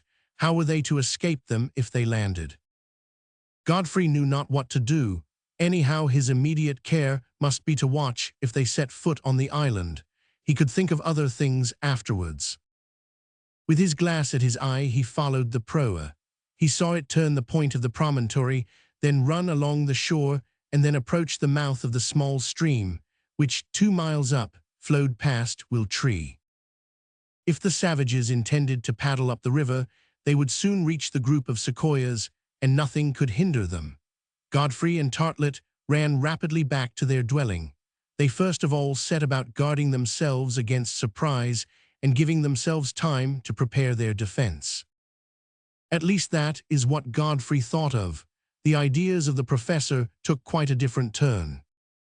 "Ah," he exclaimed, "it is destiny. This is as it was written. We could not escape it. You cannot be a Crusoe without a canoe coming to your island, without cannibals appearing one day or another. Here we have been for only 3 months, and there they are already. Assuredly, neither Defoe nor De Wis exaggerated matters. You can make yourself a Crusoe if you like." Worthy Tartlet, folks do not make themselves Crusoes. They become Crusoes, and you are not sure that you are wise in comparing your position with that of the heroes of the 2 English and Swiss romances. The precautions taken by Godfrey as soon as he returned to Will Tree were as follows. The fire burning among the roots of the sequoia was extinguished, and the embers scattered broadcast so as to leave no trace. Cocks, hens, and chickens were already in their house for the night, and the entrance was hidden with shrubs and twigs as much as possible. The other animals, the goats, agoutis, and sheep, were driven on to the prairie, but it was unlucky that there was no stable to shut them up in. All the instruments and tools were taken into the tree. Nothing was left outside that could indicate the presence or the passage of human beings. Then the door was closely shut, after Godfrey and Tartlet had gone in.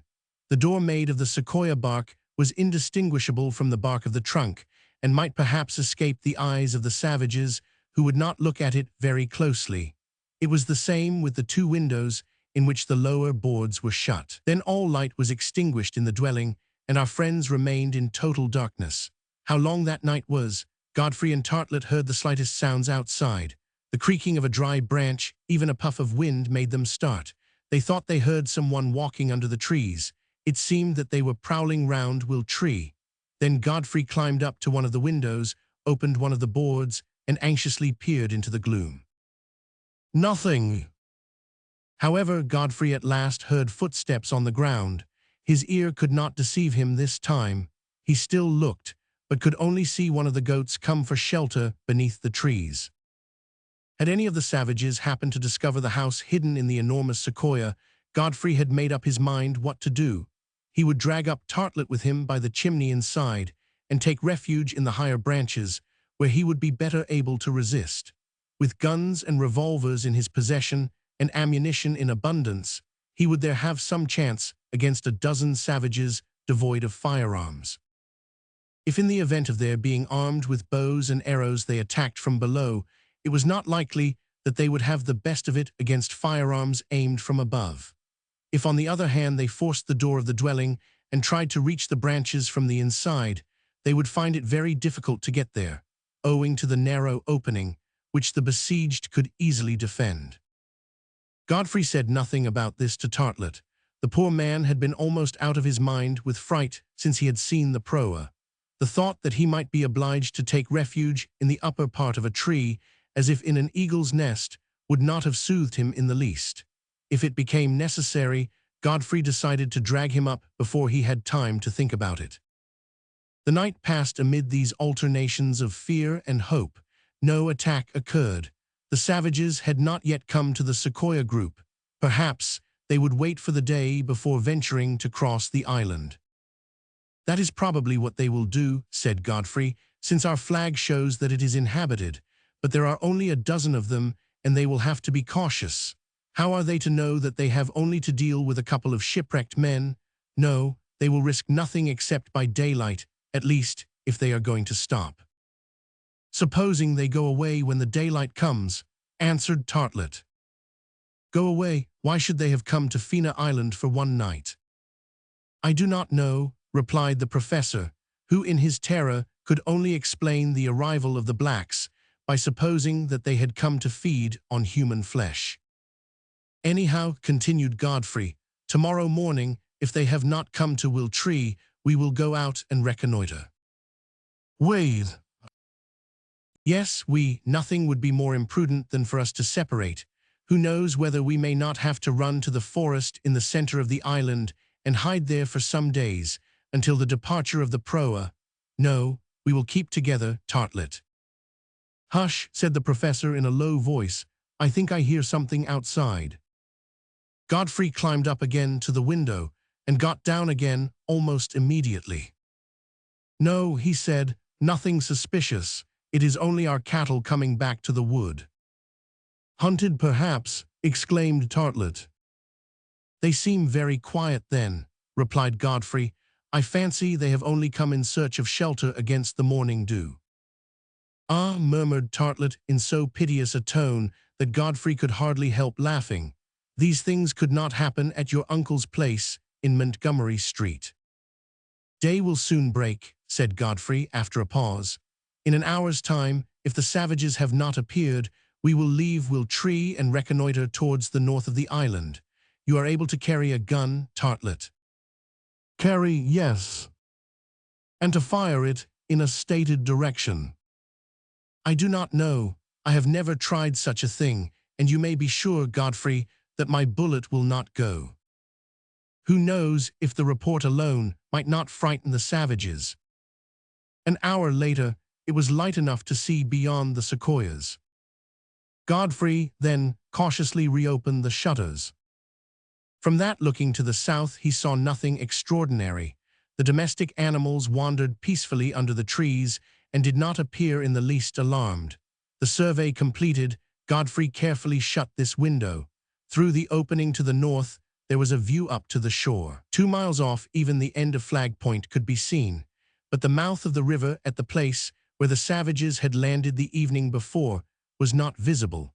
Godfrey at first looked around without using his glass, so as to examine the environs of Will Tree on this side of Fina Island. All was quite peaceful. Godfrey then, taking his glass, swept round the coast to the promontory at Flag Point. Perhaps, as Tartlet had said, though it was difficult to find the reason, the savages had embarked, after a night spent on shore, without attempting to see if the island were inhabited.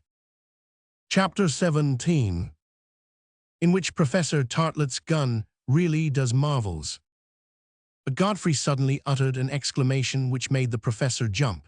There could be no doubt that the savages knew the island was inhabited, for the flag hitherto hoisted at the extremity of the cape had been carried away by them and no longer floated on the mast at Flag Point. The moment had then come to put the project into execution, to reconnoiter if the savages were still in the island, and to see what they were doing. "Let us go," said he to his companion. "Go, but," answered Tartlet. "Would you rather stay here?" "With you, Godfrey, yes." "No, alone." "Alone, never." "Come along then." Tartlet, thoroughly understanding that Godfrey would not alter his decision, resolved to accompany him. He had not courage enough to stay behind at Will Tree. Before starting, Godfrey assured himself that the firearms were ready for action. The two guns were loaded, and one passed into the hands of the professor, who seemed as much embarrassed with it as might have been a savage of Pomatu. He also hung one of the hunting knives to his belt, to which he had already attached his cartridge pouch. The thought had occurred to him to also take his fiddle, imagining perhaps that they would be sensible to the charm of its squeaking, of which all the talent of a virtuoso could not conceal the harshness.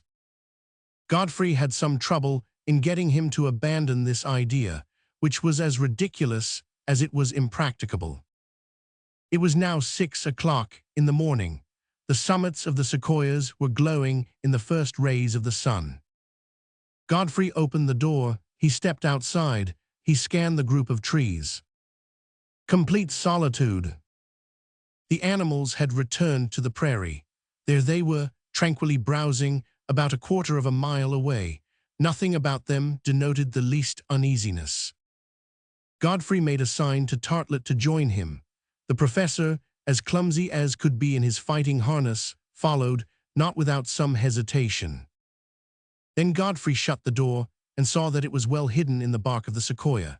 Then, having thrown at the foot of the tree a bundle of twigs, which he weighted with a few large stones, he set out towards the river, whose banks he intended to descend, if necessary, to its mouth.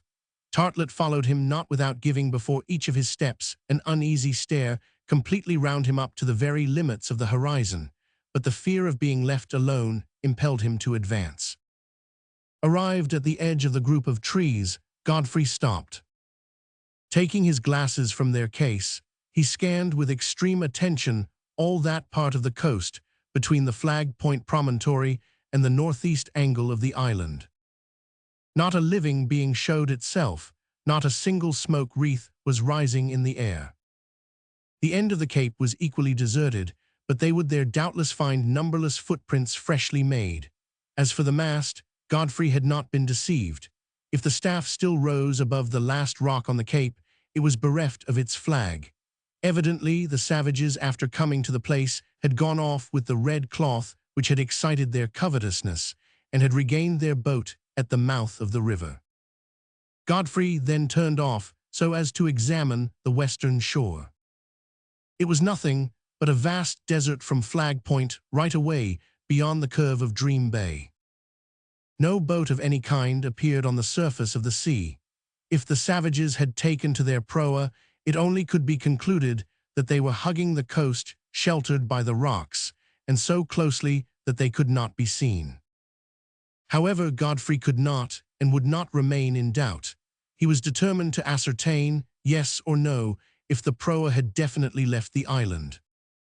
To do this, it was necessary to visit the spot where the savages had landed the night before, that is to say, the narrow creek at the mouth of the river. This he immediately attempted. The borders of the small watercourse were shaded by occasional clumps of trees encircled by shrubs, for a distance of about 2 miles. Beyond that, for some 500 or 600 yards down to the sea, the river ran between naked banks. This state of affairs enabled him to approach close to the landing place without being perceived. It might be, however, that the savages had ascended the stream, and to be prepared for this eventuality, the advance had to be made with extreme caution. Godfrey, however, thought, not without reason, that at this early hour the savages, fatigued by their long voyage, would not have quitted their anchorage. Perhaps they were still sleeping either in their canoe or on land, in which case it would be seen if they could not be surprised. This idea was acted upon at once. It was important that they should get on quickly. In such circumstances, the advantage is generally gained at the outset. The firearms were again examined, the revolvers were carefully looked at, and then Godfrey and Tartlet commenced the descent of the left bank of the river in Indian file. All around was quiet. Flocks of birds flew from one bank to the other, pursuing each other among the higher branches without showing any uneasiness. Godfrey went first, but it can easily be believed that his companion found the attempt to cover step rather tiring. Moving from one tree to another, they advanced towards the shore without risk of discovery. Here the clumps of bushes hid them from the opposite bank.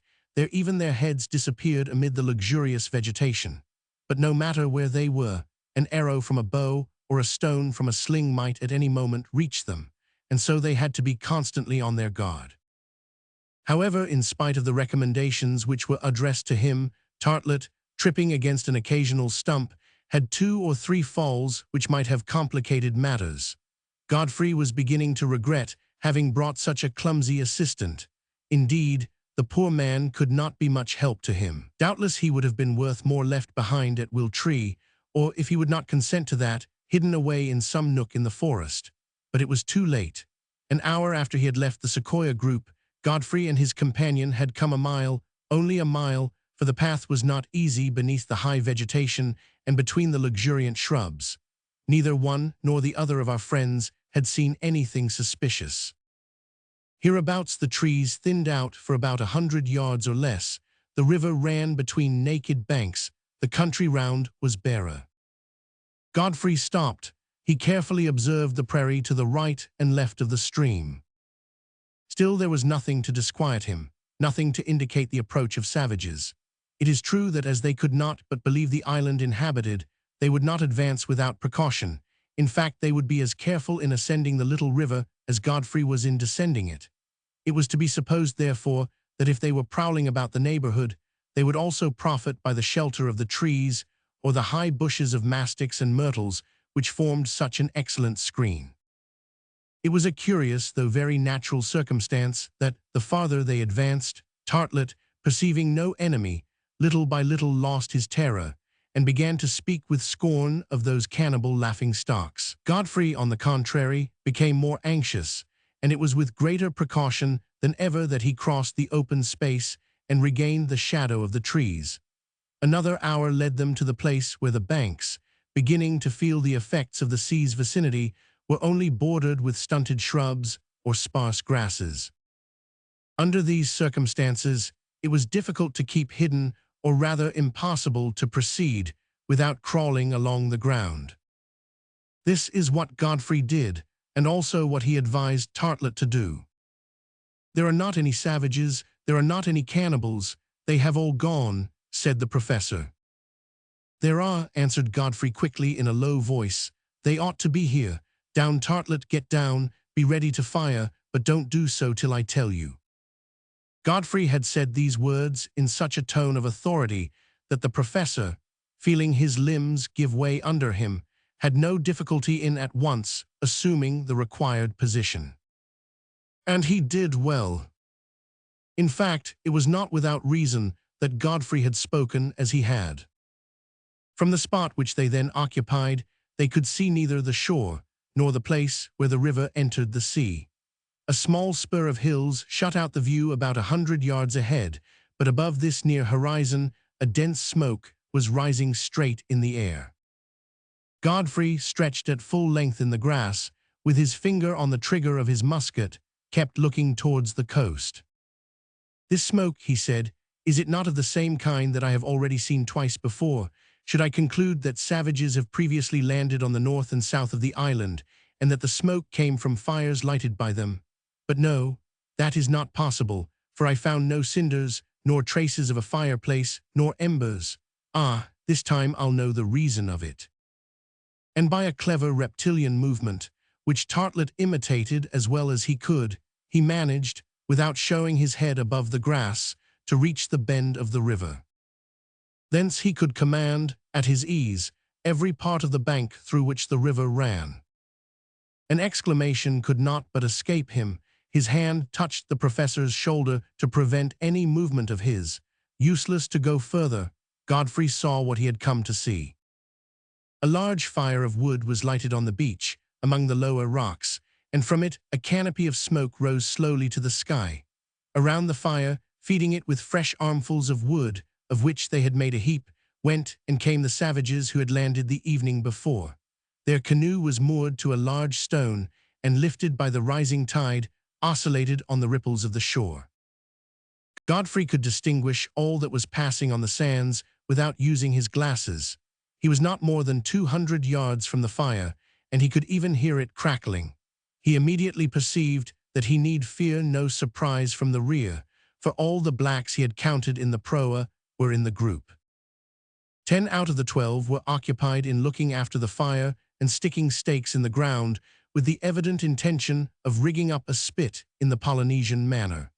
An 11th, who appeared to be the chief, was walking along the beach and constantly turning his glances towards the interior of the island as if he were afraid of an attack. Godfrey recognized as a piece of finery on his shoulders the red stuff of his flag. The 12th savage was stretched on the ground, tied tightly to a post. Godfrey recognized at once the fate in store for the wretched man. The spit was for him, the fire was to roast him at. Tartlet had not been mistaken when, the previous evening, he had spoken of these folks as cannibals. It must be admitted that neither was he mistaken in saying that the adventures of Crusoes, real or imaginary, were all copied one from the other. Most certainly Godfrey, and he did then find themselves in the same position as the hero of Daniel Defoe when the savages landed on his island. They were to assist, without doubt, at the same scene of cannibalism. Godfrey decided to act as this hero did. He would not permit the massacre of the prisoner for which the stomachs of the cannibals were waiting. He was well armed. His 2 muskets, 4 shots, his 2 revolvers, a dozen shots, could easily settle these 11 rascals, whom the mere report of one of the firearms might perhaps be sufficient to scatter. Having taken his decision, he coolly waited for the moment to interfere like a thunderclap. He had not long to wait. 20 minutes had barely elapsed when the chief approached the fire. Then, by a gesture, he pointed out the prisoner to the savages who were expecting his orders. Godfrey rose. Tartlet, without knowing why, followed the example. He did not even comprehend where his companion was going, for he had said nothing to him of his plans. Godfrey imagined, evidently, that at sight of him the savages would make some movement, perhaps to rush to their boat, perhaps to rush at him. They did nothing. It did not even seem as though they saw him, but at this moment the chief made a significant gesture. 3 of his companions went towards the prisoner, unloosed him, and forced him near the fire. He was still a young man, who, feeling that his last hour had come, resisted with all his might. Assuredly, if he could, he would sell his life dearly. He began by throwing off the savages who held him, but he was soon knocked down, and the thief, seizing a sort of stone axe, jumped forward to beat in his head. Godfrey uttered a cry, followed by a report. A bullet whistled through the air, and it seemed as though the chief were mortally wounded, for he fell on the ground. At the report, the savages, surprised as though they had never heard the sound of firearms, stopped. At the sight of Godfrey, those who held the prisoner instantly released him. Immediately the poor fellow arose and ran towards the place where he perceived his unexpected liberator. At this moment, a second report was heard. It was Tartlet who, without looking, for the excellent man kept his eyes shut, had just fired, and the stock of the musket on his right shoulder delivered the hardest knock which had ever been received by the professor of dancing and deportment. But what a chance it was! A second savage fell close to his chief. The rout at once began. Perhaps the savages thought they had to do with a numerous troop of natives whom they could not resist. Perhaps they were simply terrified at the sight of the 2 white men who seemed to keep the lightning in their pockets. There they were, seizing the 2 who were wounded, carrying them off, rushing to the proa, driving it by their paddles out of the little creek, hoisting their sail, steering before the wind, making for the Flag Point promontory, and doubling it in hot haste. Godfrey had no thought of pursuing them. What was the good of killing them? They had saved the victim. They had put them to flight. That was the important point. This had been done in such a way that the cannibals would never dare to return to Fina Island. All was then for the best. They had only to rejoice in their victory, in which Tartlet did not hesitate to claim the greatest share. Meanwhile, the prisoner had come to his rescuer. For an instant he stopped, with the fear inspired in him by superior beings, but almost immediately he resumed his course. When he arrived before the 2 whites, he bowed to the ground. Then, catching hold of Godfrey's foot, he placed it on his head in sign of servitude. One would almost have thought that this Polynesian savage had also read Robinson Crusoe. Chapter 18. which treats of the moral and physical education of a simple native of the Pacific. Godfrey at once raised the poor fellow who lay prostrate before him. He looked in his face. He was a man of 35 or more, wearing only a rag round his loins. In his features, as in the shape of his head, there could be recognized the type of the African Negro. It was not possible to confound him with the debased wretches of the Polynesian islands, who, with their depressed crania and elongated arms, approach so strangely to the monkey. Now, as he was a Negro from Soudan or Abyssinia, who had fallen into the hands of the natives of an archipelago of the Pacific, it might be that he could speak English or one or two words of the European languages which Godfrey understood. But it was soon apparent that the unhappy man only used an idiom that was absolutely incomprehensible, probably the language of the aborigines among whom he had doubtless arrived when very young. In fact, Godfrey had immediately interrogated him in English and had obtained no reply. He then made him understand by signs, not without difficulty, that he would like to know his name. After many fruitless essays, the Negro, who had a very intelligent and even honest face, replied to the demand which was made of him in a single word. "Kerfanatu." "Kerfanatu," exclaimed Tartlet. "Do you hear the name? I propose that we call him Wednesday, for today is Wednesday, and that is what they always do in these Crusoe Islands. Is he to be allowed to call himself Kerfanatu?" "If that is his name," said Godfrey, "why should he not keep it?" And at the moment, he felt a hand placed on his chest, while all the black's physiognomy seemed to ask him what his name was. "Godfrey," answered he.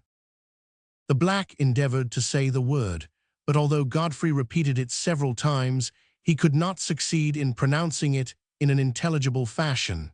Then he turned towards the professor as if to know his name. "Tartlet," was the reply of that individual in a most amiable tone. "Tartlet," repeated Kerfanatu. And it seemed as though this assemblage of syllables was more agreeable to his vocal cords, for he pronounced it distinctly. The professor appeared to be extremely flattered. In truth, he had reason to be. Then Godfrey, wishing to put the intelligence of the black to some profit, tried to make him understand that he wished to know the name of the island. He pointed with his hand to the woods and prairies and hills, and then the shore which bound them, and then the horizon of the sea, and he interrogated him with a look. Kerfanatu did not at first understand what was meant, and imitating the gesture of Godfrey, he also turned and ran his eyes over the space. "Arneka," said he at length. "Arneka," replied Godfrey, striking the soil with his foot so as to accentuate his demand. "Arneka," repeated the Negro. This told Godfrey nothing, neither the geographical name borne by the island nor its position in the Pacific. He could not remember such a name. It was probably a native one, little known to geographers. However, Kerfanatu did not cease from looking at the two white men, not without some stupor, going from one to the other as if he wished to fix in his mind the differences which characterized them. The smile on his mouth disclosed abundant teeth of magnificent whiteness, which Tartlet did not examine without a certain reserve. "If those teeth," he said, "have never eaten human flesh, may my fiddle burst up in my hand." "Anyhow, Tartlet," answered Godfrey, "our new companion no longer looks like the poor beggar they were going to cook and feed on.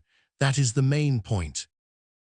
What particularly attracted the attention of Kerfanatu were the weapons carried by Godfrey and Tartlet, as much the musket in the hand as the revolver in the belt. Godfrey easily understood this sentiment of curiosity. It was evident that the savage had never seen a firearm. He said to himself that this was one of those iron tubes which had launched the thunderbolt that had delivered him. There could be no doubt of it. Godfrey, wishing to give him, not without reason, a high idea of the power of the whites, loaded his gun, and then, showing to Kerfanatu a red-legged partridge that was flying across the prairie about 100 yards away, he shouldered it quickly and fired.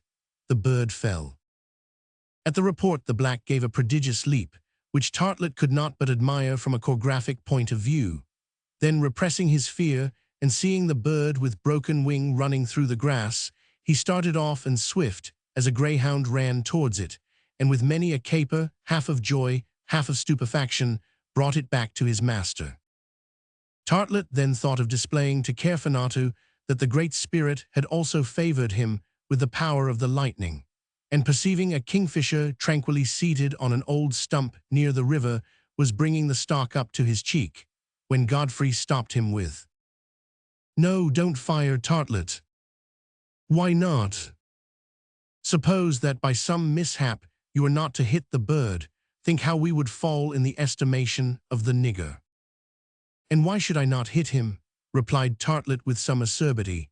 "Did I not, during the battle, at more than 100 paces, the very first time I handled a gun, hit one of the cannibals full in the chest?" "You touched him evidently," said Godfrey, "for he fell. But take my advice, Tartlet, and in the common interest do not tempt fortune twice." The professor, slightly annoyed, allowed himself to be convinced. He threw the gun onto his shoulder with a swagger, and both our heroes, followed by Caerphilnatu, returned to Will-Tree. There the new guest of Fina Island met with quite a surprise in the habitation so happily contrived in the lower part of the sequoia. First he had to be shown, by using them while he looked on, the use of the tools, instruments, and utensils. It was obvious that Caerphilnatu belonged to, or had lived amongst savages in the lowest rank of the human scale, for fire itself seemed to be unknown to him. He could not understand why the pot did not take fire when they put it on the blazing wood. He would have hurried away from it, to the great displeasure of Tartlet, who was watching the different phases of the cooking of the soup. At a mirror, which was held out to him, he betrayed consummate astonishment. He turned round, and turned it round to see if he himself were not behind it. "The fellow is hardly a monkey," exclaimed the professor with a disdainful grimace. "No, Tartlet," answered Godfrey, "he is more than a monkey, for his looks behind the mirror show good reasoning power."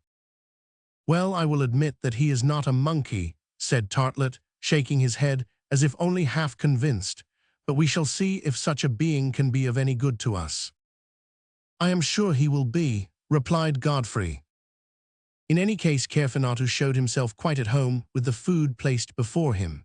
He first tore it apart, and then tasted it, and then I believe that the whole breakfast of which they partook, the agouti soup, the partridge killed by Godfrey, and the shoulder of mutton with camas and yamf roots, would hardly have sufficed to calm the hunger which devoured him.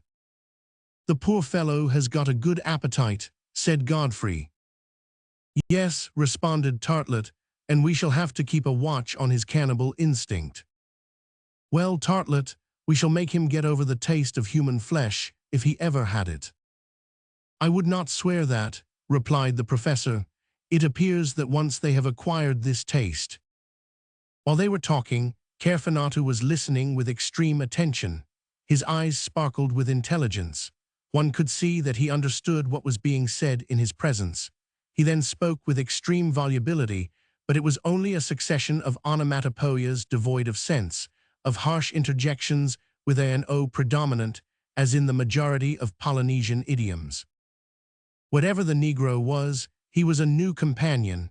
He might become a devoted servant, which the most unexpected chance had sent to the hosts of Will-Tree. He was powerful, adroit, active. No work came amiss to him. He showed a real aptitude to imitate what he saw being done. It was in this way that Godfrey proceeded with his education. The care of the domestic animals, the collection of the roots and fruits, the cutting up of the sheep or agoutis, which were to serve for food for the day, the fabrication of a sort of cider they extracted from the wild manzanilla apples. He acquitted himself well in all these tasks, after having seen them done. Whatever Tartlet thought, Godfrey felt no distrust in the savage, and never seemed to regret having come across him. What disquieted him was the possible return of the cannibals who now knew the situation of Fina Island. From the first, a bed had been reserved for Caerphilnatu in the room at Will-Tree, but generally, unless it was raining, he preferred to sleep outside in some hole in the tree, as though he were on guard over the house. During the fortnight which followed his arrival on the island, Caerfanato many times accompanied Godfrey on his shooting excursions. His surprise was always extreme when he saw the game fall hit at such a distance, but in his character of retriever, he showed a dash and daring which no obstacles, hedge or bush or stream could stop. Gradually, Godfrey became greatly attached to this Negro. There was only one part of his progress in which Caerfanato showed refractoriness, that was in learning the English language. Do what he might, he could not be prevailed upon to pronounce the most ordinary words which Godfrey, and particularly Professor Tartlett, tried to teach him. So the time passed, but if the present was fairly supportable, thanks to a happy accident, if no immediate danger menaced them, Godfrey could not help asking himself, if they were ever to leave this island, by what means they were to rejoin their country. Not a day passed, but he thought of Uncle Will and his betrothed. It was not without secret apprehension that he saw the bad season approaching, which would put between his friends and him a barrier still more impassable. On the 27th of September, a circumstance occurred deserving of note. If it gave more work to Godfrey and his two companions, it at least assured them of an abundant reserve of food.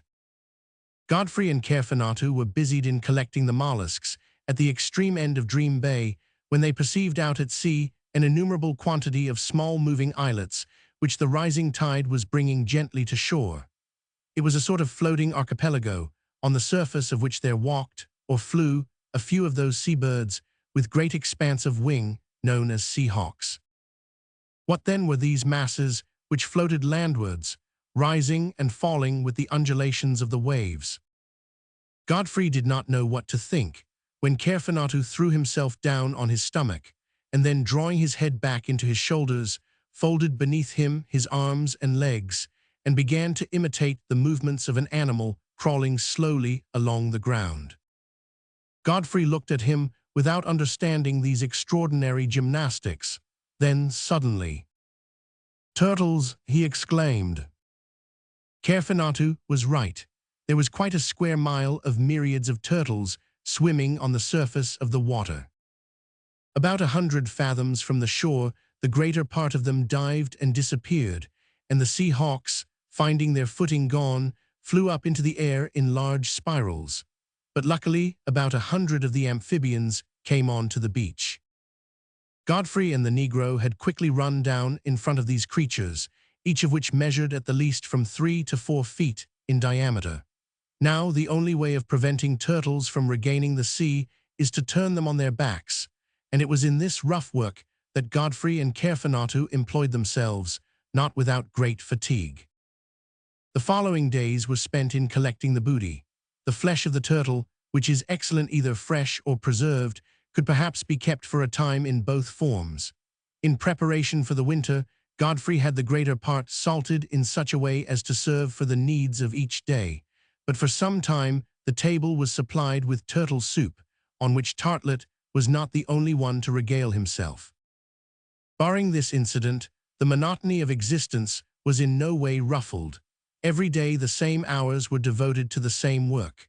Would not the life become still more depressing when the winter season would oblige Godfrey and his companions to shut themselves up in Will Tree? Godfrey could not think of it without anxiety, but what could he do?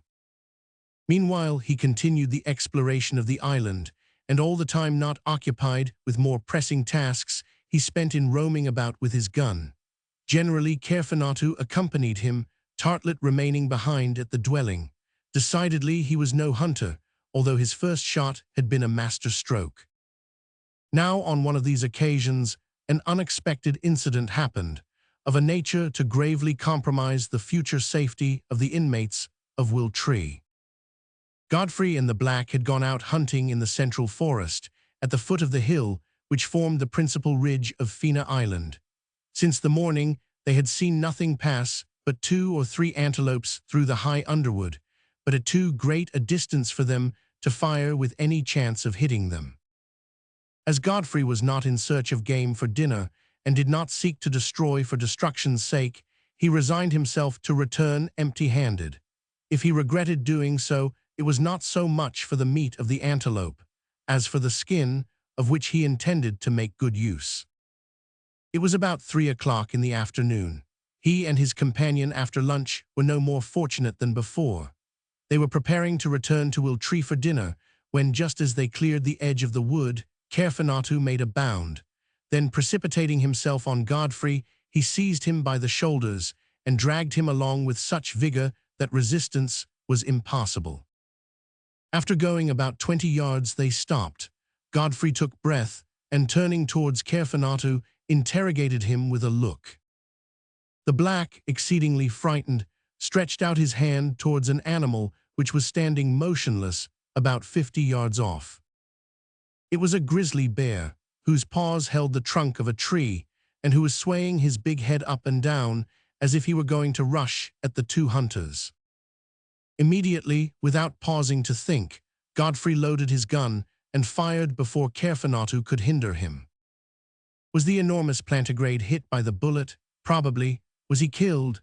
They could not be sure, but his paws unclasped, and he rolled at the foot of the tree. Delay was dangerous. A struggle with so formidable an animal might have the worst results. In the forests of California, the pursuit of the grizzly is fraught with the greatest danger, even to professional hunters of the beast. And so the black seized Godfrey by the arms to drag him away in the direction of Wiltree, and Godfrey, understanding that he could not be too cautious, made no resistance. Chapter 19, in which the situation, already gravely compromised, becomes more and more complicated. The presence of a formidable wild beast in Fina Island was, it must be confessed, calculated to make our friends think the worst of the ill fortune which had fallen on them. Godfrey, perhaps he was wrong, did not consider that he ought to hide from Tartlet what had passed. "A bear!" screamed the professor, looking round him with a bewildered glare, as if the environs of Wiltree were being assailed by a herd of wild beasts. "Why a bear?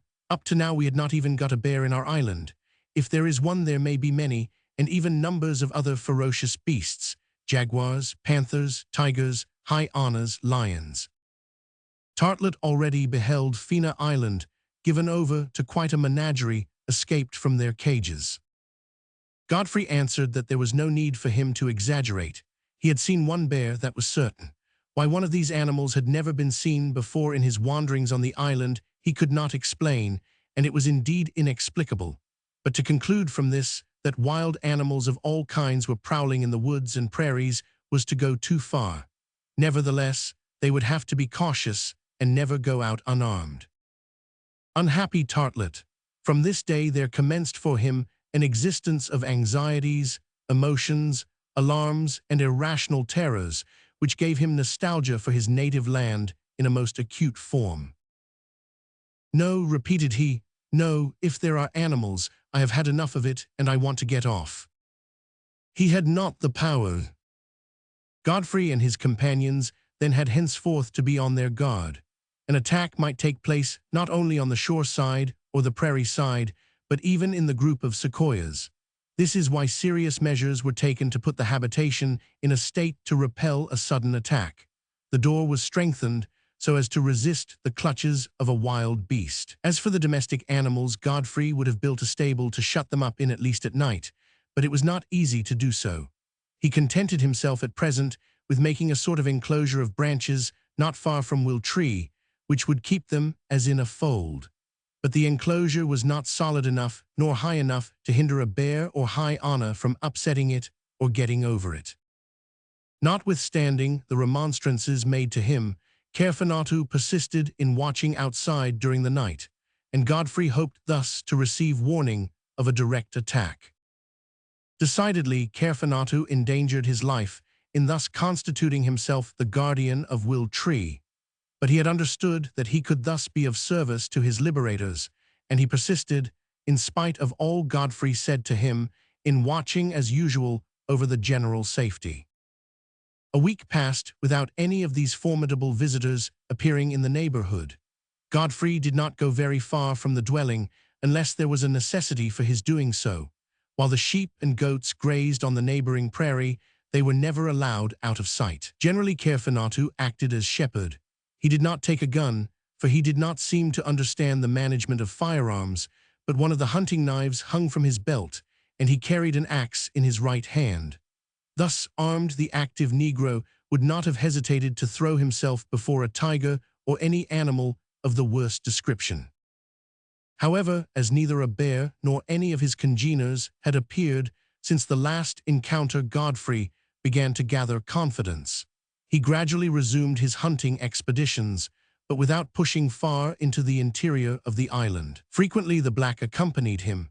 Tartlet, safe in Will Tree, would not risk himself in the open, not even if he had the chance of giving a dancing lesson. Sometimes Godfrey would go alone, and then the professor had a companion to whose instruction he obstinately devoted himself. Yes, Tartlet had at first thought of teaching Caerphonatu the most ordinary words in the English language, but he had to give this up, as the Negro seemed to lack the necessary phonetic apparatus for that kind of pronunciation. Then, had Tartlet said, "If I cannot be his professor, I will be his pupil." And he it was who attempted to learn the idiom spoken by Caerphonatu. Godfrey had warned him that the accomplishment would be of little use. Tartlet was not dissuaded. He tried to get Caerphonatu to name the objects he pointed at with his hand. In truth, Tartlet must have got on excellently, for at the end of 15 days he actually knew 15 words. He knew that Caerphonatu said Bercy for fire, Arador for the sky, Mervera for the sea, Dowra for a tree, and see, he was as proud of this as if he had taken the first prize for Polynesian at some examination. It was then with a feeling of gratitude that he wished to make some recognition of what had been done for him, and instead of torturing the Negro with English words, he resolved on teaching him deportment and the true principles of European choreography. At this Godfrey could not restrain his peals of laughter. After all, it would pass the time away, and on Sunday, when there was nothing else to do, he willingly assisted at the course of lectures delivered by the celebrated Professor Tartlet of San Francisco. Indeed, we ought to have seen them. The unhappy Caerphonatu perspired profusely as he went through the elementary exercises. He was docile and willing, nevertheless, but like all his fellows, his shoulders did not set back, nor did his chest throw out, nor did his knees or his feet point apart, to make a Vestris or a Saint Leon of a savage of this sort. The professor pursued his task in quite a fury. Caerphonatu, tortured as he was, showed no lack of zeal. What he suffered, even to get his feet into the first position, can be imagined, and when he passed to the second and then to the third, it was still more agonizing. "But look at me, you blockhead," exclaimed Tartlet, who added example to precept. "Put your feet out, further out, the heel of one to the heel of the other. Open your knees, you duffer. Put back your shoulders, you idiot. Stick up your head, round your elbows." "But you ask what is impossible," said Godfrey. "Nothing is impossible to an intelligent man," was Tartlet's invariable response. "But his build won't allow of it." "Well, his build must allow of it. He will have to do it sooner or later, for the savage must at least know how to present himself properly in a drawing-room."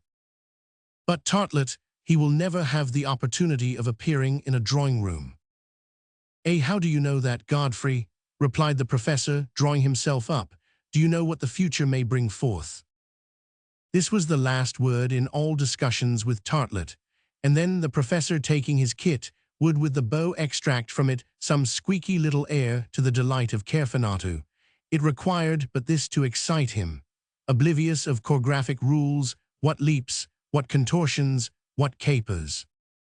And Tartlet, in a reverie, as he saw this child of Polynesia so demean himself, inquired if these steps, perhaps a little too characteristic, were not natural to the human being, although outside all the principles of his art. But we must leave the professor of dancing and deportment to his philosophical meditations, and return to questions at once more practical and pressing. During his last excursions into the plain, either by himself or with Caerphonatu, Godfrey had seen no wild animal. He had even come upon no traces of such. The river to which they would come to drink bore no footprint on its banks. During the night, there were no howlings nor suspicious noises. Besides, the domestic animals continued to give no signs of uneasiness. "This is singular," said Godfrey several times, "but I was not mistaken. Kerfenatu certainly was not. It was really a bear that he showed me. It was really a bear that I shot. Supposing I killed him, was he the last representative of the plantigrades on the island? It was quite inexplicable. Besides, if Godfrey had killed this bear, he would have found the body where he had shot it. Now they searched for it in vain. Were they to believe then that the animal mortally wounded had died far off in some den? It was possible after all, but then at this place, at the foot of this tree, there would have been traces of blood, and there were none. Whatever it is, thought Godfrey, it does not much matter, and we must keep on our guard. With the first days of November, it could be said that the wet season had commenced in this unknown latitude. Cold rains fell for many hours. Later on probably, they would experience those interminable showers which do not cease for weeks at a time, and are characteristic of the rainy period of winter in these latitudes.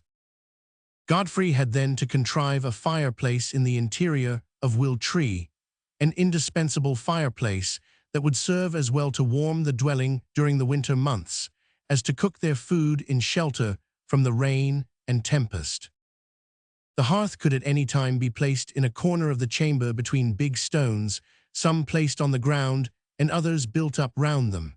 But the question was how to get the smoke out, for to leave it to escape by the long chimney, which ran down the center of the sequoia, proved impracticable. Godfrey thought of using as a pipe some of those long stout bamboos which grew on certain parts of the river banks.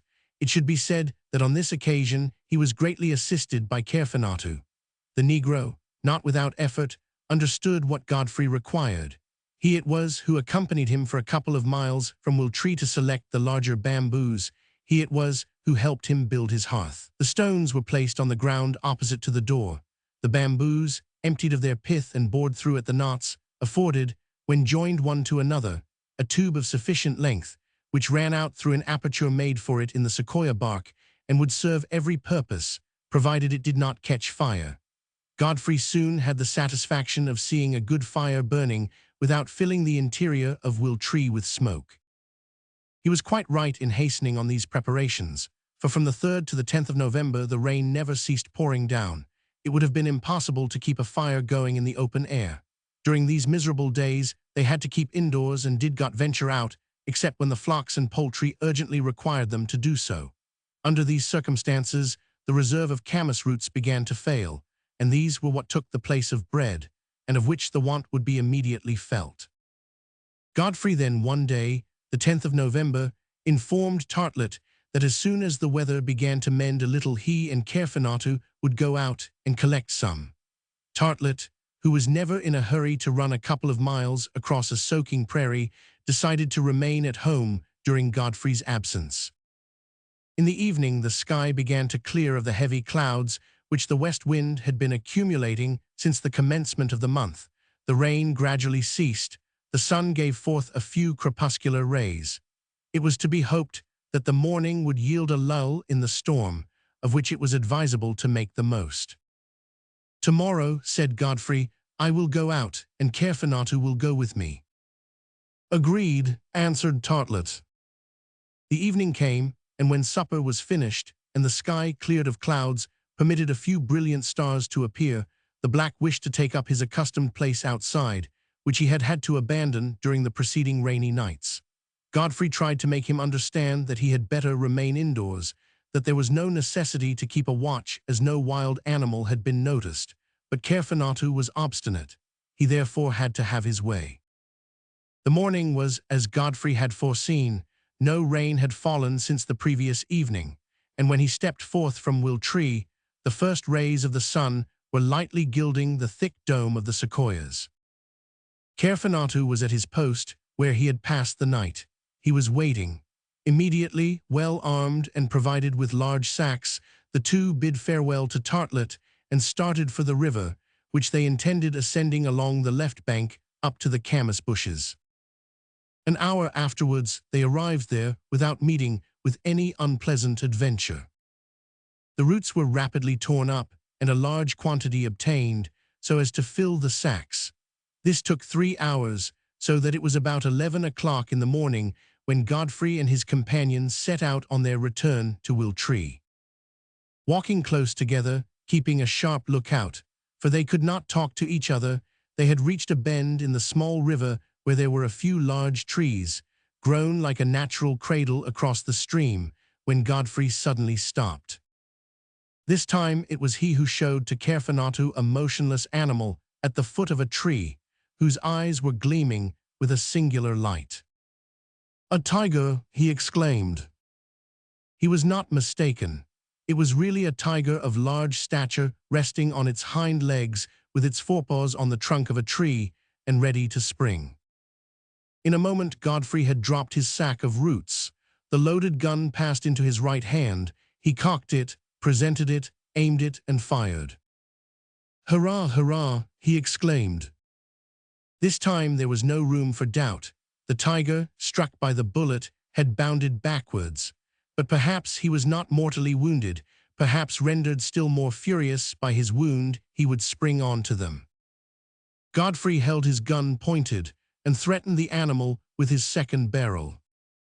But before Godfrey could stop him, Carfanatu had rushed at the place where the tiger disappeared, his hunting knife in his hand. Godfrey shouted for him to stop, to come back. It was in vain. The black, resolved even at the risk of his life to finish the animal which perhaps was only wounded, did not or would not hear. Godfrey rushed after him. When he reached the bank, he saw Carfanatu struggling with the tiger, holding him by the throat, and at last stabbing him to the heart with a powerful blow. The tiger then rolled into the river, of which the waters, swollen by the rains, carried it away with the quickness of a torrent. The corpse, which floated only for an instant, was swiftly borne off towards the sea. A bear, a tiger. There could be no doubt that the island did contain formidable beasts of prey.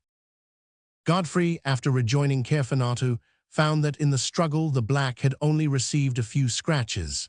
Then, deeply anxious about the future, he retook the road to Will Tree. Chapter 20, in which Tartlet reiterates in every key that he would rather be off. When Tartlet learnt that there were not only bears in the island, but tigers too, his lamentations again arose. Now he would never dare to go out. The wild beasts would end by discovering the road to Will Tree. There was no longer any safety anywhere. In his alarm, the professor wanted for his protection quite a fortification. Yes, stone walls with scarps and counterscarps, curtains and bastions and ramparts, for what was the use of a shelter under a group of sequoias? Above all things, he would at all risks like to be off. "So would I," answered Godfrey quietly. In fact, the conditions under which the castaways on Fina Island had lived up to now were no longer the same. To struggle to the end, to struggle for the necessaries of life, they had been able, thanks to fortunate circumstances. Against the bad season, against winter and its menaces, they knew how to act, but to have to defend themselves against wild animals, whose attack was possible every minute, was another thing altogether, and in fact they could not do it. The situation, already complicated, had become very serious, for it had become intolerable. "But," repeated Godfrey to himself, without cessation, "how is it that for 4 months we did not see a single beast of prey in the island, and why during the last fortnight have we had to encounter a bear and a tiger? What shall we say to that?" The fact might be inexplicable, but it was none the less real. Godfrey, whose coolness and courage increased as difficulties grew, was not cast down. If dangerous animals menaced their little colony, it was better to put themselves on guard against their attacks, and that without delay. But what was to be done? It was at the outset decided that excursions into the woods or to the seashore should be rarer, and that they should never go out unless well armed, and only when it was absolutely necessary for their wants. "We have been lucky enough in our 2 encounters," said Godfrey frequently, "but there may come a time when we may not shoot so straight, so there is no necessity for us to run into danger." At the same time, they had not only to settle about the excursions, but to protect Will Tree, not only the dwelling, but the annexes, the poultry roost, and the fold for the animals, where the wild beasts could easily cause irreparable disaster. Godfrey thought then, if not of fortifying, Will Tree according to the famous plans of Tartlet, at least of connecting the 4 or 5 large sequoias which surrounded it. If he could devise a high and strong palisade from one tree to another, they would be in comparative security, at any rate from a surprise. It was practicable, Godfrey concluded so after an examination of the ground, but it would cost a good deal of labor. To reduce this as much as possible, he thought of erecting the palisade around a perimeter of only some 300 feet. We can judge from this the number of trees he had to select, cut down, carry, and trim until the enclosure was complete. Godfrey did not quail before his task. He imparted his projects to Tartlet, who approved them and promised his active cooperation. But what was more important, he made his plans understood to Carfanatu, who was always ready to come to his assistance. They set to work without delay. There was at a bend in the stream, about a mile from Will Tree, a small wood of stone pines of medium height, whose trunks, in default of beams and planks, without wanting to be squared, would, by being placed close together, form a solid palisade. It was to this wood that, at dawn on the 12th of November, Godfrey and his 2 companions repaired. Though well armed, they advanced with great care. "You can have too much of this sort of thing," murmured Tartlet, whom these new difficulties had rendered still more discontented. "I would rather be off." But Godfrey did not take the trouble to reply to him. On this occasion, his tastes were not being consulted, his intelligence even was not being appealed to. It was the assistance of his arms that the common interest demanded. In short, he had to resign himself to his vocation of beast of burden. No unpleasant accident happened in the mile which separated the wood from Will Tree. In vain, they had carefully beaten the underwood and swept the horizon all around them. The domestic animals they had left out at pasture gave no sign of alarm. The birds continued their frolics with no more anxiety than usual. Work immediately began. Godfrey, very properly, did not want to begin carrying until all the trees he wanted had been felled. They could work at them in greater safety on the spot. Carfanatu was of great service during this toilsome task. He had become very clever in the use of the axe and saw. His strength even allowed him to continue at work when Godfrey was obliged to rest for a minute or so, and when Tartlet, with bruised hands and aching limbs, had not even strength left to lift his fiddle. However, although the unfortunate professor of dancing and deportment had been transformed into a woodcutter, Godfrey had reserved for him the least fatiguing part, that is, the clearing off of the smaller branches. In spite of this, if Tartlet had only been paid $50 a day, he would have stolen 4/5 of his salary. For 6 days, from the 12th to the 17th of November, these labors continued. Our friends went off in the morning at dawn, they took their food with them, and they did not return to Will Tree until evening. The sky was not very clear. Heavy clouds frequently accumulated over it.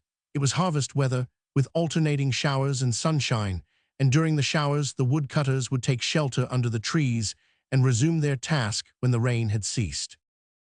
On the 18th, all the trees, topped and cleared of branches, were lying on the ground, ready for transport to Will Tree.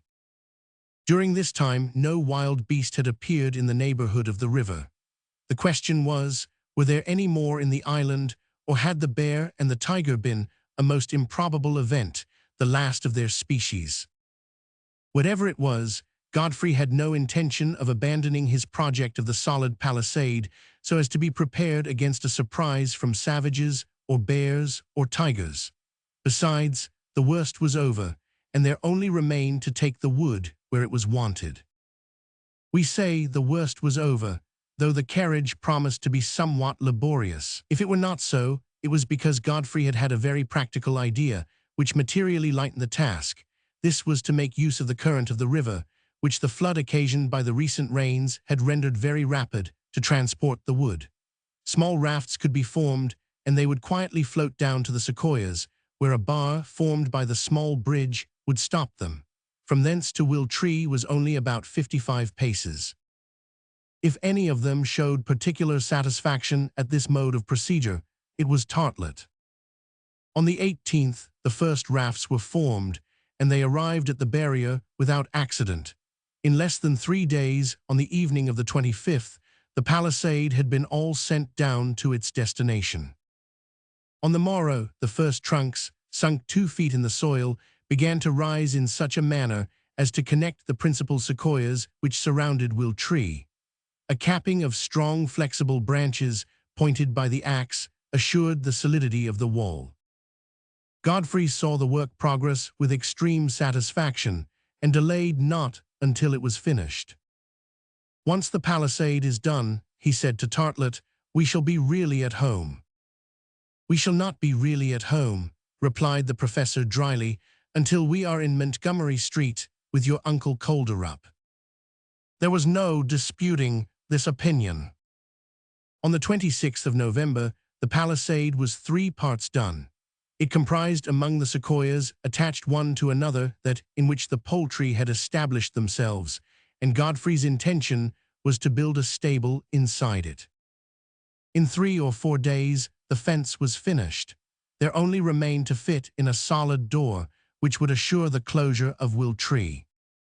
But on the morning of the 27th of November, the work was interrupted by an event which we had better explain with some detail, for it was one of those unaccountable things peculiar to Fina Island. About 8 o'clock, Caerphilatu had climbed up to the fork of the sequoia, so as to more carefully close the hole by which the cold and rain penetrated, when he uttered a singular cry. Godfrey, who was at work at the palisade, raised his head and saw the black, with expressive gestures, motioning to him to join him without delay. Godfrey, thinking Caerphilatu would not have disturbed him unless he had serious reason, took his glasses with him and climbed up the interior passage, and passing through the hole, seated himself astride of one of the main branches. Caerphilatu, pointing with his arm towards the rounded angle which Fina Island made to the northeast, showed a column of smoke rising in the air like a long plume. "Again," exclaimed Godfrey, and putting his glasses in the direction, he assured himself that this time there was no possible error, that it must escape from some important fire, which he could distinctly see must be about 5 miles off. Godfrey turned towards the black. Caerphilatu expressed his surprise by his looks, his exclamations, in fact by his whole attitude. Assuredly, he was no less astounded than Godfrey at this apparition. Besides, in the offing there was no ship, not a vessel native or other, nothing which showed that a landing had recently been made on the shore. "Ah, this time I will find out the fire which produces that smoke," exclaimed Godfrey. And pointing to the northeast angle of the island, and then to the foot of the tree, he gesticulated to Caerphilatu that he wished to reach the place without losing an instant. Caerphilatu understood him. He even gave him to understand that he approved of the idea. "Yes," said Godfrey to himself, "if there is a human being there, we must know who he is and whence he comes. We must know why he hides himself. It will be for the safety of all."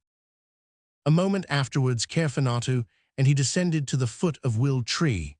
Then Godfrey, informing Tartlet of what had passed and what he was going to do, proposed for him to accompany them to the north coast.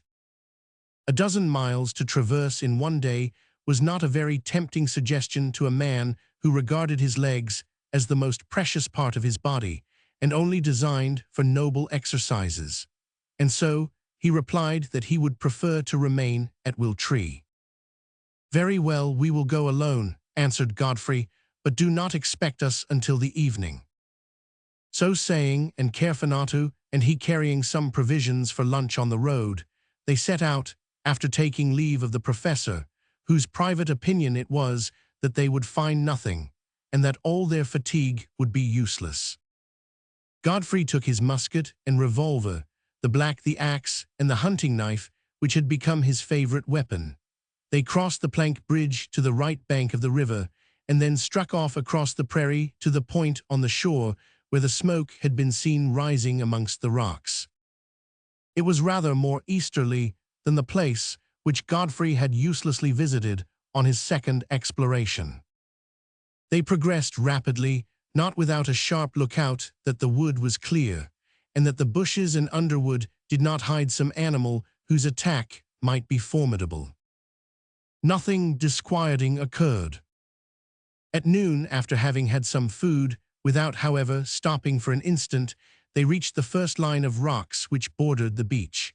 The smoke, still visible, was rising about a quarter of a mile ahead.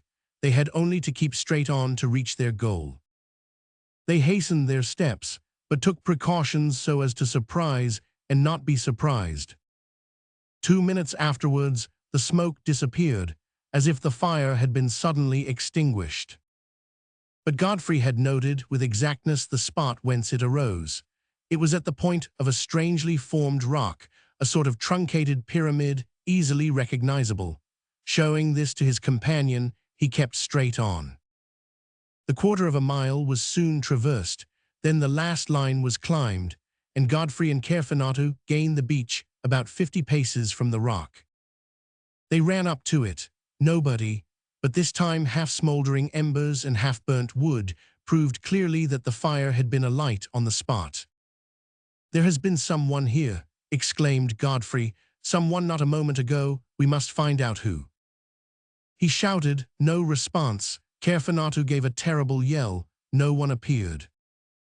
Behold them then hunting amongst the neighboring rocks, searching a cavern, a grotto, which might serve as a refuge for a shipwrecked man, an aboriginal, a savage. It was in vain that they ransacked the slightest recesses of the shore. There was neither ancient nor recent camp in existence, not even the traces of the passage of a man. "But," repeated Godfrey, "it was not smoke from a warm spring this time. It was from a fire of wood and grass, and that fire could not light itself." Vain was their search. Then about 2 o'clock Godfrey and Caerphilnautu, as weary as they were disconcerted at their fruitless endeavors, retook their road to Wiltree. There was nothing astonishing in Godfrey being deep in thought. It seemed to him that the island was now under the empire of some occult power. The reappearance of this fire, the presence of wild animals, did not all this denote some extraordinary complication? And was there not cause for his being confirmed in this idea when an hour after he had regained the prairie, he heard a singular noise, a sort of hard jingling. Caerphilnautu pushed him aside at the same instant as a serpent glided beneath the herbage and was about to strike at him. "Snakes now, snakes in the island after the bears and the tigers," he exclaimed. Yes, it was one of those reptiles well known by the noise they make, a rattlesnake of the most venomous species, a giant of the Crotalus family. Caerphilnautu threw himself between Godfrey and the reptile, which hurried off under a thick bush. But the Negro pursued it and smashed in its head with a blow of the axe. When Godfrey rejoined him, the two halves of the reptile were writhing on the blood-stained soil. Then other serpents, not less dangerous, appeared in great abundance on this part of the prairie, which was separated by the stream from Wiltree. Was it then a sudden invasion of reptiles? Was Fina Island going to become the rival of ancient Tinos, whose formidable ophidians rendered it famous in antiquity, and which gave its name to the viper? Come on," exclaimed Godfrey, motioning to Caerphilnautu to quicken the pace. He was uneasy. Strange presentiments agitated him without his being able to control them. Under their influence, fearing some approaching misfortune, he had hastened his return to Wiltree. But matters became serious when he reached the planks across the river. Screams of terror resounded from beneath the sequoias, cries for help in a tone of agony which it was impossible to mistake. "It is Tartlet," exclaimed Godfrey. "The unfortunate man has been attacked. Quick, quick." Once over the bridge, about 20 paces further on, Tartlet was perceived running as fast as his legs could carry him. An enormous crocodile had come out of the river and was pursuing him with its jaws wide open. The poor man, distracted, mad with fright, instead of turning to the right or the left, was keeping in a straight line and so running the risk of being caught. Suddenly he stumbled. he fell, he was lost. Godfrey halted. In the presence of this imminent danger, his coolness never forsook him for an instant. He brought his gun to his shoulder and aimed at the crocodile. The well-aimed bullet struck the monster, and it made a bound to one side and fell motionless on the ground. Caerphilatu rushed towards Tartlet and lifted him up. Tartlet had escaped with a fright, but what a fright! It was 6 o'clock in the evening. A moment afterwards, Godfrey and his two companions had reached Wiltree. How bitter were their reflections during their evening repast! What long sleepless hours were in store for the inhabitants of Fena Island, on whom misfortunes were now crowding. As for the professor, in his anguish, he could only repeat the words which expressed the whole of his thoughts. I had much rather be off. Chapter 21, which ends with quite a surprising reflection by the Negro Caerphilatu. The winter season, so severe in these latitudes, had come at last. The first frosts had already been felt, and there was every promise of rigorous weather. Godfrey was to be congratulated on having established his fireplace in the tree. It need scarcely be said that the work at the palisade had been completed, and that a sufficiently solid door now assured the closure of the fence. During the 6 weeks which followed, that is to say, until the middle of December, there had been a good many wretched days on which it was impossible to venture forth. At the outset, there came terrible squalls. They shook the group of sequoias to their very roots. They strewed the ground with broken branches, and so furnished an ample reserve for the fire. Then it was that the inhabitants of Wiltree clothed themselves as warmly as they could. The woolen stuffs found in the box were used during the few excursions necessary for revictualling, until the weather became so bad that even these were forbidden. All hunting was at an end, and the snow fell in such quantity that Godfrey could have believed himself in the inhospitable latitudes of the Arctic Ocean. It is well known that Northern America, swept by the polar winds, with no obstacle to check them, is one of the coldest countries on the globe. The winter there lasts until the month of April. Exceptional precautions have to be taken against it. It was the coming of the winter as it did which gave rise to the thought that Fena Island was situated in a higher latitude than Godfrey had supposed. Hence the necessity of making the interior of Wiltree as comfortable as possible. But the suffering from rain and cold was cruel. The reserves of provisions were unfortunately insufficient. The preserved turtle flesh gradually disappeared. Frequently, there had to be sacrificed some of the sheep or goats or agouties, whose numbers had but slightly increased since their arrival in the island. With these new trials, what sad thoughts haunted Godfrey! It happened also that for a fortnight he fell into a violent fever. Without the tiny medicine chest, which afforded the necessary drugs for his treatment, he might never have recovered. Tartlet was ill-suited to attend to the petty cares that were necessary during the continuance of the malady. It was to Caerphilatu that he mainly owed his return to health. What remembrances and what regrets! Who but himself could he blame for having got into a situation of which he could not even see the end? How many times in his delirium did he call Fena, whom he never should see again, and his uncle Will, from whom he beheld himself separated forever? Ah, he had to alter his opinion of this Crusoe life, which his boyish imagination had made his ideal. Now he was contending with reality. He could no longer even hope to return to the domestic hearth. So passed this miserable December, at the end of which Godfrey began to recover his strength. As for Tartlet, by special grace, doubtless, he was always well, but what incessant lamentations, what endless jeremiads! As the grotto of Calypso after the departure of Ulysses, Wiltree resounded no more to his song, that of his fiddle, for the cold had frozen the strings. It should be said, too, that one of the gravest anxieties of Godfrey was not only the reappearance of dangerous animals, but the fear of the savages returning in great numbers to Fena Island, the situation of which was known to them. Against such an invasion, the palisade was but an insufficient barrier. All things considered, the refuge offered by the high branches of the sequoia appeared much safer, and the rendering the access less difficult was taken in hand. It would always be easy to defend the narrow orifice, by which the top of the trunk was reached. With the aid of Carfanatu, Godfrey began to cut regular ledges on each side, like the steps of a staircase, and these, connected by a long cord of vegetable fiber, permitted of rapid ascent up the interior. "Well," said Godfrey when the work was done, "that gives us a townhouse below and a country house above." "I had rather have a cellar if it was in Montgomery Street," answered Tartlett.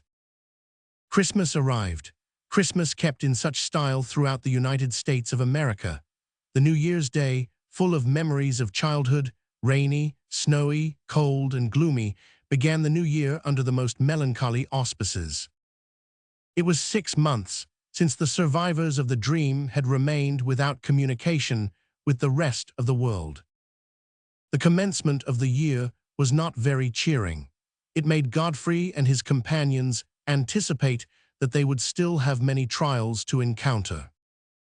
The snow never ceased falling until January 18th. The flocks had to be let out to pasture to get what feed they could. At the close of the day, a very cold, damp night enveloped the island, and the space shaded by the sequoias was plunged in profound obscurity. Tartlett and Carfanatu, stretched on their beds inside Will Tree, were trying in vain to sleep. Godfrey, by the struggling light of a torch, was turning over the pages of his Bible. About 10 o'clock, a distant noise, which came nearer and nearer, was heard outside away towards the north. There could be no mistake. It was the wild beasts prowling in the neighborhood, and alarming to relate, the howling of the tiger and of the hyena, and the roaring of the panther and the lion were this time blended in one formidable concert.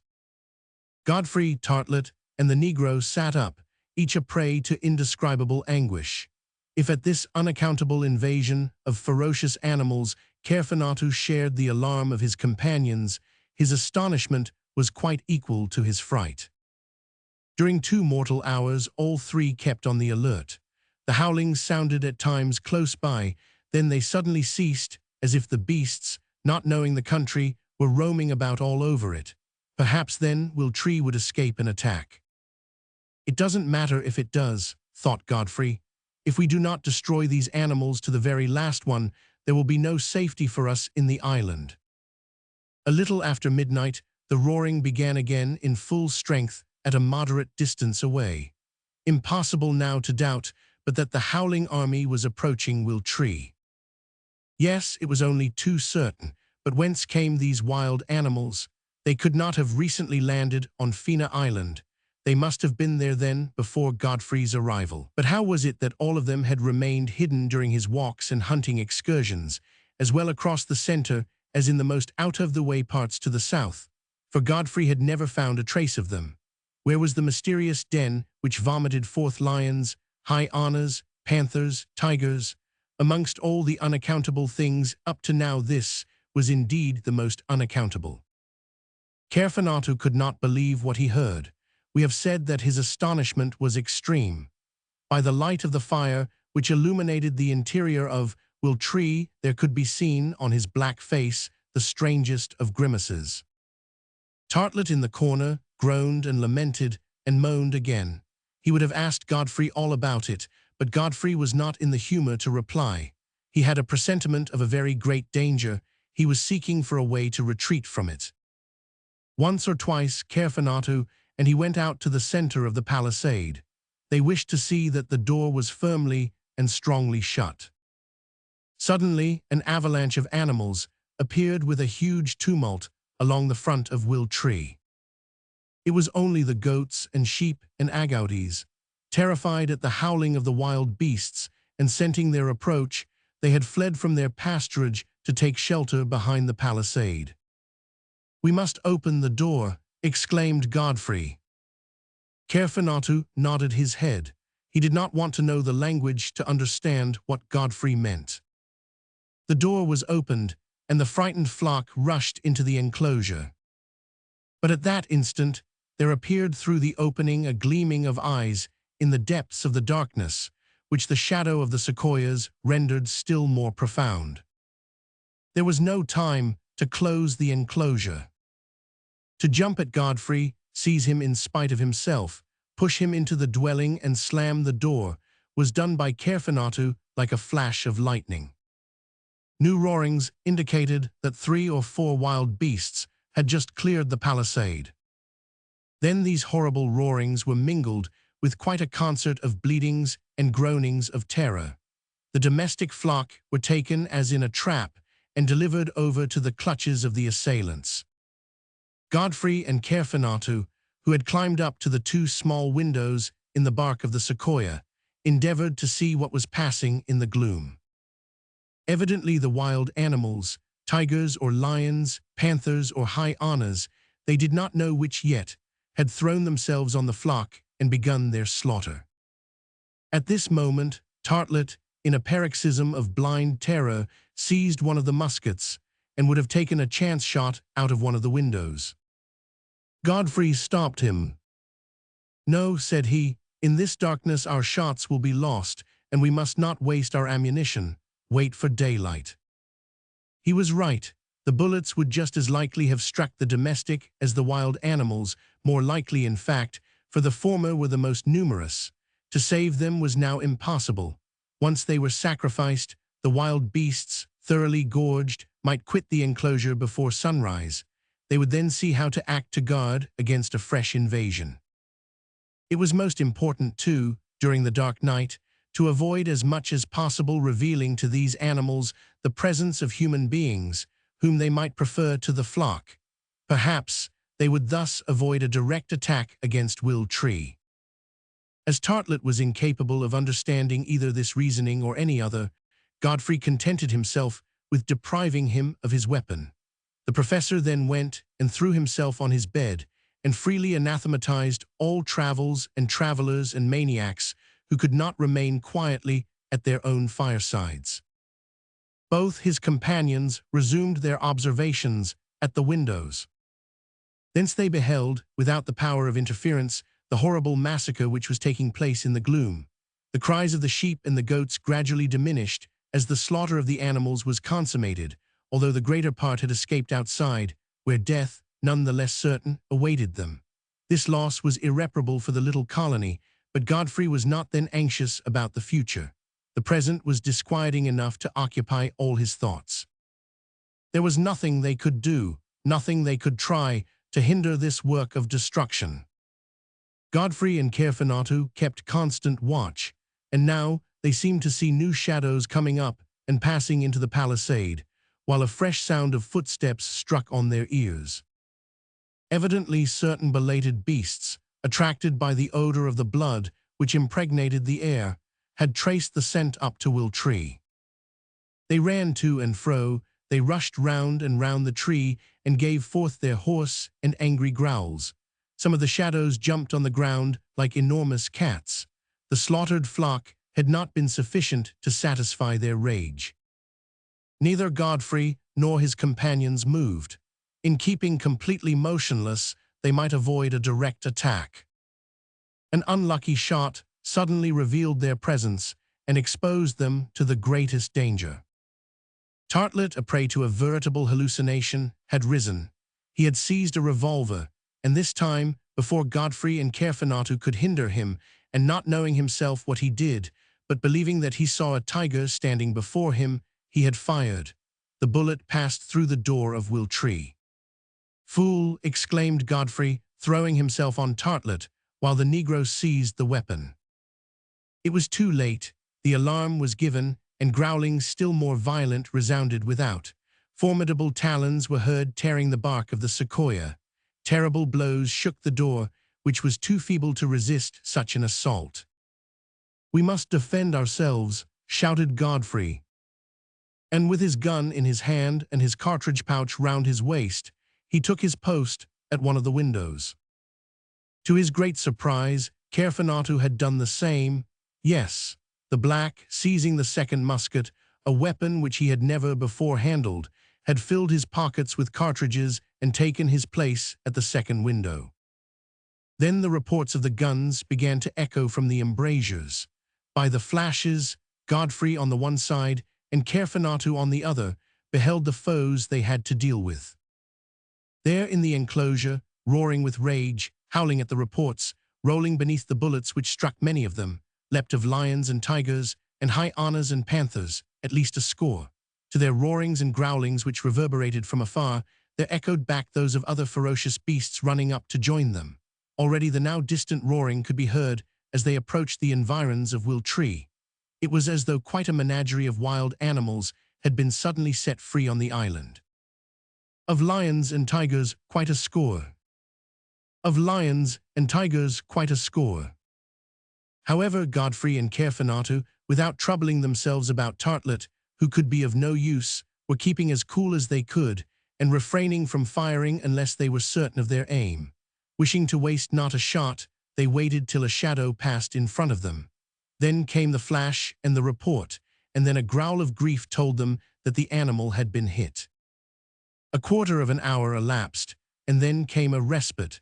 Had the wild beasts given up the attack which had cost the lives of so many amongst them? Were they waiting for the day to recommence the attempt under more favorable conditions? Whatever might be the reason, neither Godfrey nor Carfanato desired to leave his post. The black had shown himself no less ready with the gun than Godfrey.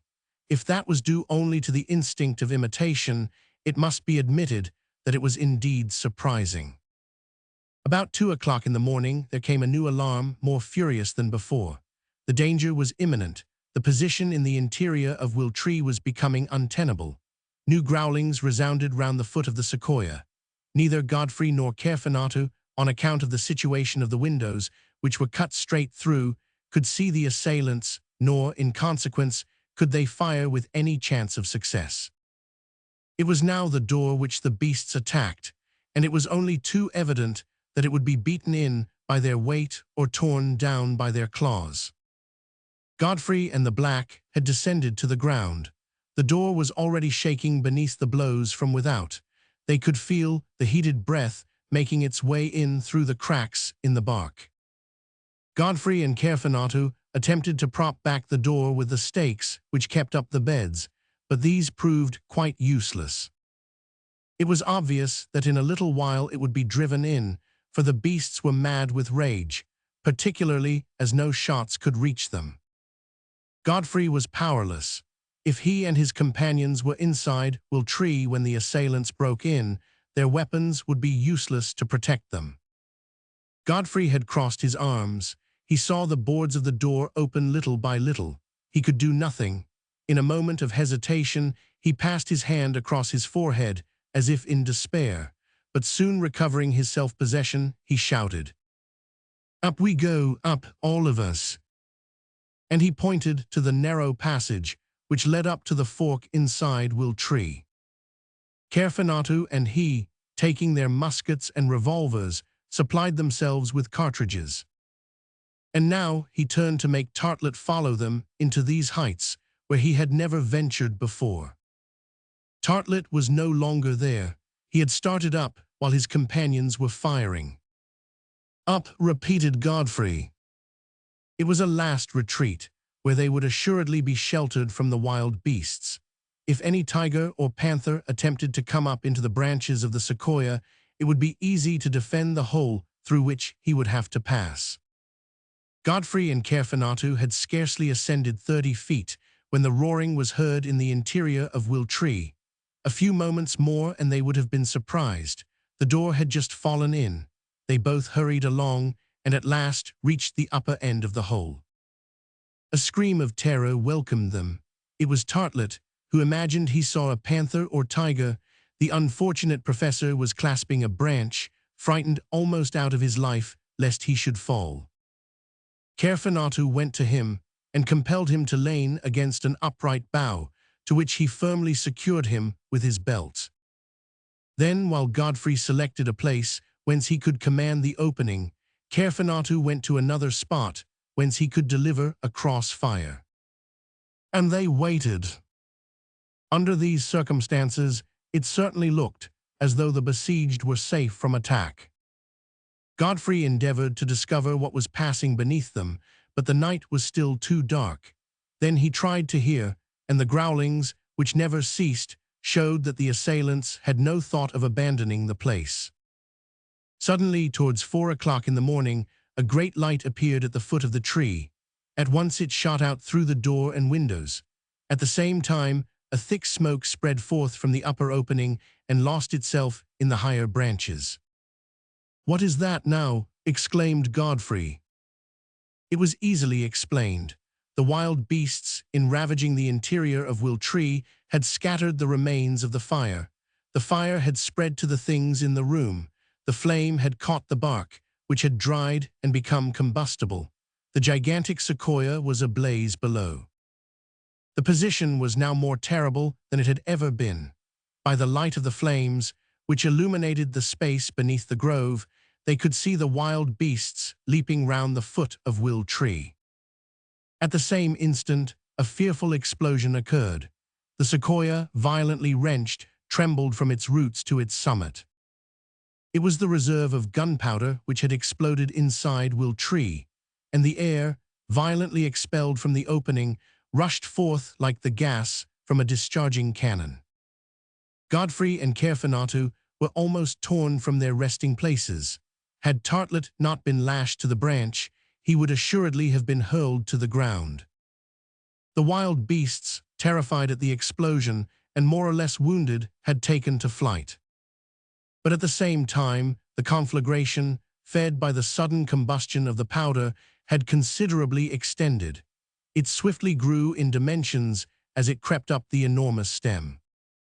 Large tongues of flame lapped the interior, and the highest soon reached the fork, and the dead wood snapped and crackled like shots from a revolver.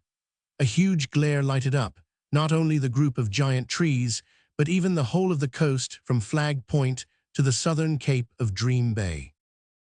Soon the fire had reached the lower branches of the sequoia and threatened to invade the spot where Godfrey and his companions had taken refuge. Were they then to be devoured by the flames, with which they could not battle, or had they but the last resource of throwing themselves to the ground to escape being burnt alive? In either case, they must die. Godfrey sought about for some means of escape. He saw none. Already the lower branches were ablaze, and a dense smoke was struggling with the first gleams of dawn, which were rising in the east. At this moment, there was a horrible crash of rending and breaking. The sequoia, burnt to the very roots, cracked violently. It toppled over, it fell. But as it fell, the stem met the stems of the trees which environed it. Their powerful branches were mingled with its own, and so it remained obliquely cradled at an angle of about 45 degrees from the ground.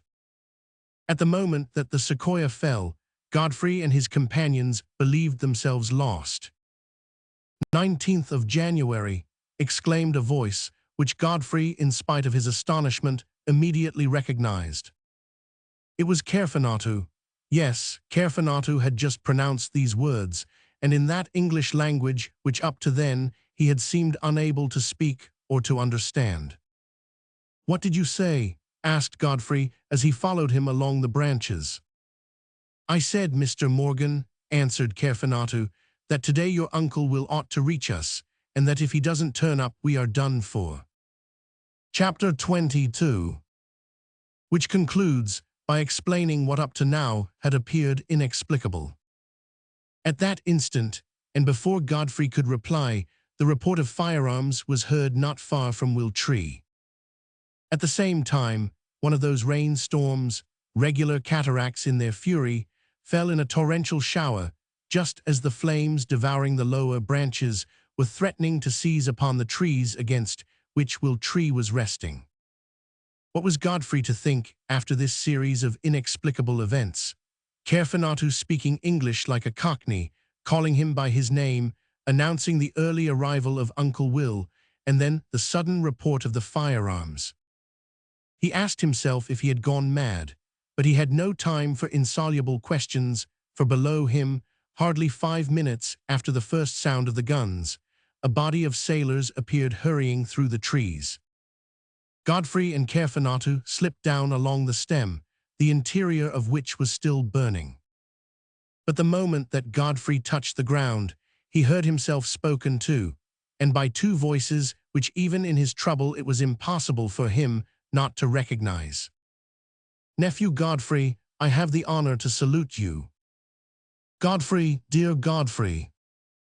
Uncle Will, Fina, you, exclaimed Godfrey, astounded. 3 seconds afterwards, he was in somebody's arms and was clasping that somebody in his own. At the same time, 2 sailors, at the order of Captain Turcotte, who was in command, climbed up along the sequoia to set Tartlet free, and, with all due respect, pluck him from the branch as if he were a fruit.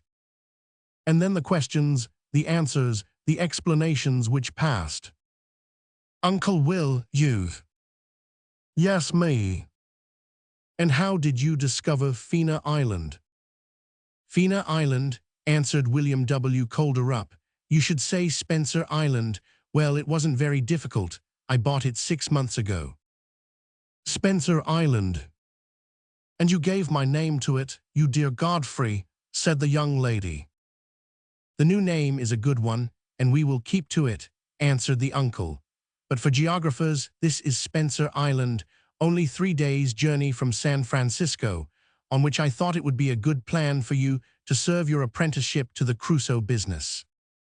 Oh, Uncle Will, what is it you say? Exclaimed Godfrey.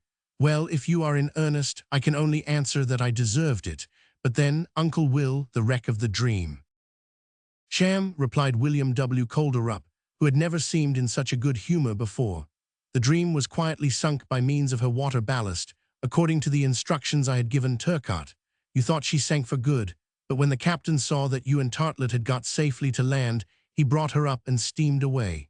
3 days later, he got back to San Francisco, and he it is who has brought us to Spencer Island on the date we fixed. Then none of the crew perished in the wreck.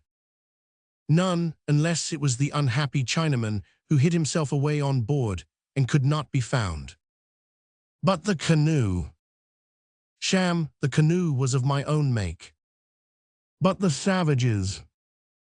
Sham, the savages whom luckily you did not shoot. But Kerfinatu.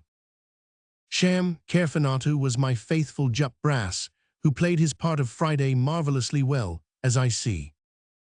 Yes, answered Godfrey, he twice saved my life, once from a bear, once from a tiger. The bear was sham, the tiger was sham, laughed William W. Colderup. Both of them were stuffed with straw and landed before you saw them with Jup Brass and his companions.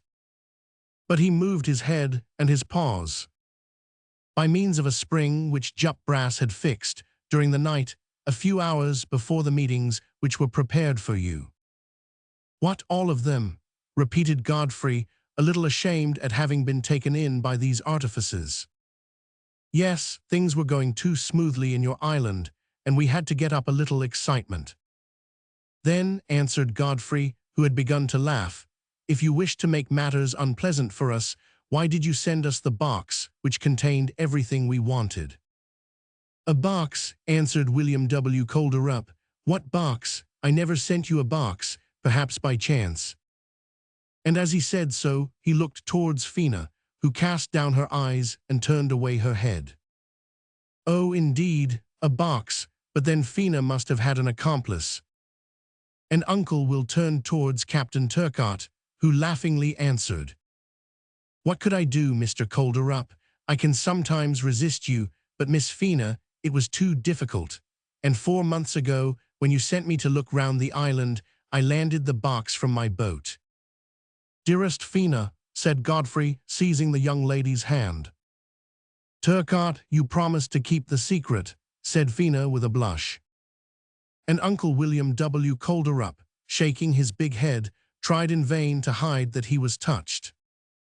But if Godfrey could not restrain his smiles as he listened to the explanations of Uncle Will, Professor Tartlet did not laugh in the least. He was excessively mortified at what he heard. To have been the object of such a mystification, he, a professor of dancing and deportment, and so advancing with much dignity, he observed. Mr. William Colderup will hardly assert, I imagine, that the enormous crocodile, of which I was nearly the unhappy victim, was made of pasteboard and wound up with a spring. A crocodile, replied the uncle. Yes, Mr. Colderup, said Kerfinatu, to whom we had better return his proper name of Jup Brass. Yes, a real live crocodile, which went for Mr. Tartlet, and which I did not have in my collection. Godfrey then related what had happened, the sudden appearance of the wild beasts in such numbers, real lions, real tigers, real panthers, and then the invasion of the snakes, of which during 4 months they had not seen a single specimen in the island. William W. Calderup at this was quite disconcerted. He knew nothing about it. Spencer Island, it had been known for a long time, never had any wild beasts, did not possess even a single noxious animal. It was so stated in the deeds of sale. Neither did he understand what Godfrey told him of the attempts he had made to discover the origin of the smoke, which had appeared at different points on the island. And he seemed very much troubled to find that all had not passed on the island according to his instructions, and that the program had been seriously interfered with. As for Tartlet, he was not the sort of man to be humbugged. For his part, he would admit nothing, neither the sham shipwreck, nor the sham savages, nor the sham animals, and above all, he would never give up the glory which he had gained in shooting with the first shot from his gun the chief of the Polynesian tribe, one of the servants of the Calderup establishment, who turned out to be as well as he was. All was described, all was explained, except the serious matter of the real wild beasts and the unknown smoke. Uncle Will became very thoughtful about this, but like a practical man, he put off, by an effort of the will, the solution of the problems, and addressing his nephew. Godfrey, said he, you have always been so fond of islands that I am sure it will please you to hear that this is yours, wholly yours. I make you a present of it. You can do what you like with it. I never dreamt of bringing you away by force, and I would not take you away from it. Be then a Crusoe for the rest of your life, if your heart tells you to. I, answered Godfrey, I owe my life. Vina stepped forward. Godfrey, she asked, would you like to remain on your island? I would rather die, he exclaimed. But immediately he added, as he took the young lady's hand. Well, yes, I will remain, but on 3 conditions. The first is you stay with me, dearest Fina. The second is that Uncle Will lives with us. And the third is that the chaplain of the Dream marries us this very day. There is no chaplain on board the Dream, Godfrey, replied Uncle Will. You know that very well, but I think there is still one left in San Francisco, and that we can find some worthy minister to perform the service. I believe I read your thoughts when I say that before tomorrow we shall put to sea again. Then Fina and Uncle Will asked Godfrey to do the honors of his island. Behold them, then walking under the group of sequoias, along the stream up to the little bridge. Alas, of the habitation at Will Tree nothing remained. The fire had completely devoured the dwelling in the base of the tree. Without the arrival of William W. Calderup, what with the approaching winter, the destruction of their stores, and the genuine wild beasts in the island, our Crusoes would have deserved to be pitied. Uncle Will, said Godfrey, if I gave the island the name of Fina, let me add that I gave our dwelling the name of Will Tree. Well, answered the uncle, we will take away some of the seed and plant it in my garden at Frisco. During the walk, they noticed some wild animals in the distance, but they dared not attack so formidable a party as the sailors of the Dream. But none the less was their presence absolutely incomprehensible.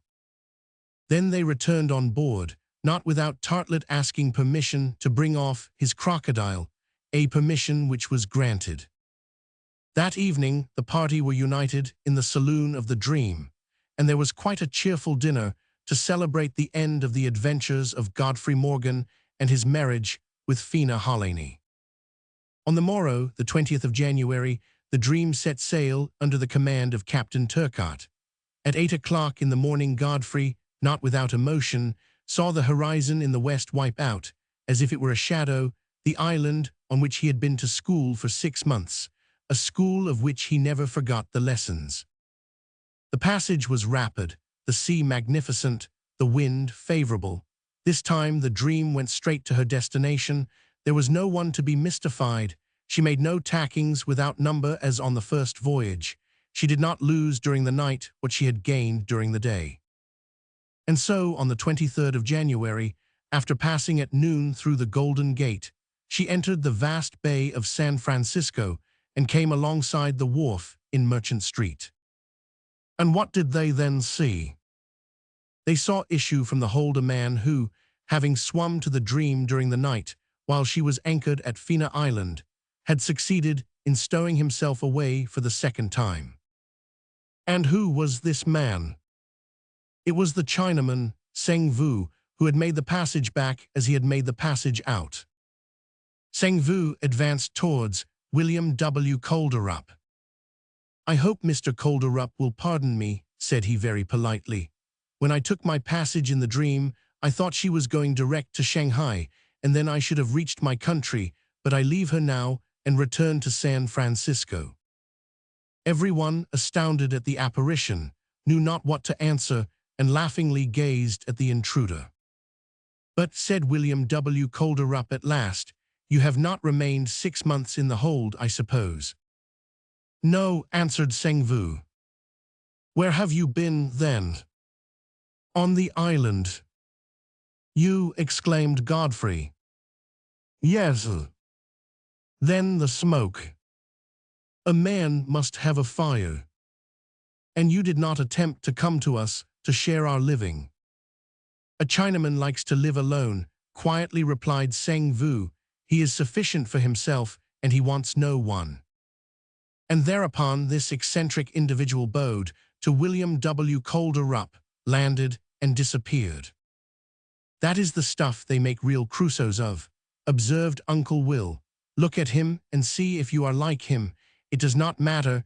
The English race would do no good by absorbing fellows of that stamp."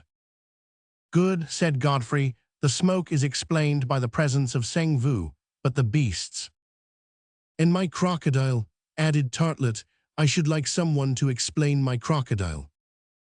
William W. Calderup seemed much embarrassed, and feeling in turn quite mystified, passed his hand over his forehead as if to clear the clouds away. "We shall know later on," he said. "Everything is found by him who knows how to seek." A few days afterwards, there was celebrated with great pomp the wedding of the nephew and pupil of William W. Calderup. That the young couple were made much of by all the friends of the wealthy merchant can easily be imagined. At the ceremony, Tartlet was perfect in bearing, in everything, and the pupil did honor to the celebrated professor of dancing and deportment. Now Tartlet had an idea. Not being able to mount his crocodile on a scarf pin, and much he regretted it, he resolved to have it stuffed. The animal prepared in this fashion, hung from the ceiling, with the jaws half open and the paws outspread, would make a fine ornament for his room. The crocodile was consequently sent to a famous taxidermist, and he brought it back to Tartlet a few days afterwards. Everyone came to admire the monster who had almost made a meal of Tartlet. "You know, Mr. Calderup, where the animal came from?" said the celebrated taxidermist, presenting his bill. "No, I do not," answered Uncle Will. "But it had a label underneath its carapace." "A label!" exclaimed Godfrey. "Here it is," said the celebrated taxidermist. And he held out a piece of leather on which, in indelible ink, were written these words: "From Hagenbeck, Hamburg, to J.R. Taskenar, Stockton, USA." When William W. Calderup had read these words, he burst into a shout of laughter. He understood all. It was his enemy, J.R. Taskenar, his conquered competitor, who, to be revenged, had bought a cargo of wild beasts, reptiles, and other objectionable creatures from a well-known purveyor to the menageries of both hemispheres, and had landed them at night in several voyages to Spencer Island. It had cost him a good deal, no doubt, to do so, but he had succeeded in infesting the property of his rival, as the English did Martinique, if we are to believe the legend, before it was handed over to France. There was thus no more to explain of the remarkable occurrences on Fina Island. "Well done," exclaimed William W. Calderup. "I could not have done better myself." "But with those terrible creatures," said Fina, "Spencer Island." "Fina Island," interrupted Godfrey. "Fina Island," continued the bride with a smile, "is quite uninhabitable. Bah, answered Uncle Will, we can wait till the last lion has eaten up the last tiger.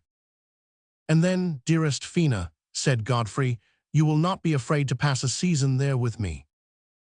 With you, my dear husband, I fear nothing from anywhere, answered Fina, and as you have not had your voyage round the world. We will have it together, said Godfrey, and if an unlucky chance should ever make me a real Crusoe, you will ever have near you the most devoted of Crusoesses. The end.